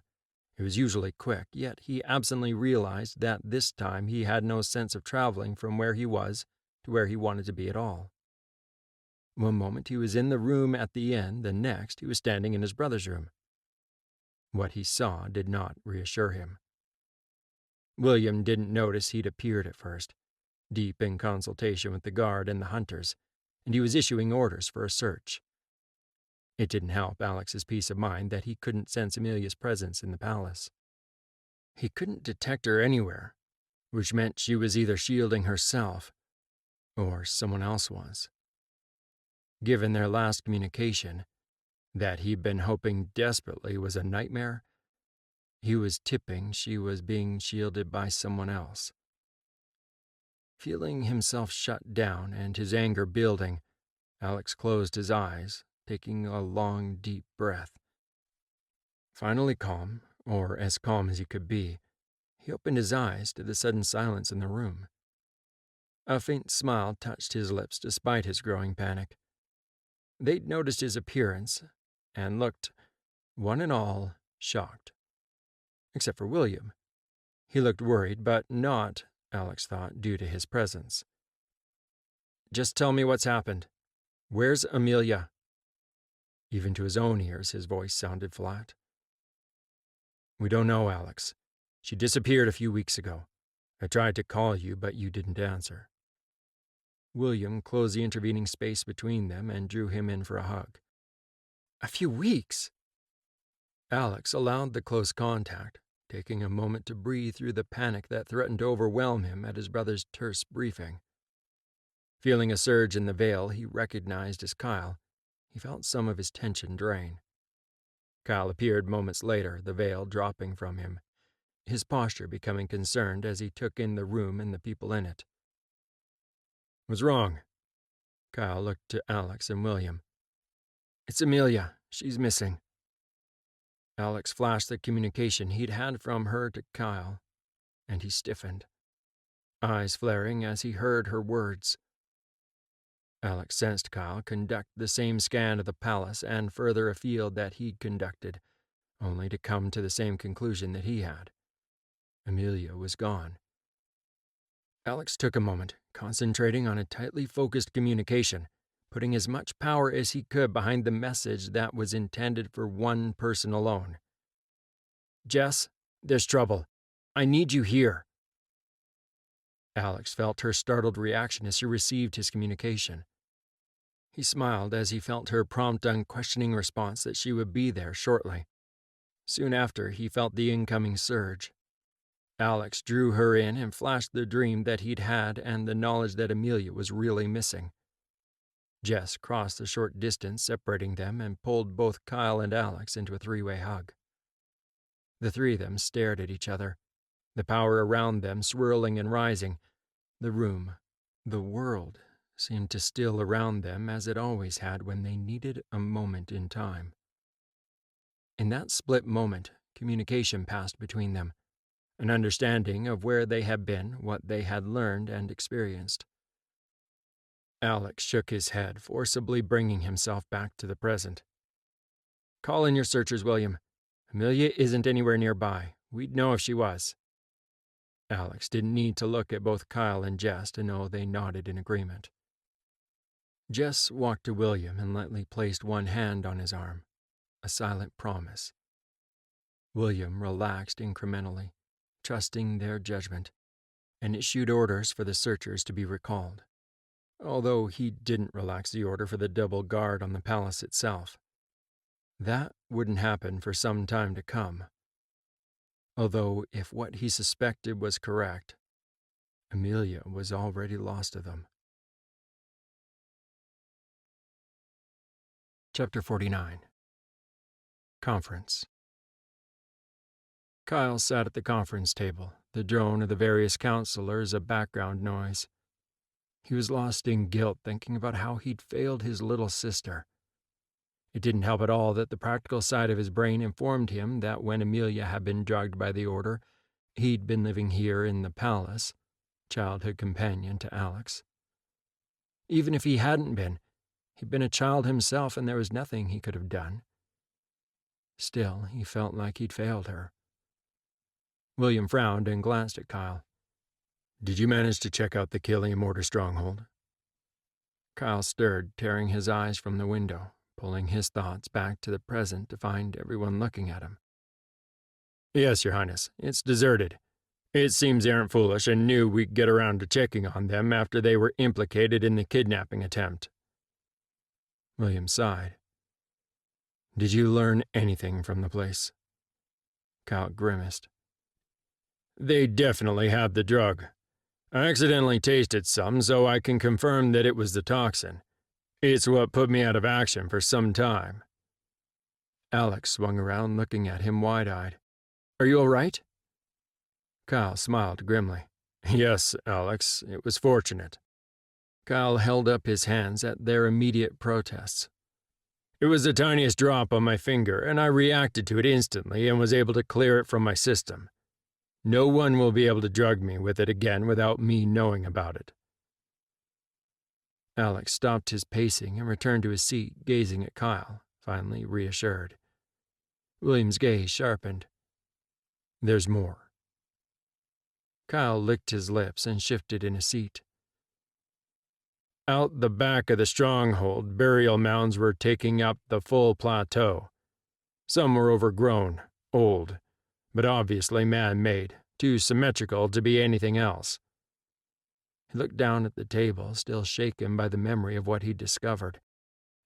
It was only the disappearance of Amelia that had pushed the horror aside. Alex swallowed, certain he was not going to like what Kyle found. What was it, Kyle? Mass graves of the dead. There must have been thousands of bodies buried in them over the years. Some of the bodies were still decomposing. Down in the cellars, where I found the toxin, there were cells with shackles. I found a dead boy, still shackled to his cot. A discarded bottle on the floor, the same as the one that held the toxin. Kyle took a long, slow breath as the memory of that incident threatened to overwhelm him. There was silence around the room as everyone looked at him, each processing the information he'd passed on their way. William was pale, obviously shaken, yet it didn't show in his voice. You think the Order has been experimenting on those who have the potential to become kin? Kyle looked up to meet William's eyes and nodded. Yes, I think that's exactly what they've been doing. What they tried with me, the drug and Alyssa's mind control. Kyle shrugged. Jess looked around the table. I've done some digging into Scholar Clemens. His backstory doesn't check. Scholar Beecham, the head of the scholars, said that he'd get the records and send them to me. I thought it might be useful, given his involvement in the Order and the kidnap attempt. William looked at her and nodded. What doesn't check so far? Jess shrugged uncomfortably. He was meant to be well-traveled, yet apparently joined the scholars as a young man with no one knowing how or when he traveled. He was meant to have trained in his youth at his village, Berinth, where his wife was allegedly tragically slaughtered. Jess looked up to see several of the counselors nod in agreement. It was a part of the backstory that people knew. It had been a scandal when it had been uncovered he'd joined the Killiam Order. The king nodded. Yes, that was his excuse for joining them. I went to Berinth. There is one road leading through it. Standing in the middle, you can see either end. I spoke to an old couple there, and they had never heard of Scholar Clemens or his wife and her slaughter. Jess looked troubled and shrugged. That is all I know at this point. I'm beginning to believe that Scholar Clemens is not who he said he was. Silence descended on the council meeting for a moment before Alex stirred, his gaze swinging from William to Kyle, then looked to Aaron. This is the second compromised healer we have proof of. How did your investigation of the Healers Guild go? Kyle frowned. Wait, the second compromised healer? Alex nodded. I came across one of the Sundered who was under the control of another. I brought him back here. Aaron confirmed he was a healer. Jess looked at him, shocked. You didn't kill him? Alex snorted. No, it was tempting, yet I recognized it was important. Alex flicked his gaze over to Aaron once more. How did your investigation into the Healers Guild go? Aaron sat, frozen in the council as he listened to the input from the assorted people who had been called to the closed session. As much as he wanted to deny the sinking conclusion that the Healers Guild had a hand in the Sundered, in the Order, he knew he couldn't. He had to confess the healer's own role in the development of the medication, their heart-rending secret that they had kept for generations, fearing the wrath of the people should they learn it was them that had unleashed this plague on their own people. Aaron became aware of the sudden silence around the table and looked up. Everyone was looking at him. I'm sorry, Your Highness. What was that? He was a little embarrassed that he'd been caught not paying attention, but decided there was no point in trying to hide it. William raised his eyebrow at him. Alex was just asking how your investigation of the Healers Guild was going, particularly since we now have proof of at least 2 healers involved in this mess. Aaron cleared his throat. The Healers Guild went into lockdown. They tell me they have cleared all healers currently at the guild. Aaron looked troubled. Yet, in light of this, I think they need to check again. William went to turn back to Alex, yet stopped when Aaron indicated there was more he needed to say. He was one of the final pieces of information they needed. As all eyes turned to him, he shifted in his seat, looking down at the tabletop. In a soft but clear voice, he began to tell them about the tragedy of the incredibly gifted healer Katrina in the time before what had become known as the Sundered War, her burning ambition, her desire to help the talented through the transition so they didn't suffer and die like her brother. He told her of the research, how promising it had looked, based on an herbal remedy used in small villages, and of the excitement they all had that soon they would be able to do more than suggest that the gifted limit their use of the veil. Aaron's hands shook as he picked up the glass on the table in front of him and sipped. Clearing his throat once more, he went on, aware that he had the full attention of everyone in the room. He told how things had started to go wrong, how their volunteers had started showing worse signs of madness, becoming uncontrollable, dying, how some had even escaped, killing those in their path, leaving healer Katrina's office and notes ransacked.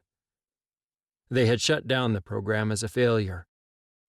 It was years later that the stories of what people now called the Sundered started to surface, leading to the events of the Sundered War. Aaron looked up to see that Alex's face had gone pale. He swallowed and transferred his gaze back to William. The guild in that time thought the trial participants who had escaped had somehow spread their madness like a contagion amongst those with the gift. Healer Katrina tried for years to find a cure, but most of her notes of the original trials were never recovered. She failed and took her own life. The Grand Guildmaster of the day ordered the file sealed, so that no one was to ever pass the information of how it had occurred to any outside the guild. Aaron looked up again, his features crumpling in grief, looking over to Alex, then settling on Kyle. I'm sorry. When the medication started to resurface, I just thought that the old folk remedy had resurfaced. That is, after all, where healer Katrina developed her medication from. Of all those in the room, it was William's face that was the most devoid of emotion. The Grand Master of the day should have confessed what they had done back at the time of the Sundered War. It was an error of judgment, Your Highness. Jess shook her head. All these years of our people suffering. Aaron shook his head. I'm sorry. I agree. What the Grand Master decided then was wrong. At the sudden scrape of a chair being pushed back, Aaron looked up to see Alex begin to pace once more. That, if anything, betrayed his agitation, no matter how calm he seemed. He forcibly drew his gaze back to William. I sent one of my assistants for the locked medical and meeting files from that time as soon as Lord Kyle was stricken with it. It took time for my messages to get to the guild and back. I needed to be sure. You could have asked me. I could have obtained them or taken your message to fetch them. You would have received them in moments. Of all here, you know best what we're capable of. Jess's voice shook with uncharacteristic anger. Silence settled on the room. Aaron realized that everyone was waiting on Alex. He could sense the waves of anger emanating from the fourth, although he maintained his control. That impressed Aaron no end. He could sense the power that Alex had access to, that all of them did. Even he did, although he, like his brethren, utilized the energy differently. He couldn't perform feats like Alex, No healer could. He could, however, use the power to heal. We can't change what's done in the time before the Sundered War. By the time you suspected something when Kyle was poisoned, it was too late. Alex stood staring out the window, his back to the room, and his voice so calm Aaron didn't know if he should be relieved or scared. How do you think the Order got their hands on the toxin? Aaron looked around the room and found every eye turned back from Alex to him. The man who founded the Killiam Order was a junior healer named Gale Killiam. Aaron smiled as both William and Edward nodded. This was something they both knew. The old locked records confirmed that Gale Killiam was one of healer Katrina's assistants during the trial. Alex's voice, still calm, soft, floated across the room. Yet one glance told Aaron that the prince still hadn't turned from the window. This didn't cause anyone in the guild in that day any suspicion, what with the timing of the healer's trial and the rise of the Sundered. Aaron sipped some water from his almost forgotten water glass before answering. No, Fourth. It didn't. Not at the time. They thought he'd disappeared in reaction to the failure of the trial. Some of the other healers that were killed by the trial volunteers were members of his family. They thought his anger, the formation of the Order, was out of guilt, shock, and depression at how things had turned out. The silence stretched for a time as every gaze swung back to Alex. So, now you think there's a connection? Aaron nodded decisively, forgetting at first that Alex couldn't see his affirmation. Yes. The bottles of toxin, I analyzed them against the samples of the traditional herbal. The toxin, while based on the old folk herbal, is not exactly the same as the traditional medication. The samples I have, while clearly more refined, are the same as that documented in the old records. Finally, Alex turned, and it almost made Aaron smile to see that he wasn't the only one who let out his breath. Unaccountably, Alex was in control, seeming calm as he walked back to the table and took his place. If you'd told me all this when Kyle was first hurt, I suspect there would no longer be a Healers Guild. None of us were thinking straight at that time, and while a mistake was made in the past, people would be worse off without the healers. Alex smiled briefly despite the gravity of the situation, causing Aaron to relax a little more. Aaron paused to gather his thoughts before looking at William. Your Highness, the person that Alex brought in, controlling the Sundered, he didn't just have a small amount of undetected healer's gift. He was trained by the guild, as was Healer Bates. Despite the all-clear, I fear there is a master in the guild who is compromising the healer's bindings. William looked at Alex, then at Kyle and Jess. Will you go to the Healers Guild under my authority and check this out? William's lips pressed firmly together. We cannot allow this if the Healers Guild has been compromised. Alex nodded. Of course, Your Highness. I agree. We will go as you request. William's eyes widened slightly, his mouth opening, then closing abruptly again. He was clearly rethinking what he was about to say before he settled on a nod. Thank you, Fourth. Aaron, as the head guildmaster, I'd like you to go with Alex.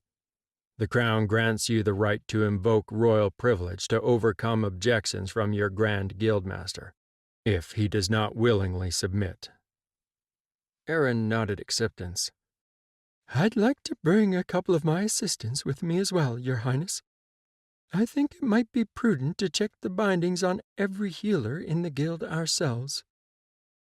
I will leave Jocelyn here in my place in case something goes wrong and my return is delayed. Alex smiled despite the circumstances. Probably better if I don't break all the healers looking for the enemy within their ranks. The smile fell off of Alex's face and his expression went cold. The one I brought in was young for a fully fledged healer, unlike healer Bates. Aaron nodded, aware that his own features hardened. Yes, he was compromised as a junior trainee, that much I could get. Whoever it was covered their tracks well. He remembered being in the Healers Guild. Then there was a gap in his memory, carefully erased, and then he was a member of the Order. There was a dramatic change in the thought processes between the young trainee and the person who went on to fanatically follow the Order. I could determine that much before he died. Kyle stirred and finally turned his attention back to the conversation, having been seemingly lost in his own world. When we find whoever it is, Aaron, leave them to us. I don't think whoever it is really is a healer. Or at least, they aren't only a healer. Kyle's eyes had narrowed and his voice was firm. Suddenly everyone's attention had switched to Kyle. It was William who spoke up first, asking what Aaron was sure they were all thinking. What makes you think that, Kyle? If not a healer, then who could do this? A healer can be a little more subtle about what they are doing. I don't think a gifted healer would just use the expedient of wiping out a section of someone's memory. Suddenly, Kyle grinned at Aaron. Healers have different methods of getting compliance from people. Don't think I didn't notice. Aaron's face flushed red all the way up to his hairline, like a child caught out doing something wrong. You needed to rest. There really wasn't. Aaron suddenly spluttered to a halt as Kyle laughed and held up his hand. I did not make a comment to criticize, Aaron. As Alex said, it is good you are coming, or there wouldn't be a Healers Guild left. The amusement drained from Kyle's face, and he gazed at Aaron intently. We can heal too, you know that. Aaron knew the color had drained from his face.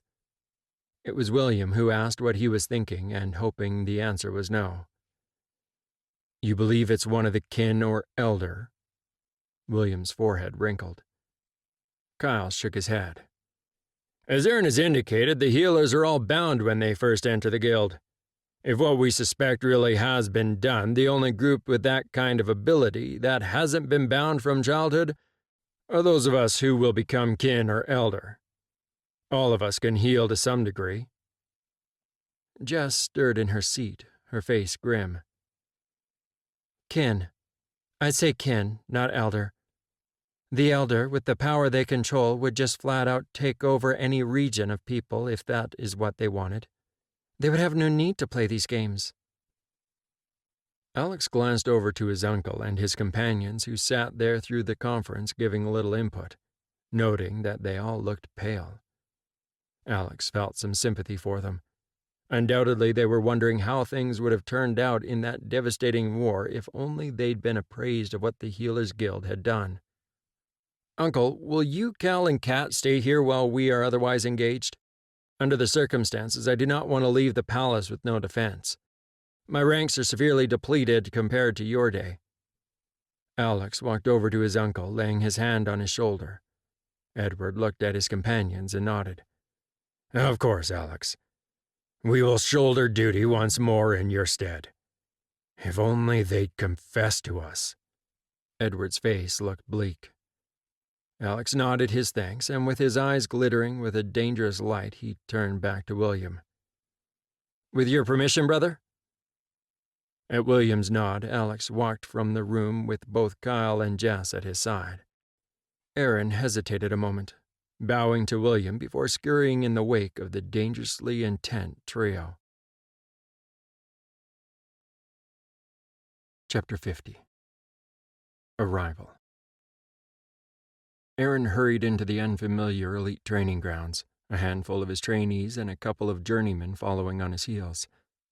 He tried, quite in vain, he was sure, to exude confidence, yet this was the first time he'd actually been within the grounds of the elite. The intense, charged atmosphere hit him, causing him to draw in a startled breath. He'd dealt with their injuries before, but he'd never been in the presence of the whole squad like this. Feeling the shock and a little fear from some of his journeymen, he shook himself. The junior journeyman had never dealt with the elite at all, having been sheltered until now from those who bore the taint. Aaron cursed internally. He knew that he had to stop thinking of the veil as the taint. Steady. The elite all wield the veil. That is what you are sensing. It's why they are the protection detail surrounding the fourth and his companions. Aaron threw a glance at his senior journeyman, both of whom nodded, positioning themselves subtly near the trainees and sending calming impulses at them. It has always been one of the traditional functions of the elite to guard us all against those who wield the power. Aaron smiled wistfully, almost wishing he was the journeyman that was being soothed. Instead, he endeavored to calm himself.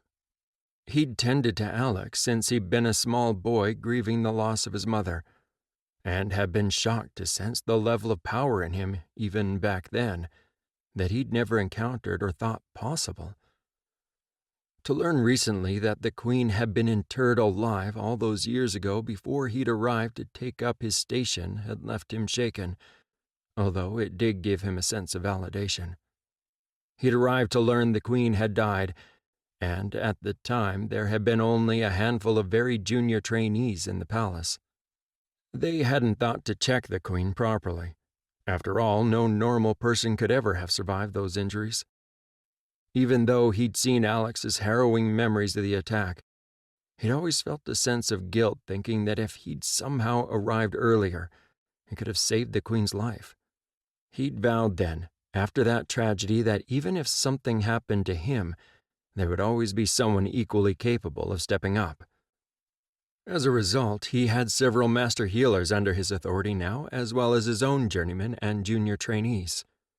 The junior trainees at the guild all vied for the positions in the palace when they became available, particularly since with the smaller ratio of instructor to trainee, they tended to progress at a faster rate through to journeyman rank, then on to master if they possessed the ability, then those who were based at the Healers Guild.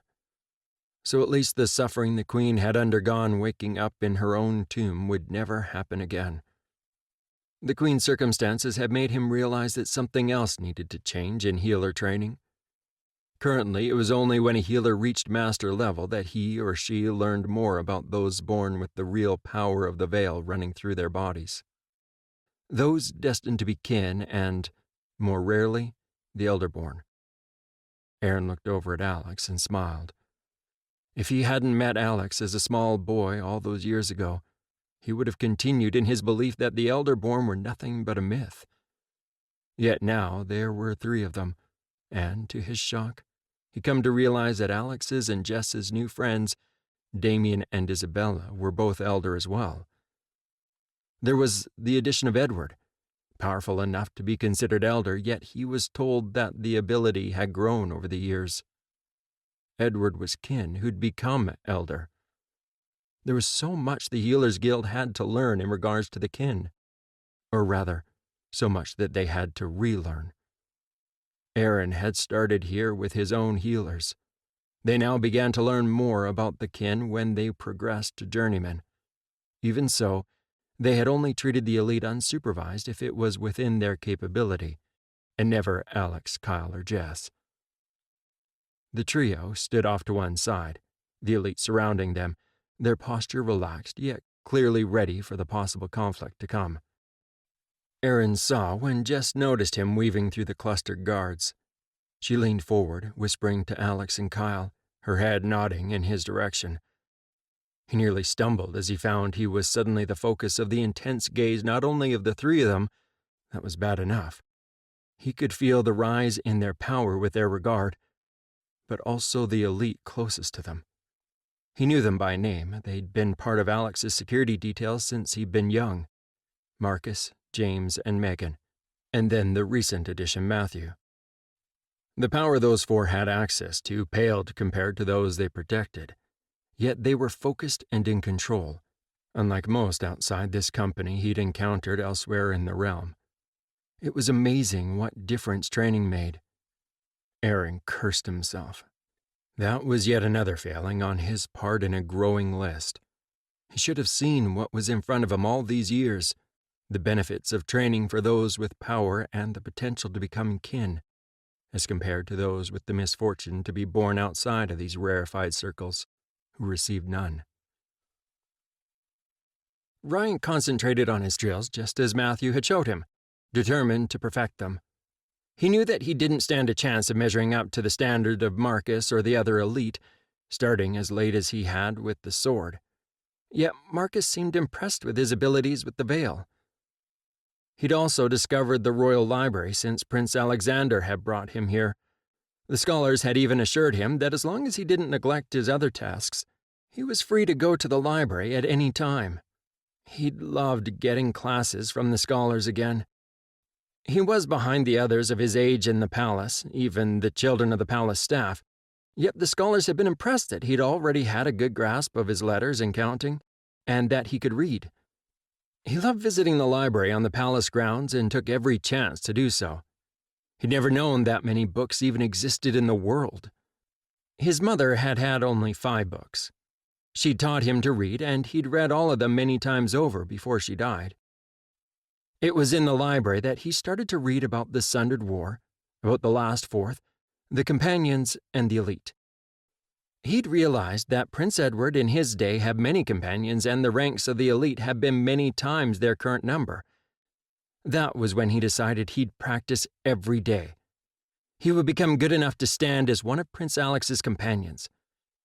He'd learned that Alex only had 2 companions, Lord Kyle and Lady Jessalyn. If history repeated itself, and events like the Sundered War occurred again, Alex would need as many trained people as he could get. Ryan grunted with effort as he struck the bales with his practice sword again, pushing with the veil as well, as he'd been taught. He was determined he would be good enough. He would stand to be counted as a companion of the Fourth. He owed Alex his life and was determined to repay it. Hearing a commotion near the gates to the training grounds, Ryan looked up and backed up a little to see the elite crowd into the training grounds, all of them fully kitted up for duty, not training. None of them paid him any heed at all. He was like a fixture these days. Ryan's breath caught as he saw in their midst stood Prince Alex with 2 others, who could only be Lady Jessalyn and Lord Kyle, all 3 of them dressed for trouble. Ryan carefully made his way through the crowded elite, standing to one side of Alex, careful to keep some of the elite in position to screen him from view. He doubted Alex would sense his presence given how much energy was leaking from all of the guards. Picking up on the excitement and determination from the guards around him, Ryan grinned. Carefully, he sheathed his blade and stood in their midst, quietly hoping he'd be overlooked.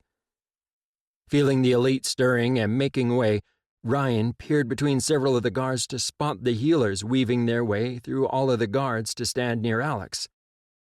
"All right, everyone stand ready. His Highness Lord Kyle and Lady Jessalyn will transport us through the Vale to the Healers Guild. Stay close and don't panic." Marcus paused, grinning at his men. "We're not expecting trouble when we first arrive, but be prepared anyway. Form up."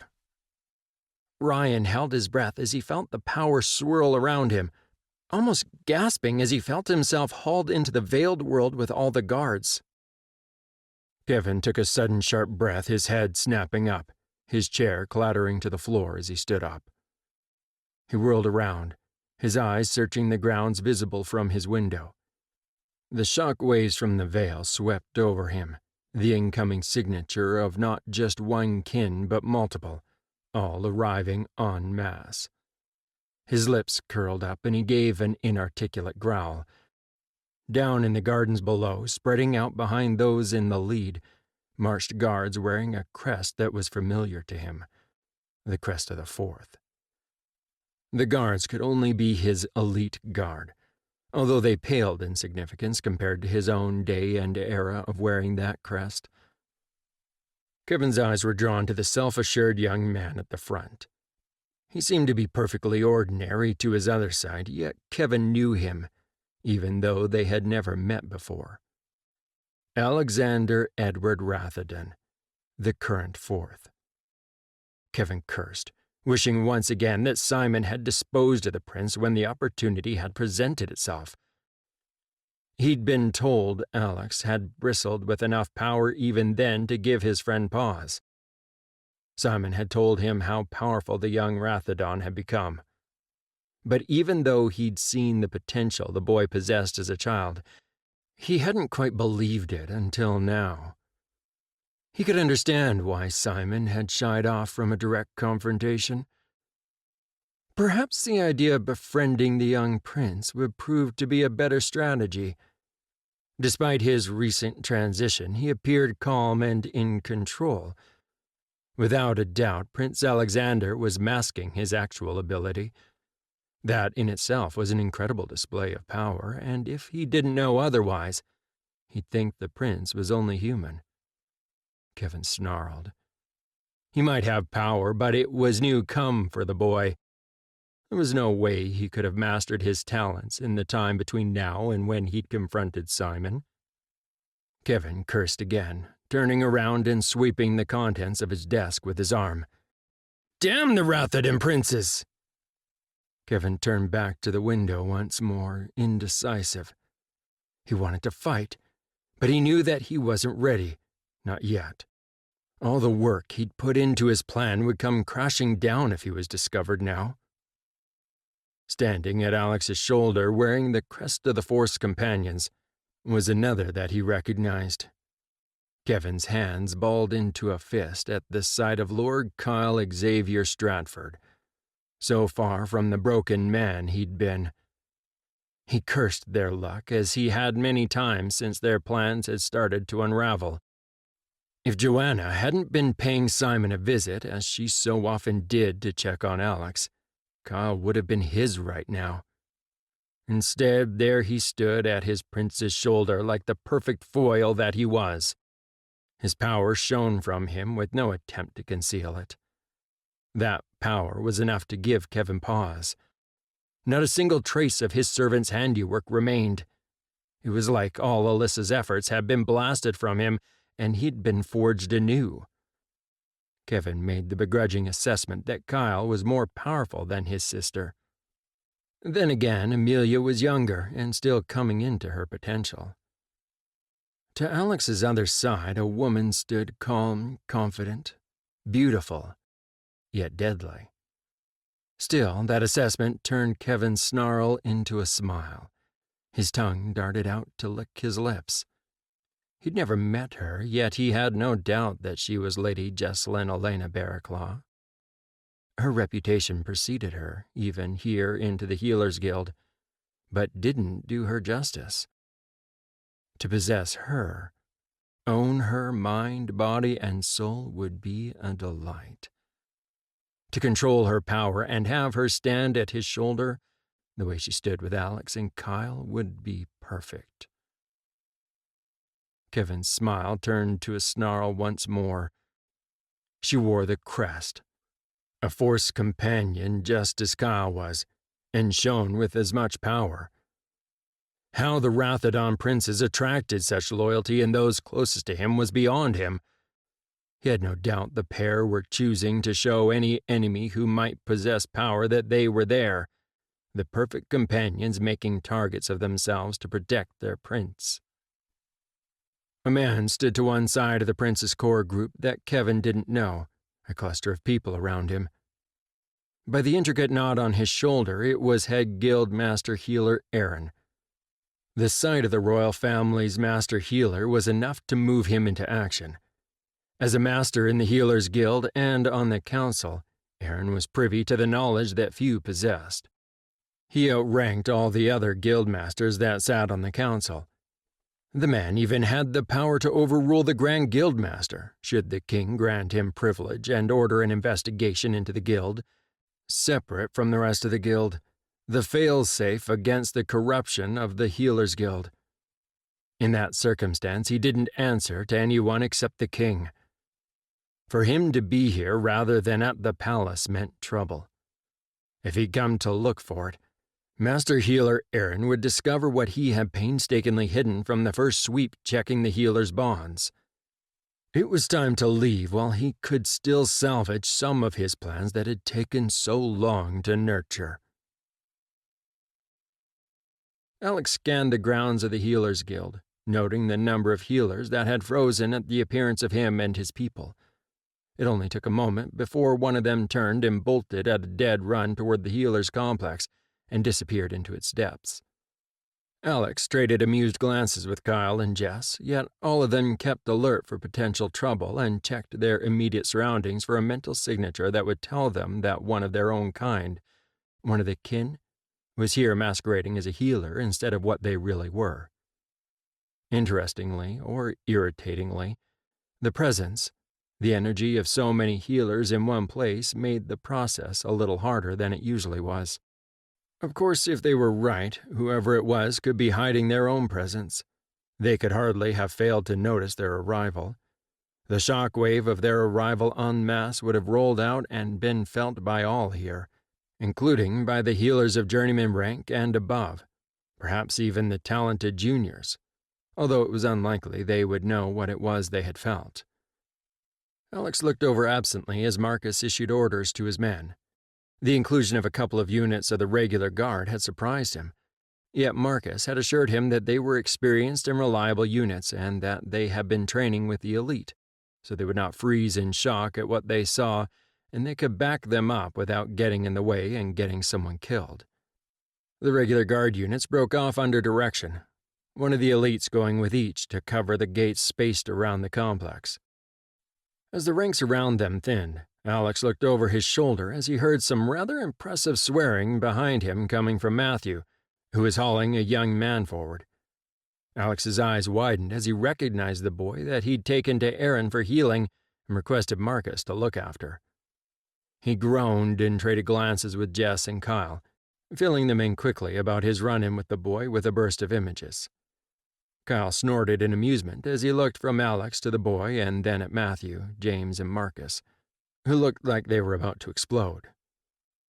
Alex threw Kyle a filthy look and crossed his arms as Ryan was hauled unceremoniously in front of him. The boy squirmed and twitched his tunic back down after Matthew released him and looked up at Alex, grinning.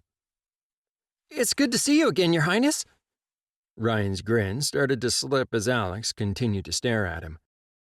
"Sorry, Your Highness, I was in the training ground practicing when you all came charging in, and then, well, you dragged me with you."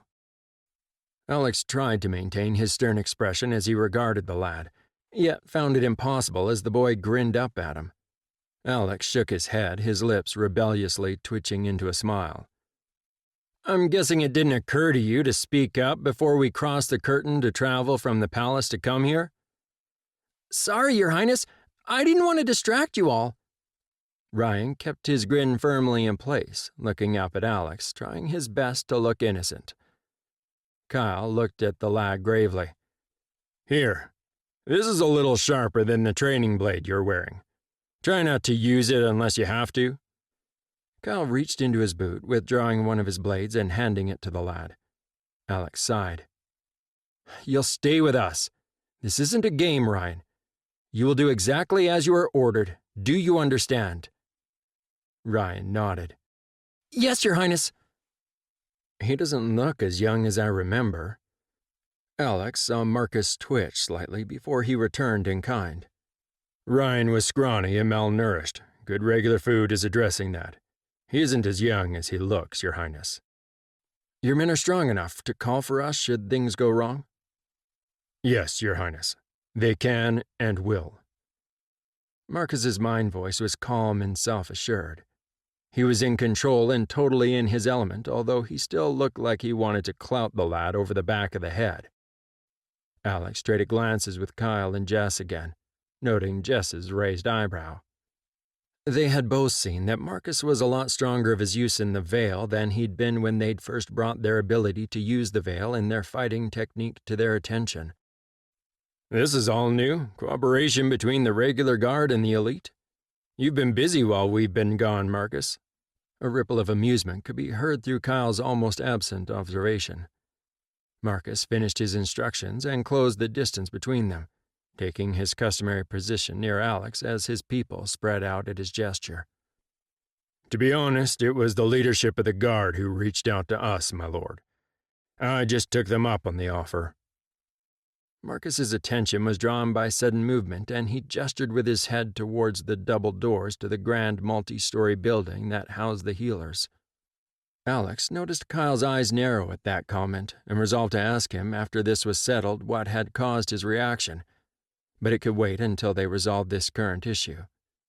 He turned his attention back to the doors to see a flurry of movement as a cluster of senior healers walked out the doors and down the stairs, and made their way across the grass towards them. Alex kept his expression bland as he sat on the windowsill of the large meeting room they had been directed to. He could tell the gathered healers were agitated by his presence by the nervous glances they kept throwing in his direction. The Grand Guildmaster had tried to get him to sit with them, a gesture he had declined. Taking their cue from him, Kyle leaned against the wall near one of the other windows with one booted foot propped up against the wall, playing with one of his daggers. The smack of the hilt as it landed in his palm causing more than one person at the table to flinch. While Jess had found a large couch, shoving it into position so she could easily watch the door. She slumped in it with her booted feet up on a low wooden table in her usual display of irreverence. A couple of the gathered masters looked like they were going to hurt themselves as their necks swiveled around, and they worked out, to their distress, that they couldn't keep all three of them in view. Ryan was standing in the corner, just as he'd been ordered to, keeping out of the way, but was watching Kyle toss his dagger avidly. Alex nearly laughed. It seemed Kyle had just made a fan. Aaron, flanked by his own people, had taken over and was in his own element. Not that he hadn't tried to defer to Alex, but the prince had merely grinned at the healer and politely declined. Right now, the equivalent of what he guessed was pleasant healer chat was taking place while they waited for all the summoned masters to show up. The sudden opening of the doors had their instant attention as a muttering, half-bald master healer shuffled his way into the room.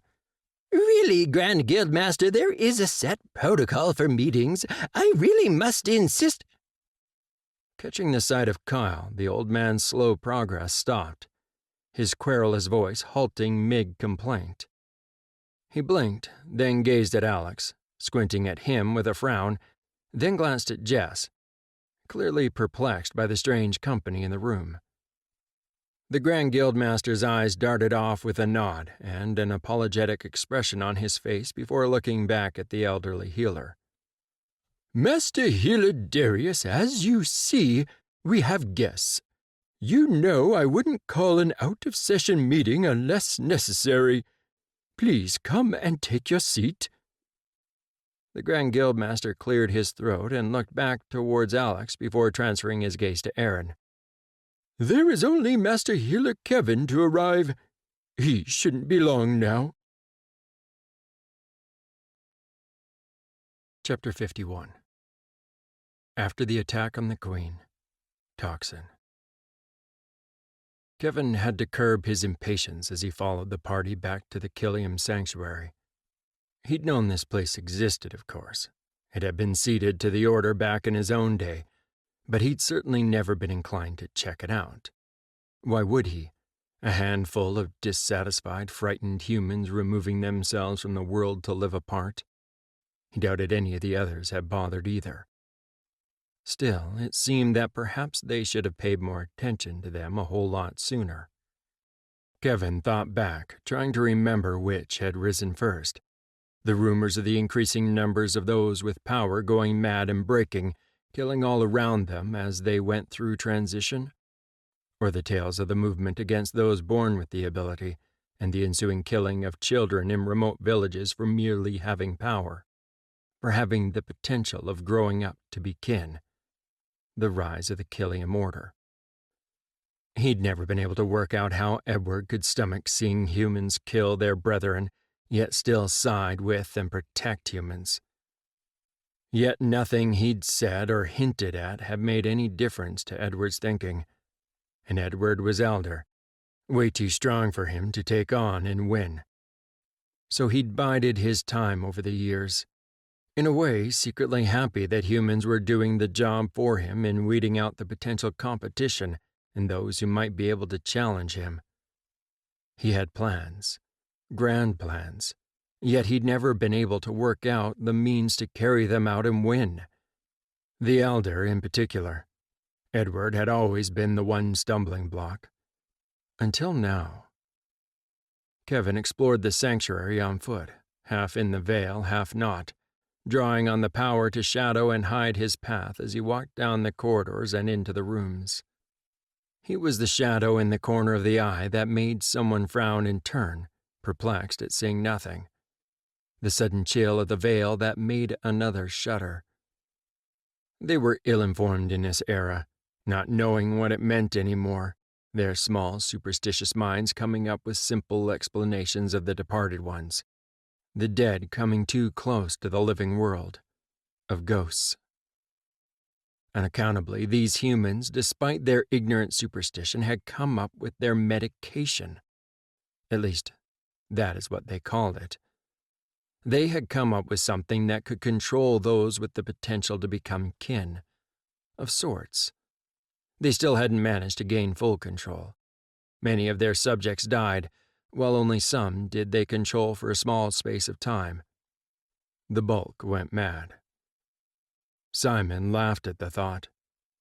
It was the Order, for all its lofty self-proclaimed goals to protect humans, that were behind the rise of what was now called the Sundered. The element they were lacking was control. They had little ability to control those they medicated. A cruel smile spread across his face. The young prince, of all people, in fear of his life, had shown him what was possible. With this medication, who knew what he could achieve when he finally moved against Edward and his companions? Kevin took the time to pilfer a row of vials containing their medication and a copy of the notes from their laboratory. It was time that he reinvented himself and went back to the Healers Guild. It was time that an earnest healer was born, trained, and through devastation enter the ranks of the Order, bringing with him the impressionable healer strong with the gift to control minds. Impressionable healers that he commanded. Chapter 52. Deception. Amelia slid her sword into its scabbard, then bent down to grasp the strap, and she hoisted the leather pack over one shoulder.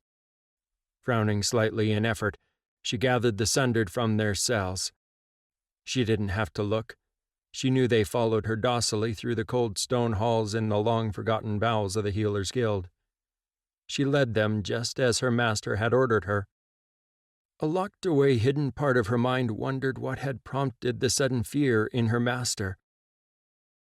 Ordering the Sundered to stay put in the back room, she opened the door and ghosted her way through the corridors to her master's office, as she had done many times in the past. None of the other junior healers even noticed her passing. It was one of the reasons her master had his office in this corner of the complex. They weren't strong enough to notice if he slipped and let his true nature show. She knew what no one here did. He was powerful and not a healer at all, in spite the false mask he held up to everyone here. He was of the fabled kin, of that she was sure. Amelia opened the door to the office and let herself in, walking through the room, paying no mind at all to her master's other slaves that turned to watch her as she entered. She was stronger than they were and not under their control. She only answered to her master. They controlled the lesser of her master's servants, like the ones she had left in the back room. Not her. They weren't strong enough for that. Amelia moved to the window at her master's side and looked down into the gardens below. Her eyes narrowed as she saw the elite with the crest of the Fourth on their uniforms and the Kingsguard in place at the exits. "Alex and his companions are here in the Healers Guild, Master. They are here for you." Amelia's voice was cool, calm, and assessing the situation, even while the other part of herself was clamoring and shrieking for Alex to hear her, to come and rescue her from what she had become. "Yes, Amelia. He is here along with his companions. We must leave." Her master's words were even, although there was the underlying hint of anger. Amelia assessed the grounds below and the placement of the guards with the elite. She didn't open herself up to find where Alex was. She knew if she did that, he would also see that she was here. That was something her master clearly didn't really need right now. Still, they had some advantage. Send your enslaved journeymen with some of the Sundered to attack the elite and healers in the courtyard. It will weaken the Force's strength and enable enough of a distraction for us to escape. He will go to defend them. Amelia was certain of this. She knew Alex, Kyle, and Jess. They would rush to defend the guard and healers in the grounds outside. Her master looked at her and smiled. Amelia shrieked inside her own mind, trapped, yet unable to change or alter the assessment that came from her own mouth, from that part of her that really wasn't her anymore. Then again, perhaps she was the imposter. That thought caused her to freeze in the tiny space in her mind. She retreated to the far corner of her mind, curled up in a small ball, her fists pressed up against her eyes, and screamed her despair. Alex stiffened as a surge in the veil was quickly followed by screaming, then with the clash of blades, with the smaller waves in power consistent with the fighting style of the elite. "Captain, we're under attack! There are so many of them!" Alex recognized Matthew's mind voice. He knew he'd been left to help coordinate the guards outside. He leapt off the windowsill. One glance out the window onto the grounds below showed him that Sundered, under the control of healers, were attacking those left to guard the grounds. The healers around the table sprang up from their seats only to be halted by Kyle. "Stay put. This is not your fight." Jess's voice was firm, and the healers sat back, wide-eyed, each of them feeling the power of her command. Kyle looked at Marcus, who was standing near the door. "Leave a couple of your people here with the master healers." Then he silently continued. "Watch these masters. The ones spreading corruption could be any of them." Marcus nodded, and with a silent communication, the guards entered, drawing their weapons and taking up positions to guard the doors and the masters within. Kyle knew without having to look that there were a couple more defending outside in the hallway. Alex shoved Ryan back with a thrust of his power. "No, stay here with the healers." He paused long enough to receive Ryan's acknowledgement before he shifted through the veil, gathering Marcus without giving it a second thought, aware that Jess and Kyle had brought Megan and James with them. He arrived to find the once peaceful courtyard had erupted into a scene from nightmares. Sundered worked in packs, something he hadn't seen before, attacking in different areas of the extensive grounds. Healers lay scattered, bloodied and dead on the ground, some of their colleagues attempting to heal while others still ran screaming, trying to get to safety. Alex's eyes narrowed as he saw behind each pack of Sundered one wearing a journeyman healer's knot on their shoulders. Some of the guards were down while others still fought, trying to defend the healers and give them a chance to escape. Drawing Marcus and a couple of the other guards with him, as they'd trained, Alex drew his weapon and power at the same time, jumping them through the intervening space, his own blade sweeping up to block the weapon of one of the Sundered. The small huddled figure of a junior trainee sobbed on the ground. Alex, aware he had Marcus on one shoulder, another elite on the other, snarled and pushed forward, using his power to force the Sundered pack back blow by blow. They weren't as strong as him, but they were greater in number. Hearing the wail of a youth, Alex cursed as he realized that his booted heel had come down on the girl's arm. He staggered slightly, readjusting his stance to a more firm footing and shoving the trainee back from him with a small thrust of power. Alex gritted his teeth and dismissed the girl from his attention. While she was wailing and crying, it meant she was alive. At least they were in the right place to heal the injured once the threat was dealt with. Alex drew in his power, blocking the efforts of the Sundered in front of him, calling more power to him. He surrounded the Sundered, reinforcing the barrier against their attempts to escape, blocking them from accessing the veil. That was a trick he'd learned from when he'd inadvertently done it to himself, and it had taken Isabella to break him free. Marcus barely hesitated before he struck out at the momentarily frozen Sundered in front of him, their attention diverted to trying to free themselves. These ones clearly had some experience with swords, yet didn't have the discipline of experienced guardsmen. They had let their guard down in a panic as Alex cut them off from the veil, allowing him, along with Marcus and his accompanying guard unit, to whittle down their numbers by half in moments. While it wasn't quite as seamless as fighting with Kyle and Jess at his side, he'd trained with Marcus enough that it was almost as good. They moved in concert, protecting each other and taking out their assailants. Alex tried to search for that signature of someone that was kin. He cursed in frustration as all the surges in power from the Sundered and the healers themselves produced an effective barrier of noise, making it impossible for him to pinpoint who that person was or where they might be. Gritting his teeth, he fought on, aware that Jess and Kyle did the same from different corners of the gardens. Alex turned, looking for a new target and finding none.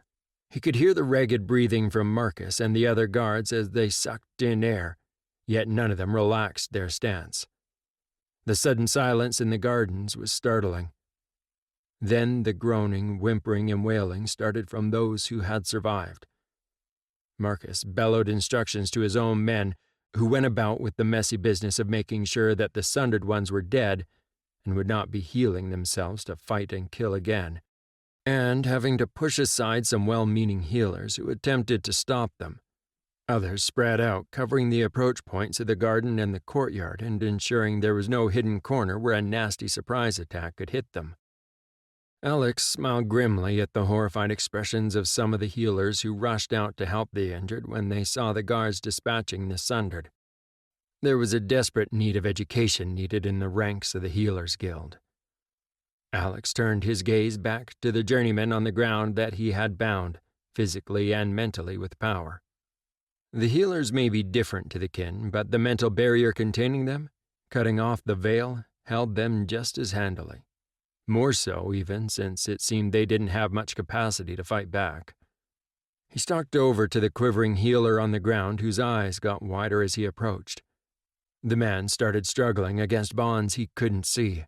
Alex squatted down in front of him. "Cut it out. You'll only hurt yourself. I won't kill you unless you force me to." Alex had to admit that his words would probably have come across as more sincere if he didn't have to battle with himself about whether to kill the man. Alex looked over to see both Jess and Kyle dragging their own captives with them, obviously both having had the same idea as him. Alex stood watching, amused, as Jess yanked at the metaphysical bonds that bound the journeyman, scowling at him and clearly irritated as he grappled mentally with her trying to break her own barriers. He felt the small surge of power that made the man stumble and shake his head. Alex laughed, and in a twist of the technique that they all used to place barriers around their own minds, he enveloped Jess's prisoner. Kyle, who was increasingly losing his patience as the woman he dragged after him sent one probe after another trying to gain access to his mind, stopped in fascination, his eyes narrowing as he caught what had been done. "Huh, you could have told me that little secret earlier." Kyle's tone was exasperated as he then turned and flung his own barrier around his captive, sighing with relief as her incessant attacks on his mind shut down. Jess laughed and followed suit, placing her own barrier around her own prisoner before nodding at Alex, who withdrew his own. "Thanks. I don't know why I didn't think of that myself."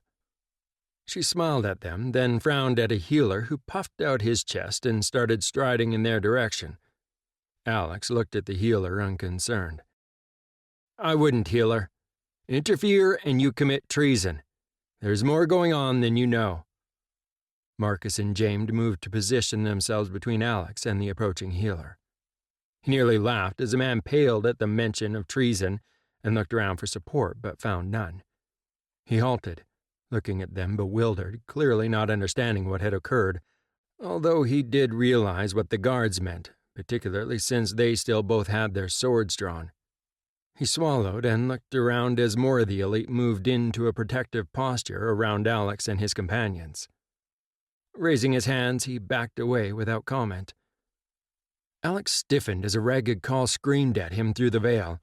He wasted no time. He hauled himself, with the guards and his prisoner with him, back to the boardroom where they'd left the master healers. Ryan stood at the window looking down on the fight below, chafing under the restriction Alex had put on him, requiring him to stay with the masters.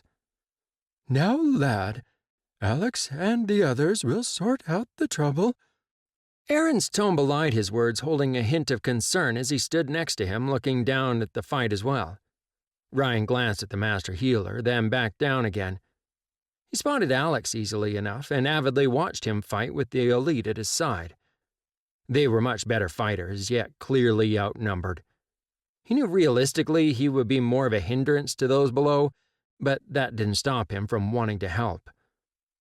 Feeling a sudden surge in the veil, the cold blast of power washing over him, Ryan spun around from the window to be confronted with 4 Sundered and a man in healer's robes behind them. Without thinking, Ryan sped forward, shoving the masters back behind him with the veil. As the elite in the room raised their swords, Ryan pushed himself forward, gritting his teeth. He threw out his own power. He formed a shield, just like he'd been taught, yet bigger, trying to keep the Sundered from the healers. The Sundered snarled and threw their own combined power at the barrier that he'd put up. One pounding blow followed another, and Ryan felt himself starting to tremble with the exertion of holding his shield. And then he felt the elite, who'd looked at him with stunned expressions, join their power to his. At the sight of Ryan stumbling and sinking to his knees, the Sundered ones grinned and continued their attack, raining their strikes on his shield. Pain stabbed through Ryan's head with each blow that hit home on the shield. Yet Ryan desperately tried to hold it as more elite charged through the door and, in combination with the 2 that had been in the room, started taking the fight to the Sundered. Ryan flinched when he felt the surge in the veil that signaled more arrivals, then nearly cried with relief to see Alex, Kyle, and Jess and their guards join the fight. He wilted, dropping his own shield and collapsing on the ground. There he lay, trembling and clutching his head as it throbbed. Where moments before there had been screaming and the ring of blades clashing, silence settled as Alex's arrival turned the tide of the small battle, finishing the conflict quickly. Ryan felt another's hands lightly touch his temples, and he recognized Aaron's voice as the healer compelled him to sleep. "You did well, lad. Sleep now and let your mind heal." The masters had been angry and distressed over the obvious compromising of the members of their guild. All of them had submitted willingly to Aaron, searching their minds for any sign of tampering. It was the old master healer Darius who had shown signs that his memory had been compromised, although his healer's bonds were still in place. He became distressed when the guildmaster gently told him and had him taken to a secure medical room until some of their mind healers had the time to assess him properly. They also needed to make sure he'd suffered no long-term harm or was under any further compulsion. Aaron shook his head as the old healer was led from the room under the watchful gaze of healers in the guard. "Who cleared him on your initial sweep? More importantly, whom did he clear?" Aaron looked at the guildmaster without a hint of criticism.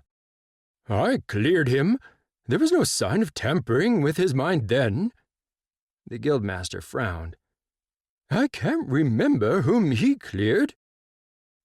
"I believe it was Master Healer Kevin." The soft-spoken healer nodded as every set of eyes turned to look at her.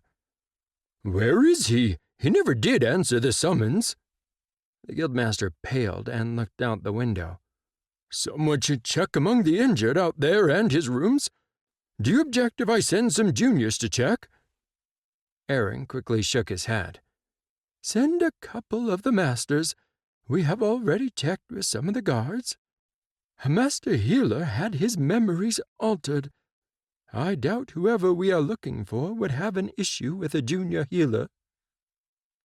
Alex nodded his agreement and glanced at Marcus, who quickly assigned some guards to accompany the healers going on the search to find one of their own. "Who is this master healer, Kevin?"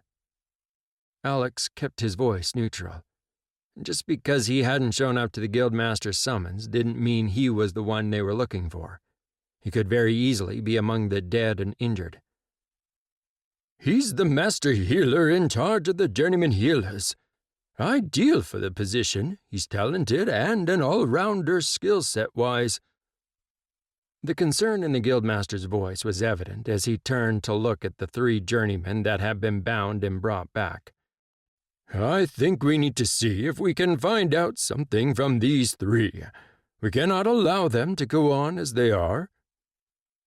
Aaron nodded and thanked the guard who hauled the now sobbing journeyman forward. Alex curbed his impatience and tried not to interfere in the process, aware that both of the older men had much more experience with this than he did. He turned from the sight and began to pace the length of the room. An uneasy silence settled while everyone waited for a result, either from the 2 masters engaged with searching the mind of a healer whose bonds had clearly been compromised, or from those who had gone in search of the missing master. Time seemed to drag by at an agonizingly slow pace. It was the masters who'd gone in search for the missing master healer Kevin who returned before Aaron and the guildmaster were finished with their own interrogation. The guards reported promptly to Marcus that the absent master was nowhere to be found. His office was empty, and even his personal assistants had disappeared with him. Alex paused in his pacing, trying not to jump to conclusions, yet it was looking more and more like the missing master Kevin, who had the duty of looking after the journeyman, could be the one they were after. It made a sick kind of sense, since every healer they had found so far that had their bonds compromised were all young and either journeymen or not long accredited as healers.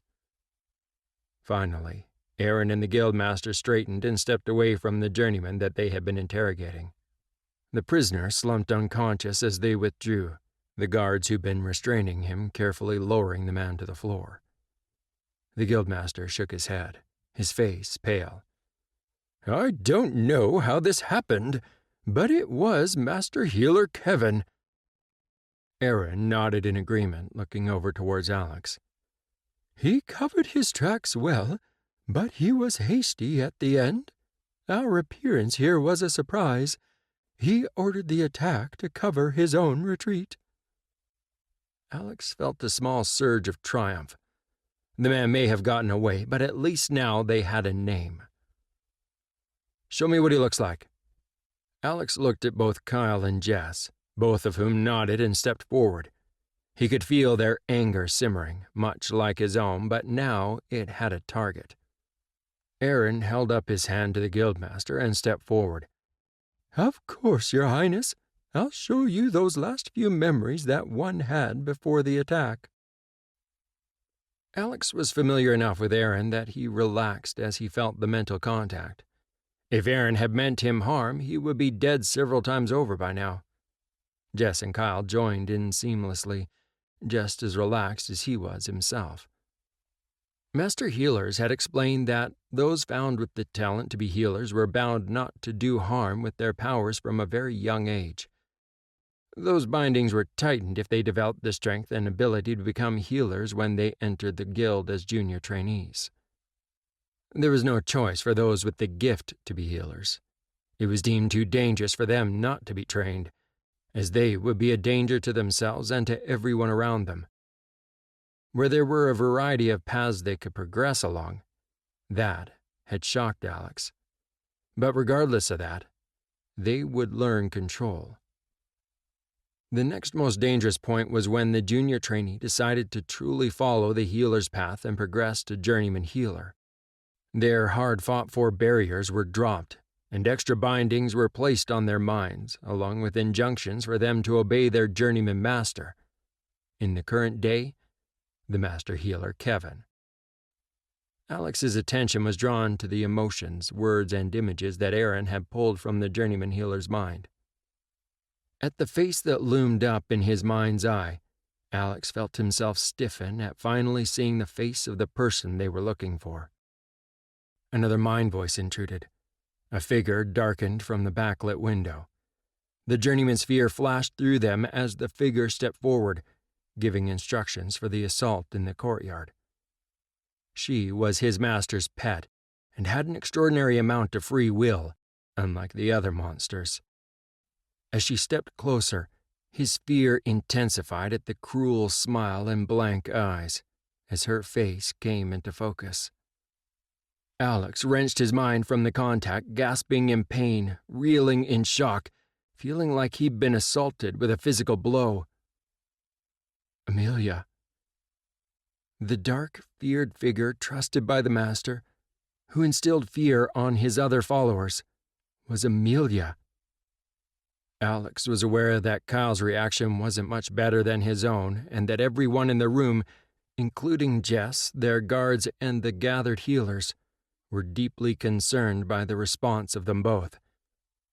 Did anyone recognize the man? Alex shook his head and closed his eyes, trying to blank out the images, though they had been burned into his mind. He opened his eyes, knowing they reflected the shock he felt, more for what Amelia had become than the face of the enemy. Chapter 53. Enslavement. Kevin paused in the Vale to look back on the fighting taking place in the grounds of the Healers Guild, watching healers go down under the onslaught, unable to defend themselves against even those few servants he had with him. He grimaced. It was too much to expect that the Rathodon Prince and his companions would be hurt. Still, Amelia had been correct.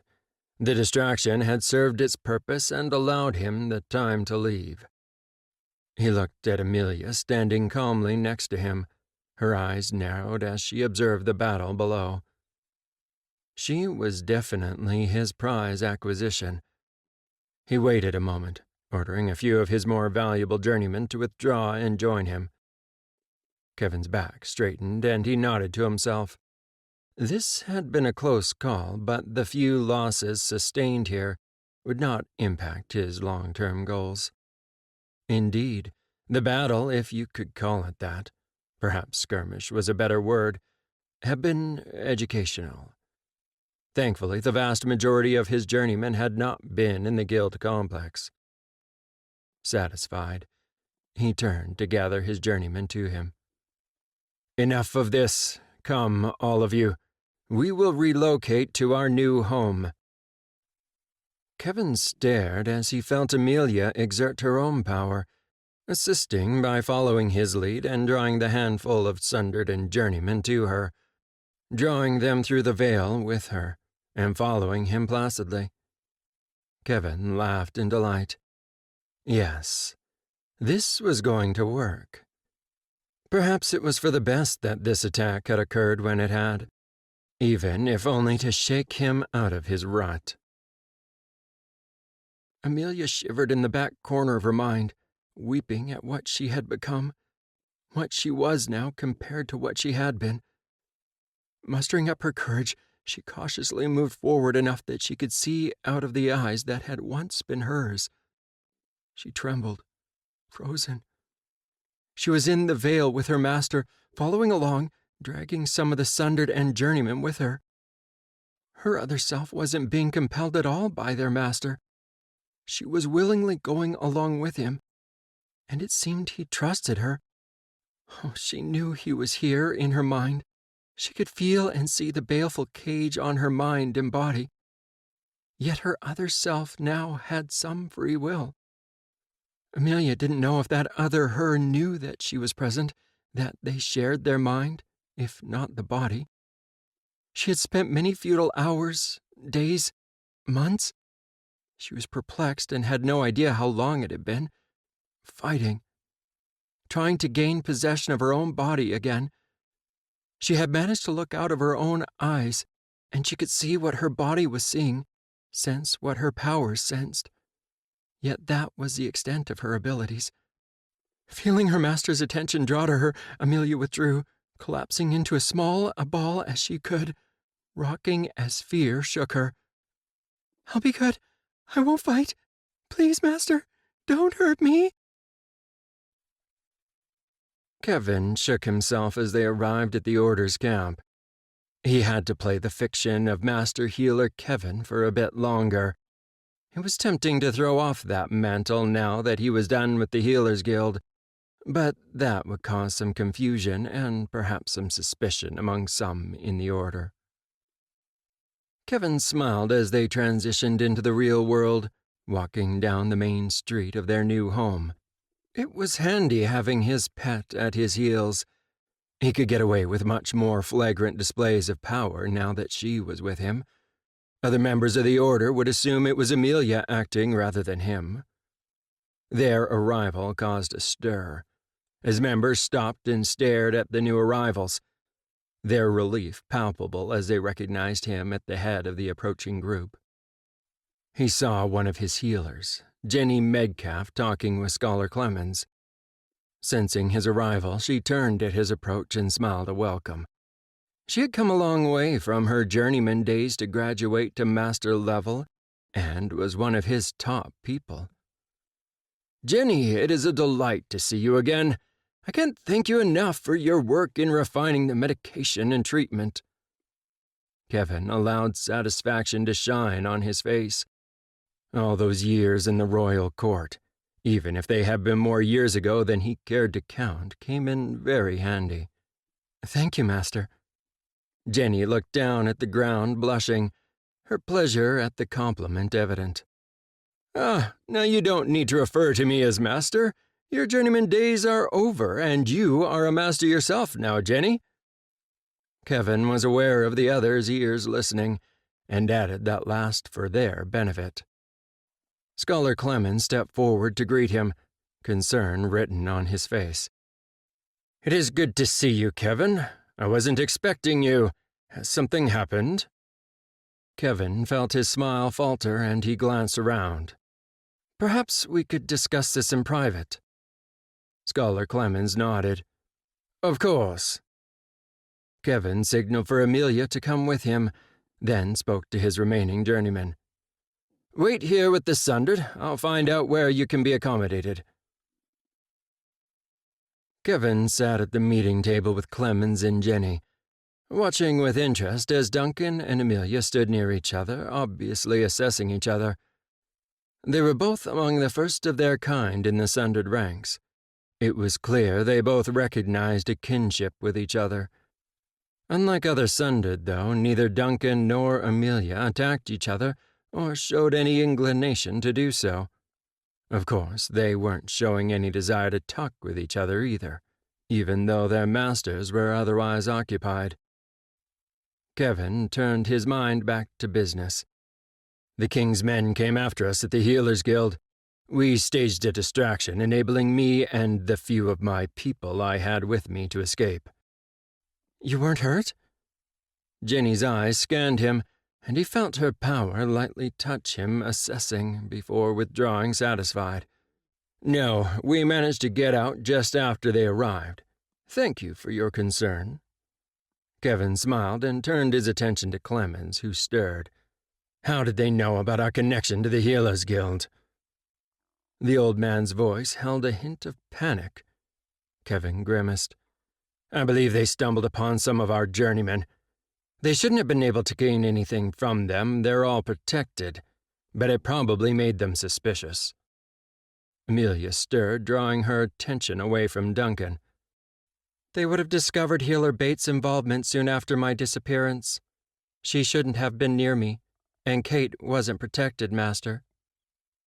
Amelia's voice was flat, without a hint of emotion. Kevin swung in his chair to look at her. "Kate?" "My old maid, Master. She helped Healer Bates with me since I was a child. She made sure I had my medication even when Healer Bates couldn't be present." Amelia settled back against the wall. "It seems our adversaries are aware of us now. I propose we take action." Kevin smiled, his eyes glinting with anticipation. Chapter 54. Fourth's Council. Shifting to the training grounds of the elite, Kyle traded glances with Jess, knowing they both had the same concern. Alex had shut down since he'd seen the images of Amelia from the corrupted healer's mind, seeing that she was the one that they feared. Kyle knew that he'd have to deal with his own feelings about his little sister. He felt himself stumble over the label. Little sister. He realized that Amelia wasn't the person he'd thought he knew. She hadn't been since shortly after the palace had become his permanent home as a child. He had been safe here in the palace, treated by Aaron and his people, while his sister had come under the influence of a healer under the sway of the Order. The problem was he didn't think Alex realized the full implication about Amelia. He was still under the illusion that what he'd shared with her had been real. Alex may have come to the conclusion that those moments with Amelia was infatuation, yet he had no doubt his friend wrongly assumed guilt, that he felt responsible for what had happened to Amelia. Kyle pushed down the darkness that welled up in his own mind. He knew from personal experience that it wasn't. Simon wanted Alex. He'd tried and nearly succeeded in capturing his friend through the shell that had once been his sister. The problem was, he knew that Alex still wasn't seeing any of this clearly. He glanced at the men who carried Ryan on a stretcher. "See he gets taken to the healer's wing and receives treatment from Jocelyn. We'll check in later when the king has been briefed." Kyle fell into step with Alex and Jess as they continued across the grounds and out the doors, not waiting for acknowledgement from the guards. Alex walked into the complex of the Fourth, into the private lounging area, and slumped into one of the chairs, his mind whirling with everything they'd learned. The sheer scope of the plot, the people killed and driven mad since before the Sundered War, was sickening. And then there was Amelia.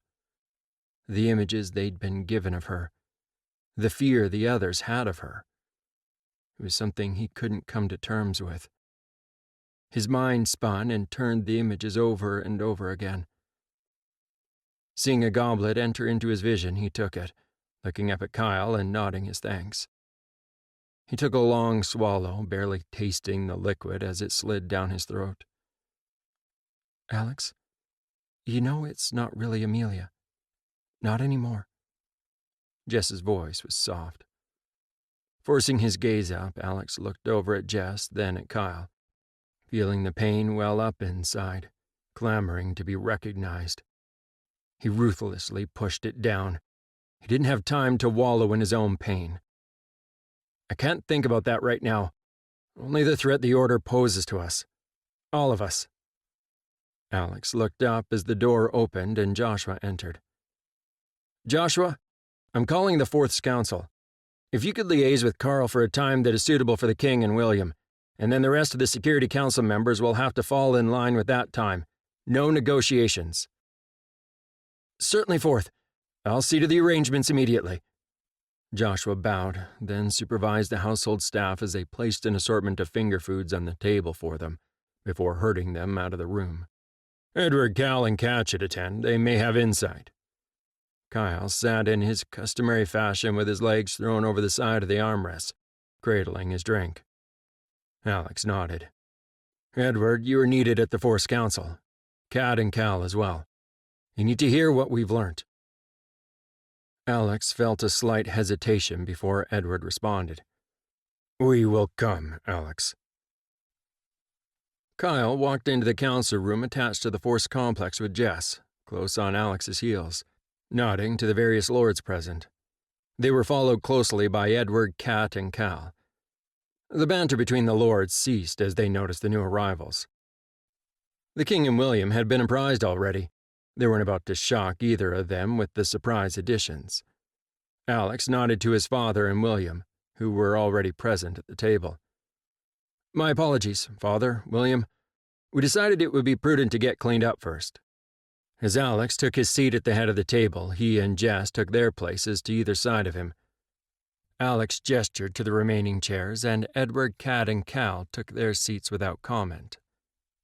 You called this meeting, Alex. Surely you could have waited, Lord Castler grumped. Kyle didn't miss it as Alex stiffened at Kessler's comment. His friend's eyes flicked up, staring at the Lord. Our men were set upon by attackers, Lord Kessler. Battles are messy business, and our appearance may have shocked the finer sensibilities of some at this table. Kyle's tone was cold. Kyle smiled as the Lord paled and stammered an apology, noting that most of those present, except for the King, William, and his father, looked shocked at the information. Kyle settled back as Alex started to bring the council up to speed, taking turns with Jess, interjecting information. They started with a brief explanation regarding the kin and the identity of Ed, Cal, and Kat. Several of the lords looked like they'd been smacked on the back of the head, while others looked incredulous. Without waiting, they continued with their discovery of the toxin after the kidnapping, Amelia's disappearance, the investigation of the Order's stronghold, and the tie they had identified with the Healers Guild. Kyle paused, thanking the servant for topping up his drink before taking a sip. After a stunned silence, the clamor of raised voices from the lords replaced the shocked silence that had held for a split second after he'd stopped talking. Kyle held up his hand, and, much to his astonishment, got the silence he wanted. Please, my lords, let us finish. There is more. The king tasked us with following up and investigating the Healers Guild, which we did. The three of them continued the briefing, starting with their arrival at the Healers Guild.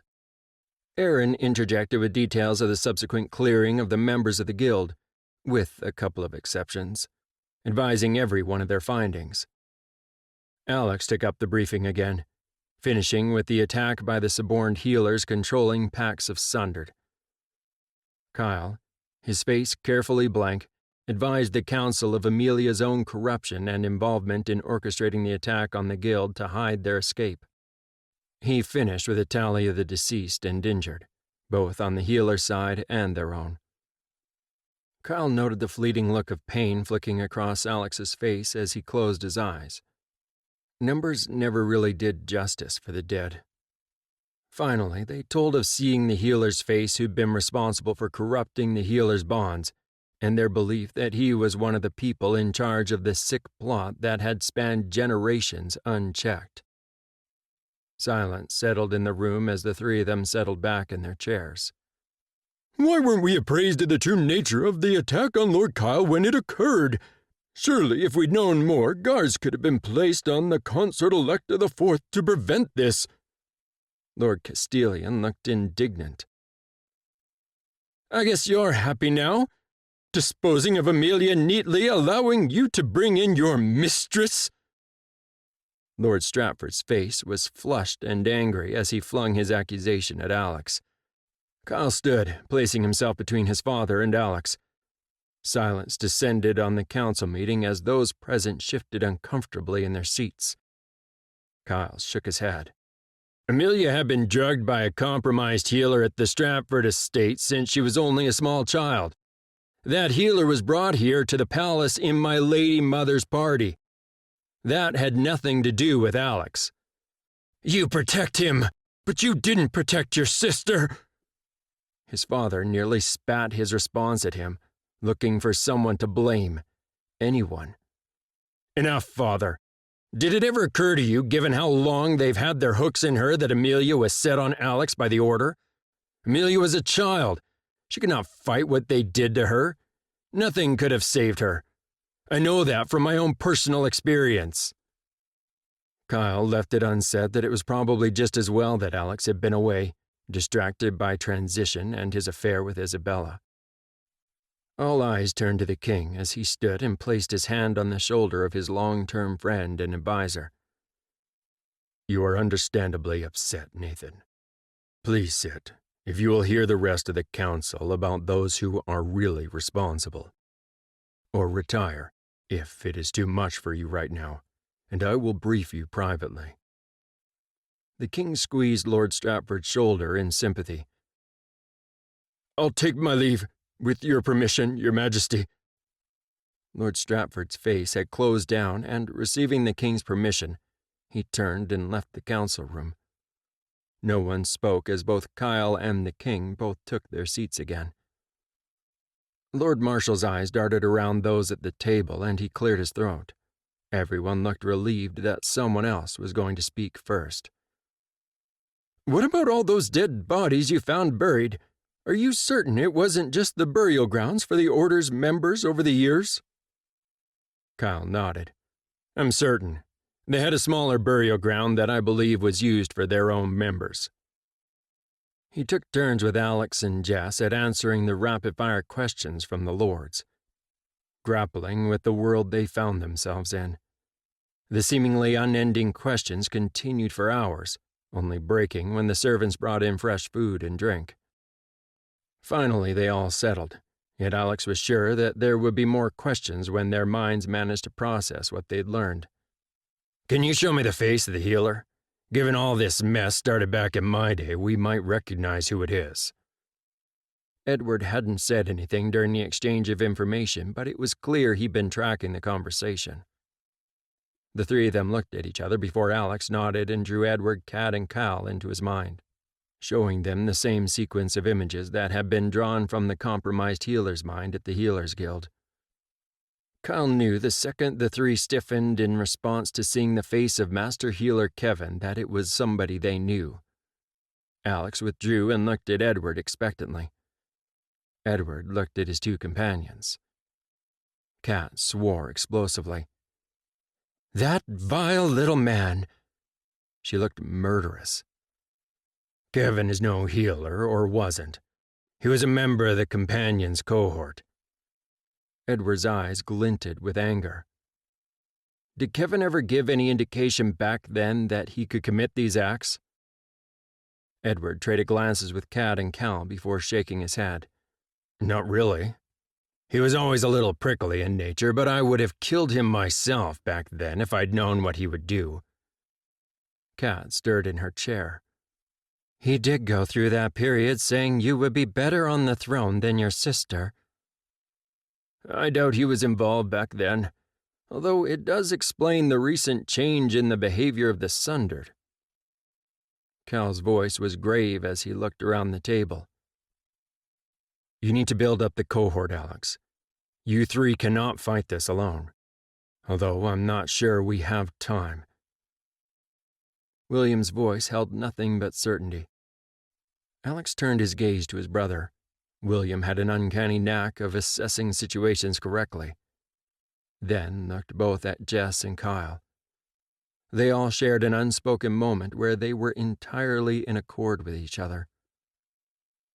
"We will do what we must, William." Alex glanced over to Edward, seeing his uncle exchange glances with Cal and Kat before they all looked at him and nodded. All of them knew that the three of them could not counteract an army of Sundered. "We need to find out where the members of the Order have gone. They must be holed up somewhere." Jess nodded. "We can start checking, starting with the places that report attacks by the Sundered." Alex traded looks with his friends, then looked at the king. "At least one of us will remain here in the palace, Your Majesty." "I agree. With this new capability, both of you will be a target." Kyle frowned and looked at Alex. "You should stay here, Alex, and leave the search to us. Between Jess and me, with help from Meg, Kat, and Cal, we'll coordinate and get it done." "They could be anywhere, but it makes sense to start here and expand out." Jess shrugged. "Are we sure of this interpretation of what happened at the Healers Guild?" Lord Castler's querulous voice interrupted the conversation, causing everyone to look at him. William's eyes narrowed. "What makes you say that, Lord Castler?"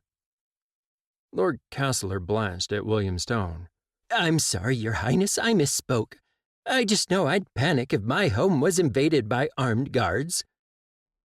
The silence at the council was deafening as everyone looked at Lord Castler, astonishment being the overwhelming response. Alex shook his head and threw a disgusted look at Castler. He took a calming breath and looked around at those present, clearly choosing to ignore Lord Castler. "You know the information we had to brief you on, my lords. Thank you for responding so promptly." The king stirred as the various lords and ladies that made up the council stood at the dismissal and made their way to the exit. "I'd like a word with all of you in private before we all break up." The king pinned Alex with his gaze before raking it across the 6 of them, finally resting on William. He waved for the counselors who paused at the doorway to leave the room. Alex waited until the door closed before turning his regard back to his father. "What is it, father?" "Tell me about Joanna." The king's voice was firm. "William briefed me that she is alive, one of the kin, but not, well."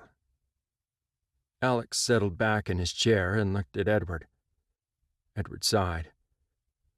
"When going through transition, some become what we used to refer to as the broken. Some recover remarkably well, some do not. We've never been able to pinpoint why." Kat looked sad. Those who transition suddenly and unexpectedly tend to suffer more. The abrupt increase to power, as happened with Joanna when she was attacked, forcing her from human to kin, is rare, but it happens. That, added to the shock of the circumstances surrounding the attack, and waking up in her own tomb. Edward looked sad. "Well, Your Majesty, she has her good days, many of them, but at other times she becomes unbalanced and irrational." Cal looked earnestly at the king. "We try to minimize any harm she might do to herself or others during those times. She is kin, though, and we sometimes lose track of her. That is how she managed to bind Kyle." Kyle shuddered at the memory. "When Joanna's unwell, she can be a little scary." "As all the broken can be." Edward looked at him gravely. "Will she ever heal?" The king picked up his glass before noting it as empty and placing it back on the table. Alex absently reached for the pitcher and refilled his father's glass before topping up his own. Edward shrugged. "I wish I could tell you with any certainty, Your Majesty." William bowed his head, a pained expression on his face, and Alex was aware that his own expression wasn't much better. He still wasn't sure at all what he thought about his mother. As if playing dead for all these years wasn't bad enough, binding his friend and then forcing Kyle to stab and try to kill him was a hard hurdle to get over. The reasonable part of his mind insisted on pointing out that when she spiraled down into a maze of madness, it wasn't really her fault. If he was honest, there were times he didn't think he was much better, although that was an observation that he kept to himself. The king looked troubled. "Would she be better off here under the care of the healers?" Alex swung around to stare at his father. "No, definitely not. The healers would not be able to contain her. She may have had very little power as a human, and was birthed into being kin through trauma, but she is strong enough that I warrant she can burn through anything the healers might do." Kyle paled at the thought. "I agree, Your Majesty. I don't even want to think what Joanna would do on one of her bad days if she perceived the healers as being a threat." "Perhaps an invitation to visit. She is settled in my estate and doesn't want for much." Edward grinned at Kyle's startled look. "Past is past, no matter how painful some of it was. This has always been her home. I will have rooms made up and set aside for her in the royal wing, and for the 3 of you as well." The king stood, walking to the exit and pausing as it swept open for him. "Keep me apprised, please." Alex buried his face in his hands for a moment before looking back at his friends and brother. "Well, he's taken the news about Mother better than me." Alex still couldn't reconcile all those years of thinking she was dead. William laughed. "You and me both, Alex." William stood and followed their father out of the room. Chapter 55. Companion's Cohort, Reborn. Alex grinned at Kyle and Jess, flipping his blade in salute as they separated and then sliding his sword into its scabbard. The pair grinned at him and followed suit. They'd all hit the training grounds, relaxing back easily into familiar patterns. The three of them had taken turns in showing each other what they'd learned, specifically with regards to incorporating the veil into their fighting technique. It was a slow and methodical process, refining their fighting styles and abilities. Alex sighed, his mind returning to mull over William's assertion that they needed to build and reform the companions' cohort. Then he grinned and glanced at Jess and Kyle. "So, how do you propose we reform the cohort?" Alex kept his tone bland as they both spluttered. Jess looked mildly alarmed at the thought. "Us? Don't you mean you, Alex?" "Well, I thought so at first, but this is the companions' cohort, so it traditionally comes under your command." Alex felt a small glow of pleasure at neatly sidestepping that particular problem William had saddled them all with. Kyle swore. "How does your brother propose we do that? There are not exactly many candidates we can draw from today, unlike in Edward's day." Alex shrugged. His brother knew very well the problems they would face, but expected them to get it done anyway. Not that he could fault William's request. "What about the lad? I don't think there's any doubt that he will go through transition after that display at the Healers Guild." Jess went straight to practicalities, as always. Alex turned his head and gestured to Marcus, who stepped forward. "You've seen more of Ryan than I have, Marcus. What do you think of him?" Alex accepted a goblet of water from one of the junior guards, nodding his thanks. Marcus shook his head. "His blade work is appalling. He's never had any training before he came here. With intense training, we might be able to get him to the point of not stabbing himself."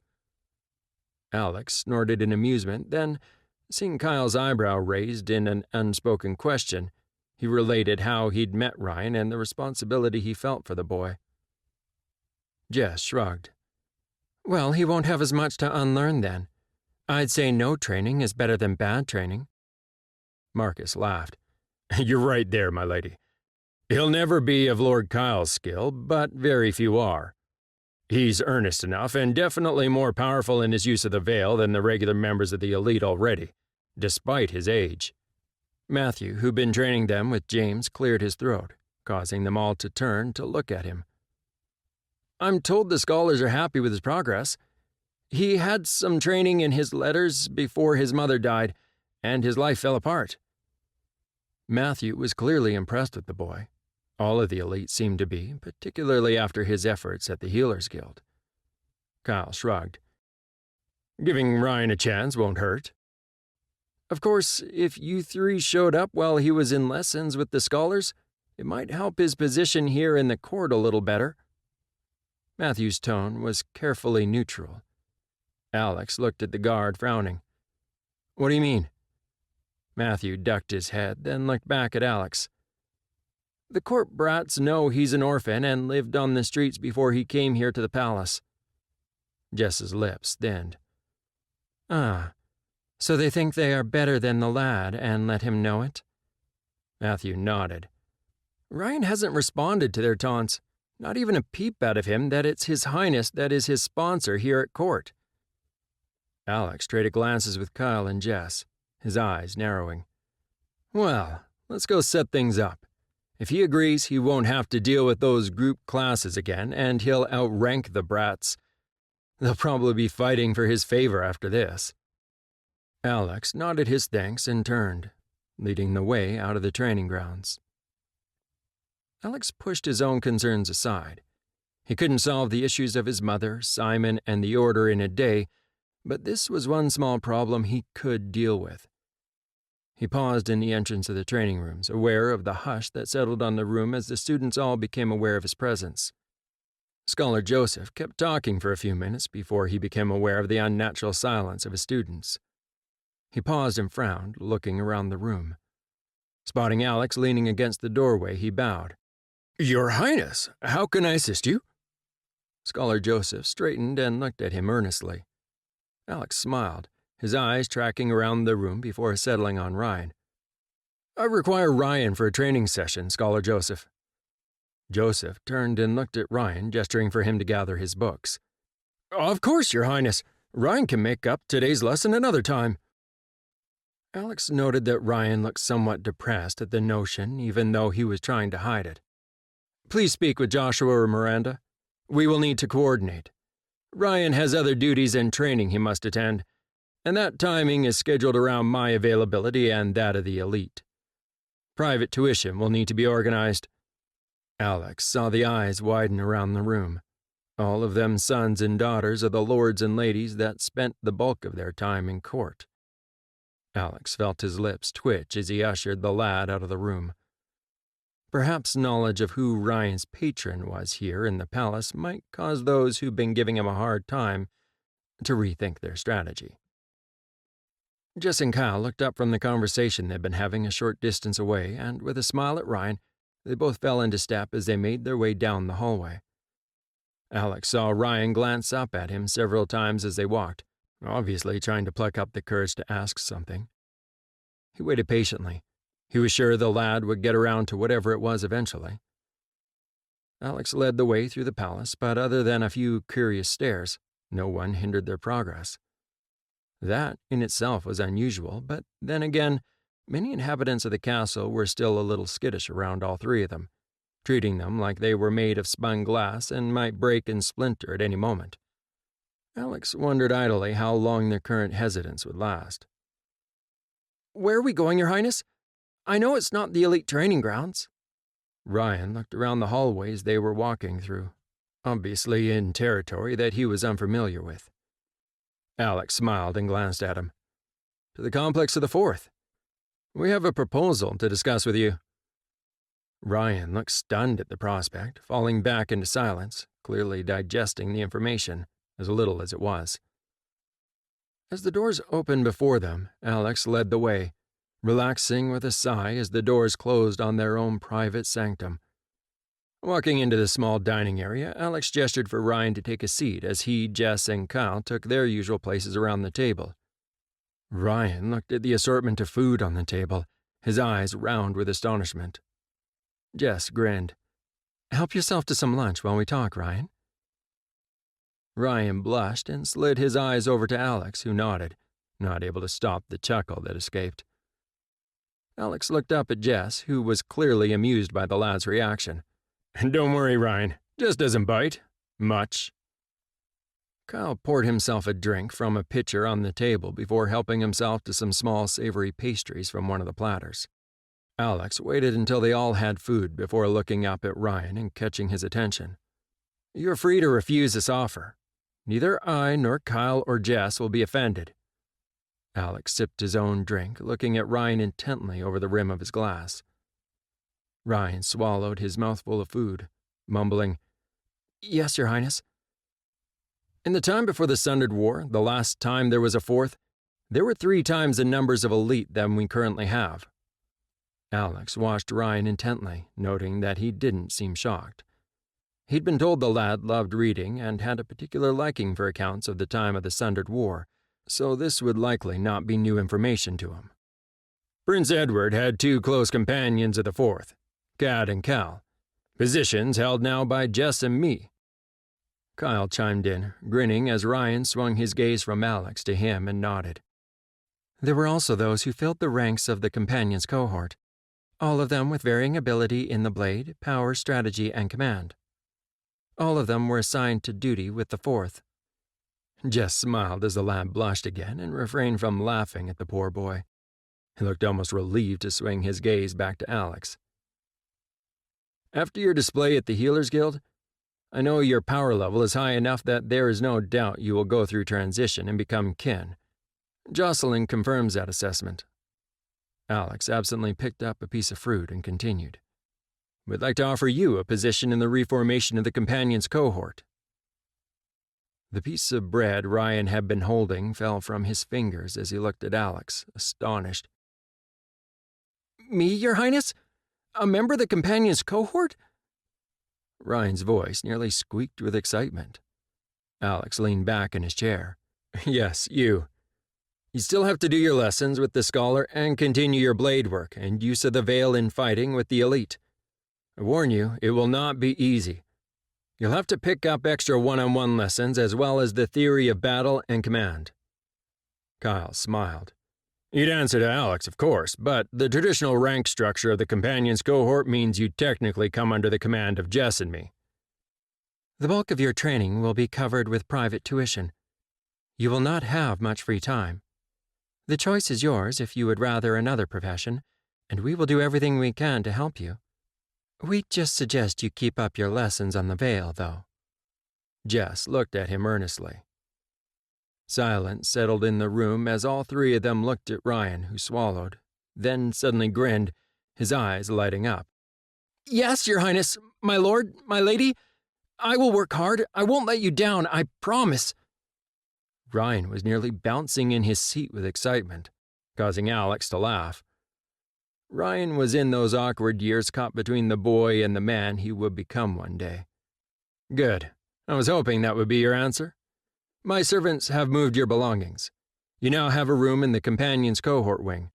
Joshua and Miranda will see to your outfitting. Feel free to spend the rest of the day getting used to your new surroundings. You're free to have your meals here in the complex, of course. We have our own kitchen staff. Or, when you're suitably attired, you can join the court for meals. It's entirely up to you, unless we are all being official. Thank you, Your Highness. Ryan's happiness was contagious, causing all of them to grin. Joshua appeared in the room promptly when summoned, bowing to Alex. Joshua, if you and Miranda can see to Ryan as we discussed, he'll be joining our household. Alex stood and nodded to Ryan. Take your time, Ryan. Joshua will show you to your rooms when you're ready. I'm sorry, but the three of us have a meeting we must attend. Alex hummed to himself as he walked from the room, leaving the astonished boy behind to marvel at his change in fortune. Chapter 56. Infiltration. Lord Castler paced in the parlor of his own house in town, impatient to get this meeting over with. He'd been doing his best to navigate the dangerous waters of the royal court in the current environment. It seemed increasingly hard of late, ever since Prince Daniel's untimely death. He tried to insert some sense into the discussion, but was at a loss and appalled that the prince's death was shrugged off by everyone, including the crown prince. He sighed. It was so hard to do his duty as a lord of the realm. As a member of one of the great families, he owed it to the people of Vallantia to protect them. As much as he hated to admit it, the crown was not taking action to deal with the threat posed by those with power, all because the king's youngest son was one of them, one of the tainted. He should have been put out of his misery at birth to avert the risk he posed to everyone. Hearing the doors open, Lord Kessler turned to see his cousin Eric Jansen enter the room. Well, the man really wasn't a cousin. His uncle had enjoyed bedding the servants, and one of the maids hadn't taken her tea and gotten pregnant.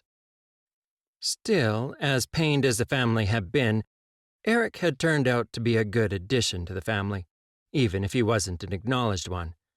Eric, it's good to see you. I'm glad you could make it. Lord Kessler smiled. My lord, I can't stay away for long, I'll be missed, but I came as soon as I could. Eric bowed. Lord Kessler smiled. Eric had won a position as commander of the King's Guard. It was disappointing he didn't make it into the elite, but the King's Guard placed him well. So, what progress do you have for me? Lord Kessler knew that Eric must have had some success since he'd learned that the King's Guard had accompanied the elite on their raid to the Healers' Guild. The elite accepted my proposal, my lord. A grin spread slowly on Eric's lips. You have people on their details? Lord Kessler could hardly believe their luck. Not quite, my lord, but I'm working on it. I have some of our people on the security details with the elite. We are monitoring their movements with greater ease now, so I can feed you more regular and accurate reports. Eric's eyes shone with pride. Lord Kessler laughed in delight. Well done, Eric. The elite have always been a secretive entity. They have rarely allowed outsiders to join their ranks before. I'll keep working on angles to insinuate us further into their ranks. I must go, my lord, but I'll keep you updated. Eric bowed and retreated from the room. Lord Kessler smiled, a feeling of contentment and victory washing over him.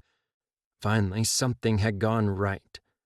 They now had eyes and ears within the elite, within the royal wing, and the complex of the Fourth. Chapter 57.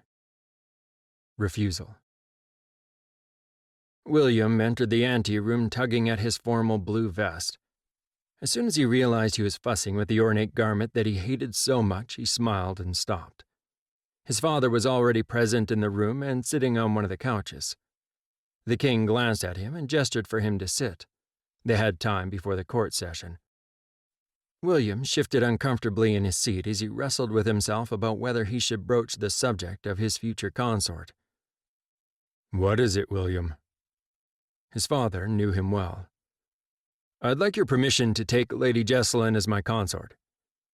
William looked down at the table, not wanting to look at his father's face and see the denial.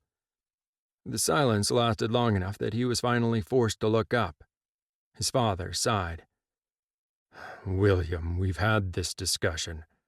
I thought you'd grown out of that fantasy. Have you even spoken to Jess about this?" His father looked at him, exasperated. William squirmed uncomfortably. "No, I thought I'd seek approval first. There isn't any point in pursuing this if you won't give approval. I thought it was worth asking again, since I know there are no negotiations ongoing to arrange a consort." "The discussions regarding the contracts with the Heights Protectorate over a union between your sister and the son of the High Speaker have been stalled because of the mess with the Order, but I expect they will be finalized shortly." His father looked at him intently. William smiled bitterly. He knew his father was getting him to think about matters of state to divert him. "I know. I've represented you on some of those negotiations. Elizabeth seems content about the arrangements, at least when we've discussed them." William ducked his head. Duty. It was always duty that bound them all. "I've been in discussions with Solana. I have given approval for them to pay a state visit." His father paused, looking at him. William looked up sharply. "Solana? Why are they coming?" "I've been in communication with the Emperor, and he proposed I consider his daughter to be your consort. Negotiations between us have gone well." William felt like the world had dropped from beneath him. He closed his eyes and breathed. The prospect of a consort being foisted onto him that he didn't know or want nearly sent him into a panic. William knew he was being childish. He could admit it, even if it was only to himself. Even Jess would tell him he was being foolish. "Is it so wrong for me to want something for myself?" William's voice was soft. He finally opened his eyes to look at his father. Instead of the condemnation he expected to see, he saw understanding. "No, it isn't. You take the moments you have and hold them to you for as long as you can." His father sighed. "William, think. Jess has transitioned. She is not only kin, but from the advice I have received, elder." William felt himself stiffen. "She is. But she isn't a risk. She's transitioned well, learning control." An irritated expression flashed across his father's face, and he raised his hand. "That isn't what I meant. Edward was born in the time of the Sundered War. He still looks like the portrait of him hanging in the gallery." William looked at his father and shook his head. He knew his father was making a point but couldn't understand what it was. "Father, what?" "Jess will potentially live for a very long time. Do you really want to tie her to you? To force her to watch you to grow old and die while she stays young, just as she is now?"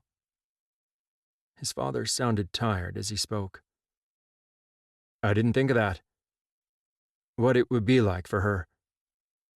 William felt the color drain out of his face. "Is that why you didn't object to Alex's affair with Isabella?" His father nodded, his gaze steady. "I didn't think you'd thought this through. In the long term, Alex's connection to someone who is arguably one of the rulers of Illyrith is a potential benefit." He smiled sadly. "By all means, continue to indulge yourself if Jess is willing. Get this out of your system. You have some time." "You knew?" William's eyes narrowed. "That you've recently reignited your liaison with Jess? That she has been spending nights on and off with you since she reappeared? Of course I know.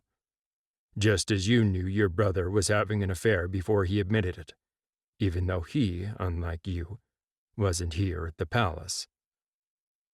His father's expression was bland, and his tone chiding, like he was lecturing a child. William groaned. "Is it all over the court?" He'd never really had much sympathy for Alex when his indiscretions ended up the talk of the court. That didn't mean he wanted them all gossiping about him. "Not yet.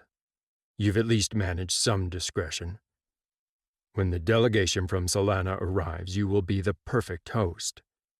All going well, the daughter of the Emperor will be your consort after negotiations are finalized." "She'll be coming here with the negotiation team?" William swallowed, trying to push down his panic. That meant negotiations had been ongoing between his father and Solana's emperor for some time without his knowledge. It meant plans had almost been finalized. "Your future consort's name is Rosalind, and she will be confirmed as your Consort Elect soon after arrival. We'll settle this issue with the Order, then finalize Elizabeth's arrangements first. You have some months to get used to the idea." There was a finality in his father's tone, or rather the king's tone.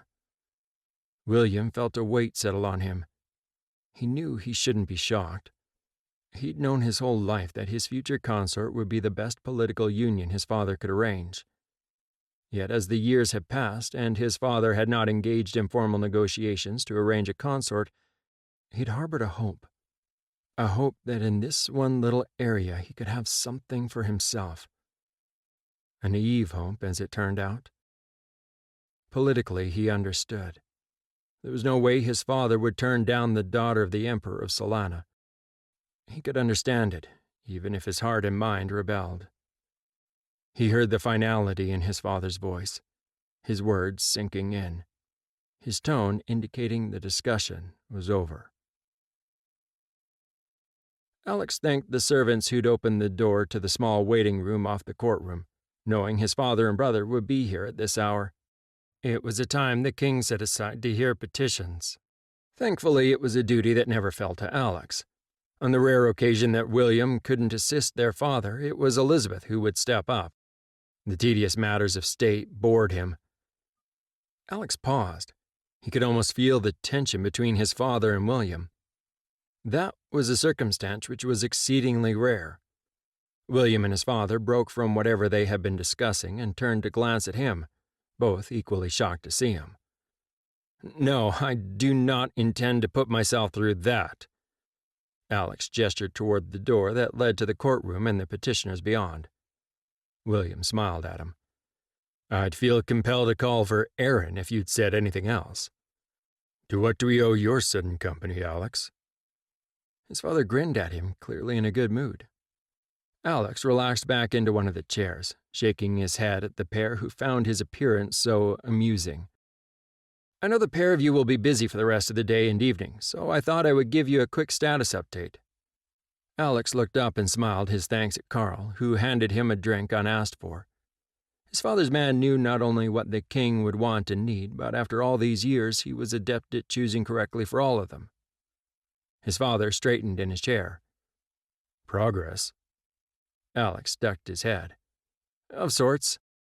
The companion's cohort has one new addition. It will take some time to fill up the ranks. Those with a potential to become kin are few and far between these days." William looked at him, his interest sparked. "Whom did you find? The young man you find yourself responsible for?" Alex nodded. "Ryan. He's young, and it will be years yet before he goes through transition, but he has more power already than most of the elite, or most that I've met outside Jess, Kyle, and myself. Other than our not-so-departed ancestors as well, I take it." The king's tone was bland. Alex grinned. "Yes, outside of them, too." William's lips twitched. He's old enough that he doesn't need a nanny, but there should be someone who can help with the lad. We'll find a couple of people for the cohort staff. That duty shouldn't be foisted onto Joshua and Miranda." Alex shrugged. "Well, the cohort is only Ryan right now, and he'll be regarded as a man in the next year, but I'm sure my household staff would appreciate it." His father nodded his approval, and Alex was confident Carl would have people assigned by tomorrow. His father's gaze sharpened.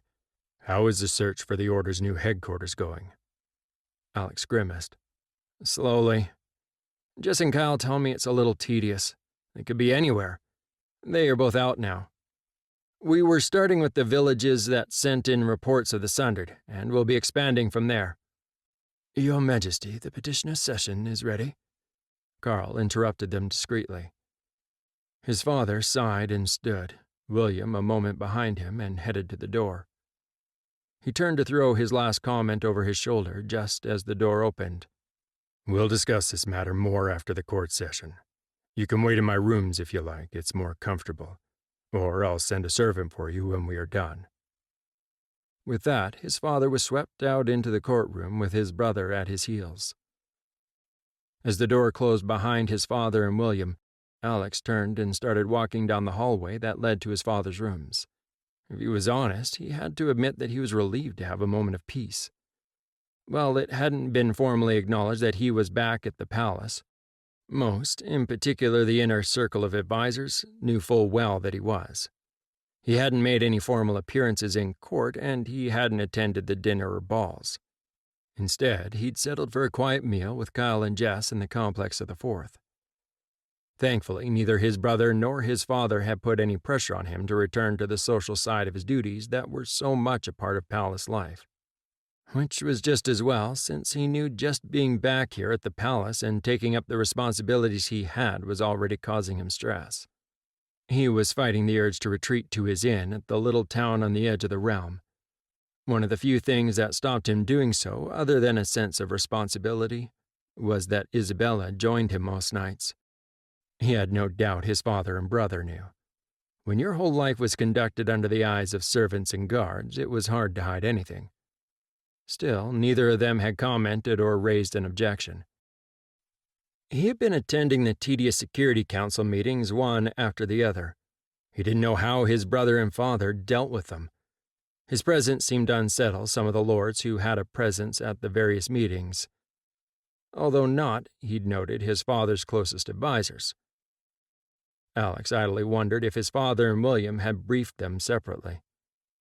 Nodding at the guards stationed at the end of the corridor as they opened the doors for him, Alex entered his father's domain. Barely pausing to consider options, Alex walked across the soft rugs on the floor and out into his father's private courtyard. Choosing one of the cushioned lounge chairs, Alex slumped back, hauling some more of the cushions behind him. He might as well make himself comfortable. Taking a deep breath, Alex closed his eyes, relaxing, allowing the veil to flow through him. It was something he'd been able to do since he was a child, that he'd somehow lost the knack for when he'd entered transition. Or at least he hadn't been able to maintain it for very long until recently. Yet when he could manage it, the simple flow of power was soothing. It always had been. He was not shaping it, setting his will on it, or trying to control it. He was simply letting the power flow through and around him as it willed, releasing the stress of trying to hold it at bay. Chapter 58. Sundered Assassin.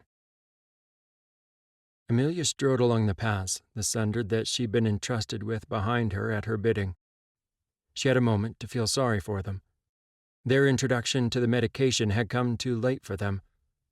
Being treated as she had, from early childhood, she was now the mistress of her own decisions.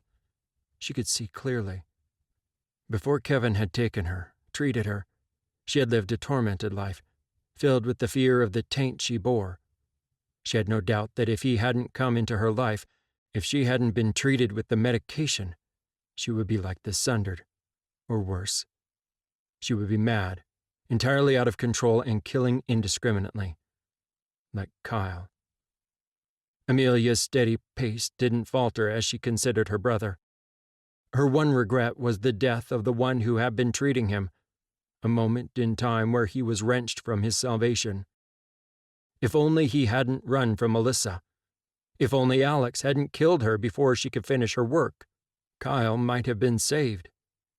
Still, if Amelia could find him and pry him away from those who held him, could medicate him again, she knew she could bring him around. Kyle would stabilize under her influence. She had been assured that he had shown excellent signs that the medication could indeed help stabilize his condition. Yet not Alex. Amelia considered Alex. Only months ago, to think of him would have caused her longing and a sense of loss. She knew now that the feelings she thought she had for Alex were not real. She did not blame her master. He had merely been trying to reach Alex, and she had been his only way to do so. Yet despite those efforts, Alex was lost. She had been told he could never be brought back. He was immune to the medication. Yet she felt her resolve harden on that score. She was determined to try to bring him back. If anyone could breach his barriers, to bring him under control, she knew it was her. Alex would trust her where he wouldn't trust others. Her master had advised her she should tread softly. The ties he'd helped her forge between her and Alex might bring him around eventually. Without the medication, though, if he realized the connection between them, he would sever the loving bonds she'd created. Amelia's flitting thoughts turned to the last of the trio, Jess. A frown creased her forehead. Jessalyn would be a problem. She had no strong attachment to the woman like she had with the other two. Jessalyn had been reserved, never letting anyone close to her except Kyle and Alex. A smile slowly parted her lips, and a chuckle escaped. That was the way to Jess. Guide Kyle back to the path of healing. Alex would come after Kyle, she knew it. Yet he loved her, and she would use that to bring Alex under control. With both of them contained, Jess would fall into line. She was sure of it. As she fought her way through the issues that she faced and came up with a plan of action, she passed through the veil at a quicker pace, eager to get to her destination. She felt Kevin's fleeting mental touch on her mind. Amelia's smile softened, and a breathy chuckle escaped her. "I'm fine, Master. You don't need to worry. I know what I need to do." After a brief hesitation, she felt calm under her master's ministrations, and then, after an assessment that evidently satisfied him, Kevin withdrew. Not that he was ever really gone from her mind. He was always there, yet now he trusted her enough that he could retreat and allow her some self-determination. The fact that he was still there in the back of her mind did reassure her. The horrors of becoming mad weren't that far back that she could totally dismiss them. He was her fail-safe, her master, whom she could trust to haul her back from madness. The master that Alex, Kyle, and Jess had never had and still needed. "I'll save you, all of you, despite yourselves." Although her mind wandered, Amelia kept a tight control of the Sundered that had been transferred to her care. They needed her guidance, her control. That wasn't their fault. Still, it took a portion of her concentration and power that she knew could be spent on other considerations. Reaching out to them, she compelled them to halt. Amelia winced, feeling several of the Sundered fight back. She would have done the same herself not that long ago. Still, it didn't stop her from ruthlessly crushing their weak attempt at rebellion. Amelia assessed the scene before her.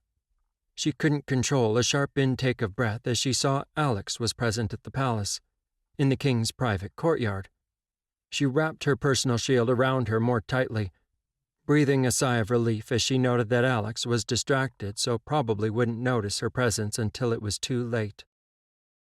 Amelia closed her eyes.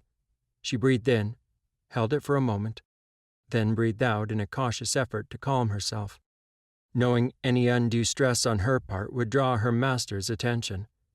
It was something she did not want right at this moment. Alex wouldn't understand what she needed to do. He would fight her, force her hand. Amelia waited there in that world between worlds, waiting to gain her composure. She knew what she needed to do, but that didn't mean that a part of her wasn't saddened at the coming conflict with Alex. She closed her eyes and took another deep, steady breath, letting it out slowly. There she paused, before opening her eyes in time with her inhalation. Her mind was calm, her purpose clear. She knew she and her sundered ones would have to be quick when the opportunity presented itself. Alex being present was a complication she didn't need right now. She wasn't ready to confront him just yet. Taking out the king and William would ensure that the tainted had no champions in this world. Killing them in the open court had been a tactical decision. The more people who observed the assassination of the king and crown prince, the faster word would fly around the realm. It would also be impossible for Elizabeth or Alex to try to hide what had happened, unlike if she murdered her victims in their sleep.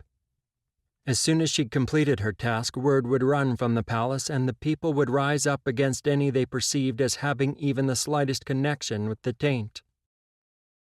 The king was respected and loved throughout Vallantia. William was adored by the people, aristocrats and commoners alike.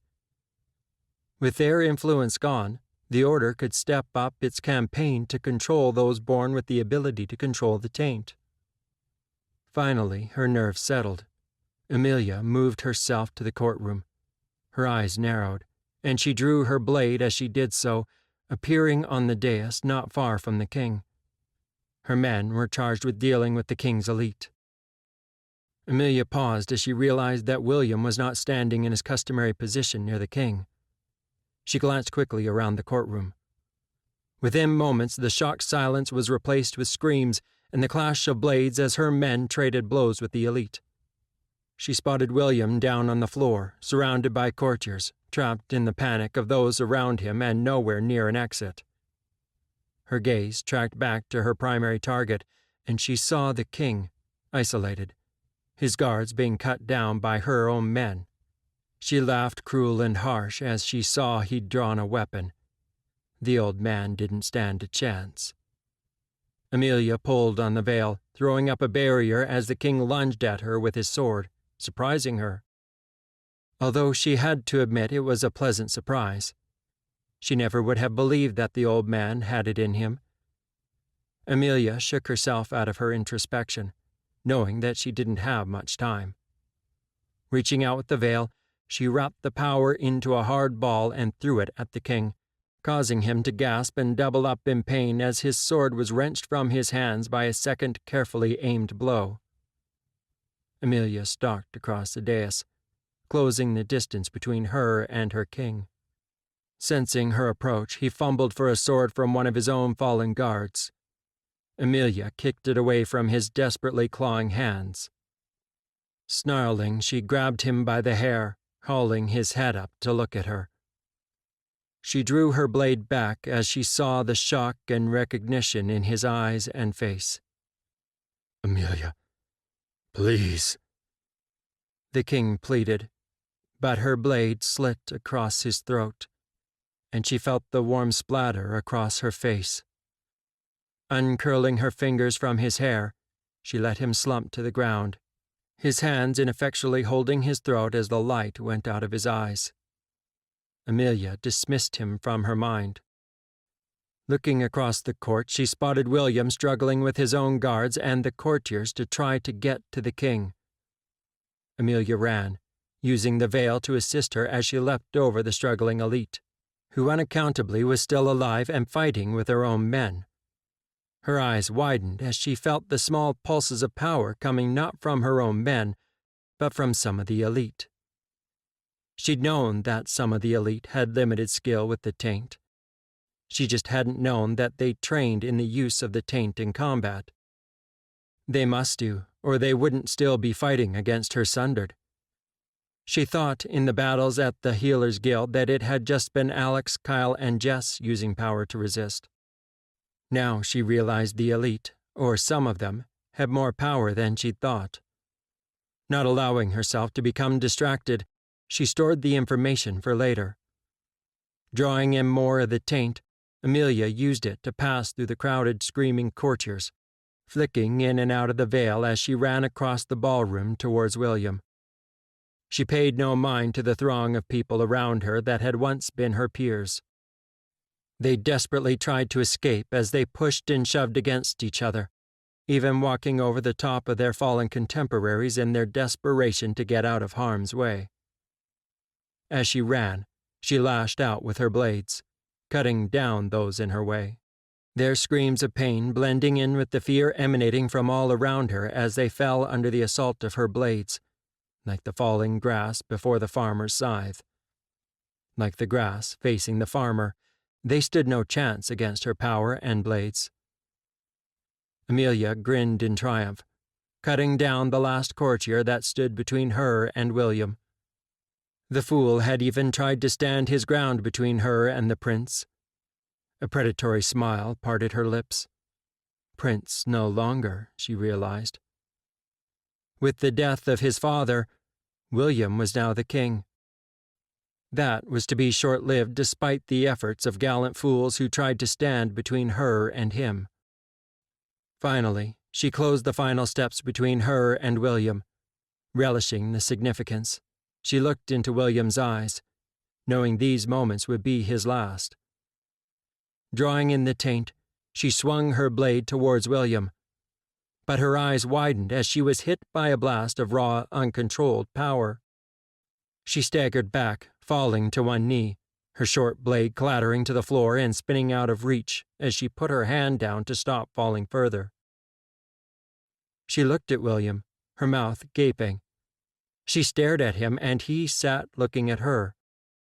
It gave her small comfort that he'd been thrown back himself and apparently had little idea of what he'd done. Amelia felt her lips pull back in something she was sure did not look like a smile as she stood, her eyes narrowing. Drawing a second blade, she lunged. Alex felt the surge of power and his eyes flashed open in shock and confusion.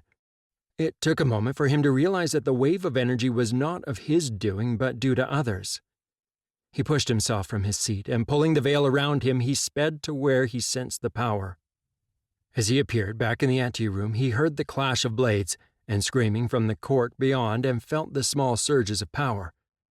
Without further thought, Alex ran for the door to the courtroom, not wanting to shift into what he had no doubt was a fight occurring in the chamber beyond.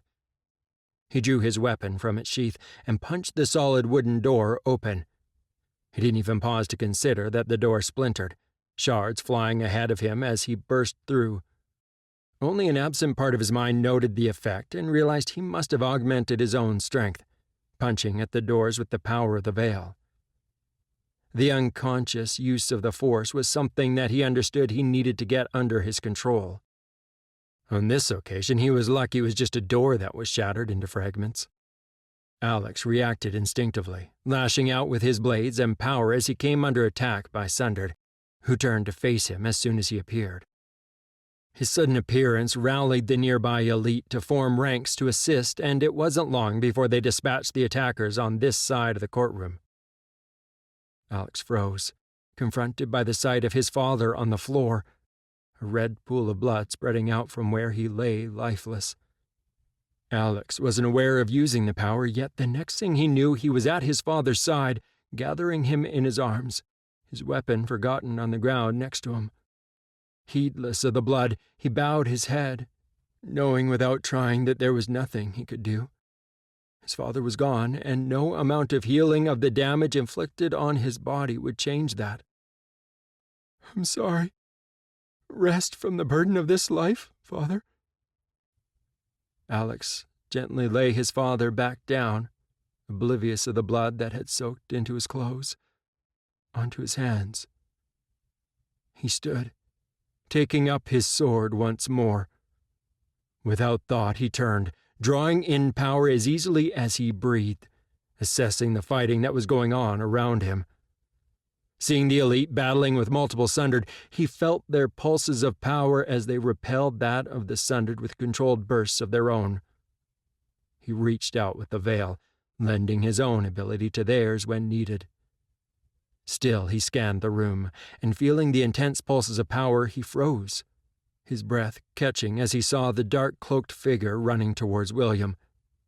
The figure that was using the veil to flicker between this world and the next, to wade their way through the crowded courtroom with the liberal use of expertly wielded blades to cut down others.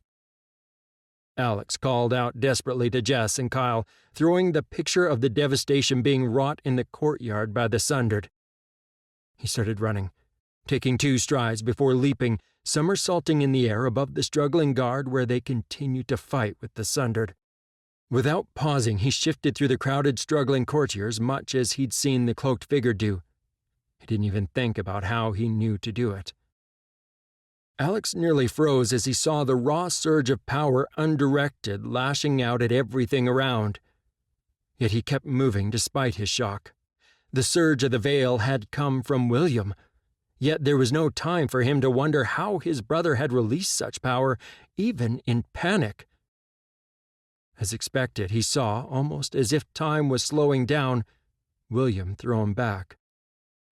Alex connected in his own mind that he usually braced himself, even if it was subconsciously, so that he didn't get thrown back by the use of force. He could see and sympathize with his brother's own confusion, even if he did swear mentally for William to get up and defend himself. Alex nearly laughed despite himself. "Get up, William! Panic later!"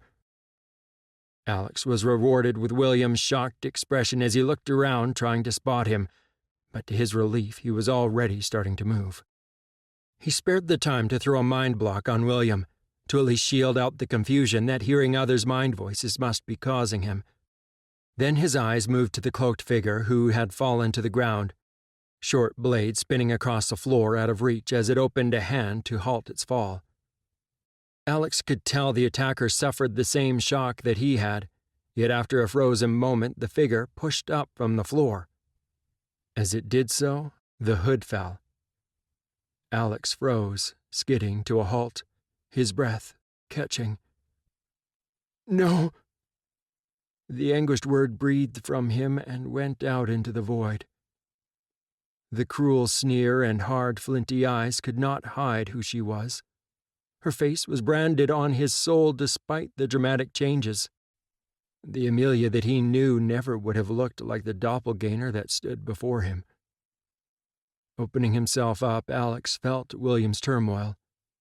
Worse, from Amelia he heard anger, hatred, determination to finish the job she'd started, the desire to kill. Unbelieving, he saw her snarl. He knew she hadn't even noticed his approach as she pushed herself up from the ground and started drawing her blade back. Alex forced himself to move, blocking out his emotion, knowing that it would cost him later on. It always did. Alex used the veil to push himself forward, his blade extending to catch and block Amelia's. "Amelia, please fight them! Don't do this!" Alex felt something break inside himself as he saw the cold nothingness, not even a hint of emotion, as she turned, recovering, and swung her blade toward his throat.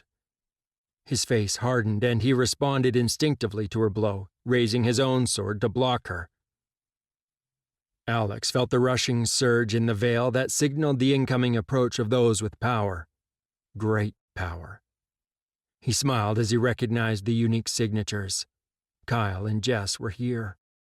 While they were still outnumbered, with 3 of them, along with the ability of the elite, even if it was limited, he was sure that they could win this battle. Alex put his mind back to the task at hand of fending off Amelia.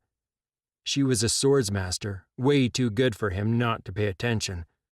Too good for him even if he was, at least if this was a training ground and they were obeying the formal rules. Although he noted absently she was not quite at Kyle's level, she had improved. That made him wonder if it was the control the Order had on her, cutting her off from emotion and all the associated distractions it could cause.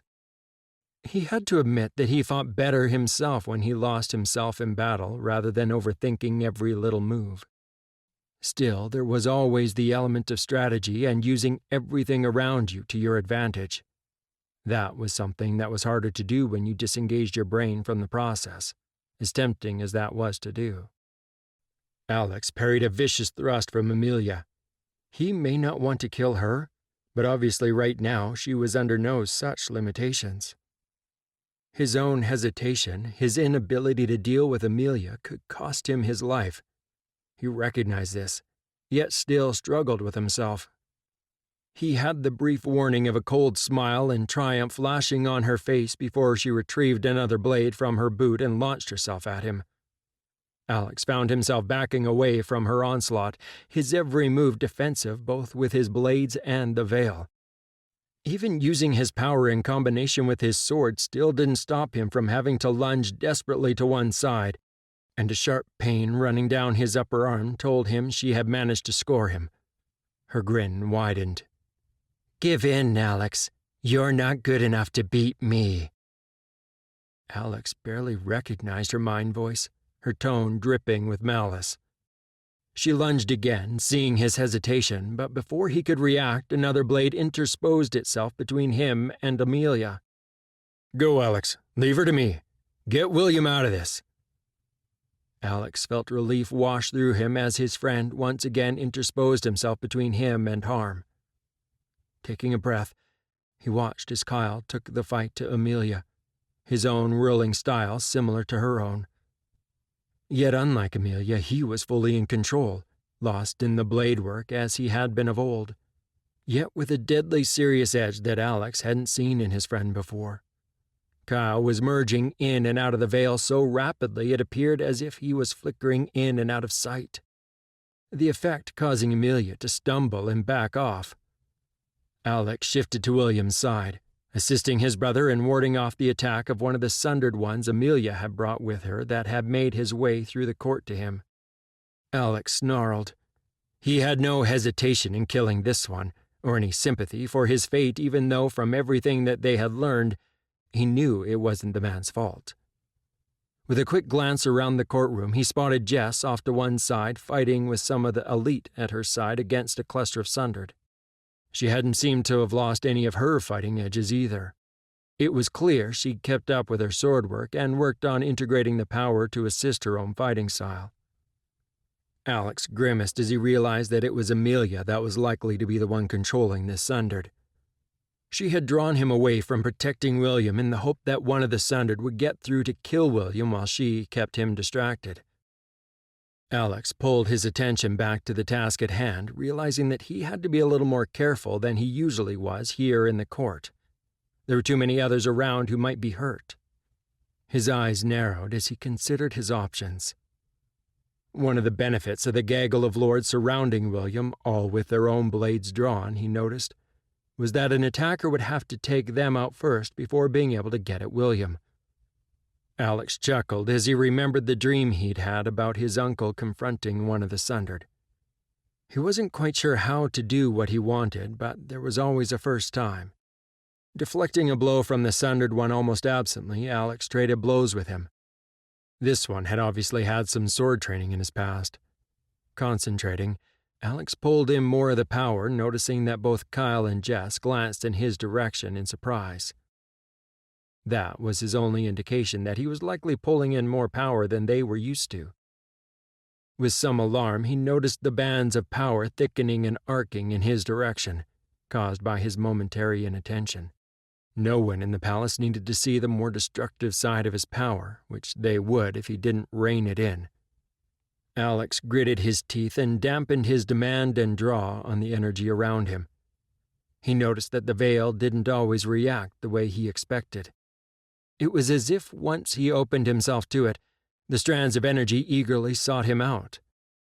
Still, this time with the others to be attracted to nearby, he saw some of the power that had been surging in his direction divert, heading to Jess, Kyle, and Amelia, and smaller strands to the elite and others in the court.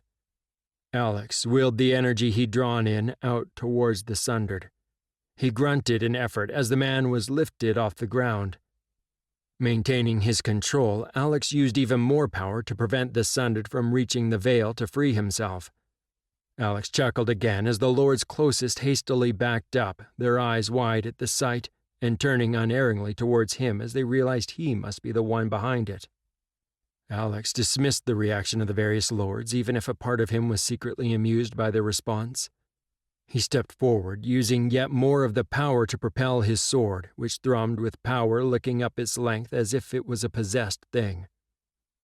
The Sundered One's own howl was abruptly cut short as Alex's blade sliced through him, extinguishing his life. Even with the taint to assist, no one could heal a body split in two, particularly when he had been cut off from access to the power in the critical moment when his blade had struck. Alex relaxed his hold on what had once been a man and let the pieces fall to the ground. Turning with a pool of silence around him, he looked for another target. He saw that Kyle and Amelia were still engaged in their deadly dance, but as Amelia saw one of her minions fall to the ground in two pieces, she stumbled back. Her moment of inattention gave Kyle the moment he needed, and he lunged. Amelia fell back, gasping as she drew in power and fled into the veil, dragging the remainder of her men with her. Amelia shrieked in denial, her mind voice echoing in her own head as she watched her other self, that self that had taken her blade and in a cool, calculated strike had killed the king. Her king, without a second thought or remorse. Yet it didn't matter how much she railed inside this little part of her mind, it made no difference to the outcome. She willingly did as her master bid. She was his devoted servant now and would go into battle at his command, his defense, even against those that she once loved. She cried in frustration as her other self fled from the battle. If only her brother or Alex had managed to kill her, then this nightmare would be over. Alex walked from the complex of the Fourth, a couple of the elite on duty falling in behind. He didn't bother telling them not to follow.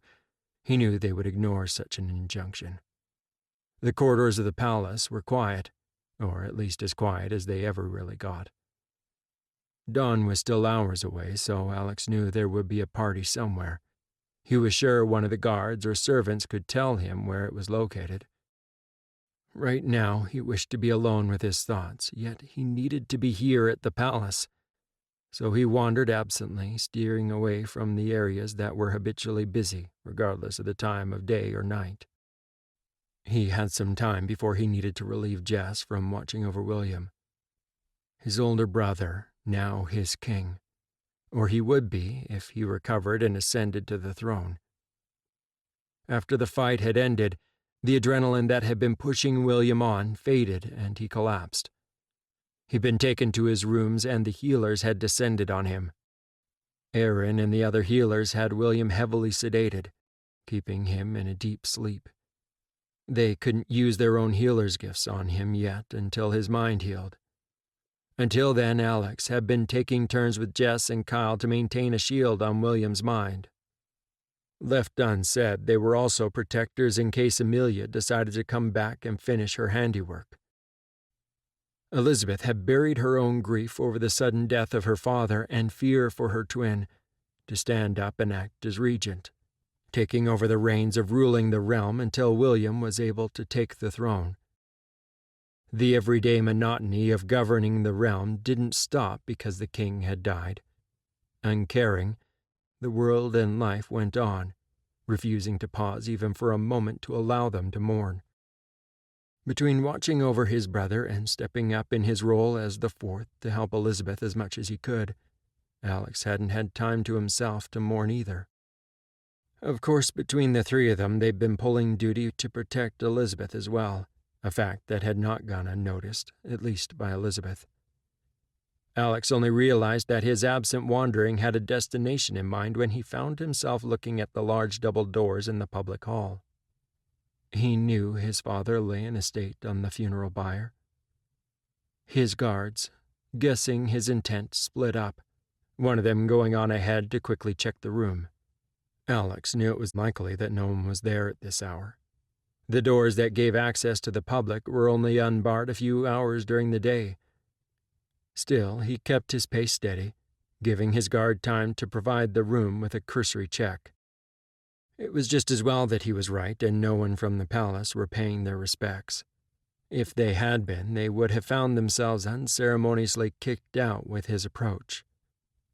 It wasn't possible for the honor guard outside the hall to stand straighter, and all of them, on an unseen signal, withdrew their swords, falling to one knee, hilt of their swords pressed against their foreheads in a display of mourning and an acknowledgement of their failure.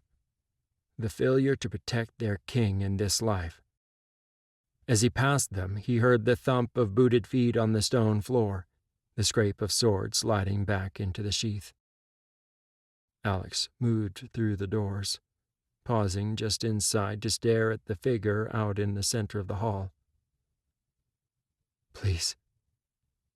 Alex's voice was soft, barely a whisper. He didn't have to say any more. His own guards halted at the entrance, and he heard them close the doors to at least give him the illusion of privacy. If anyone did come to pay their respects at this hour, the door being closed would signal that a member of the royal family was inside. It was the only time access was restricted during the period of mourning. Otherwise, the doors were always open either on the public side or the palace side, although not generally at the same time. As he drew up to his father's side, Alex felt anguish wash over him, lodging in his soul. Looking down, he noted that the high collar of his father's state robes hid the ugly slash on his throat that had ended his life. Alex reached out, resting his hand on his father's chest. He bowed his head. "I'm sorry I caused you pain, Father. I failed you." Feeling a shimmering in the veil, Alex spun, his sword half drawn, before he recognized the person who had arrived. She froze, clearly startled to see him. "Alex." Her voice was low, filled with a pain he recognized as being an echo of his own. Alex took a breath and closed the distance between them, standing close, looking down at her. Madness skirted the edges of her mind as her grief and guilt rolled over him.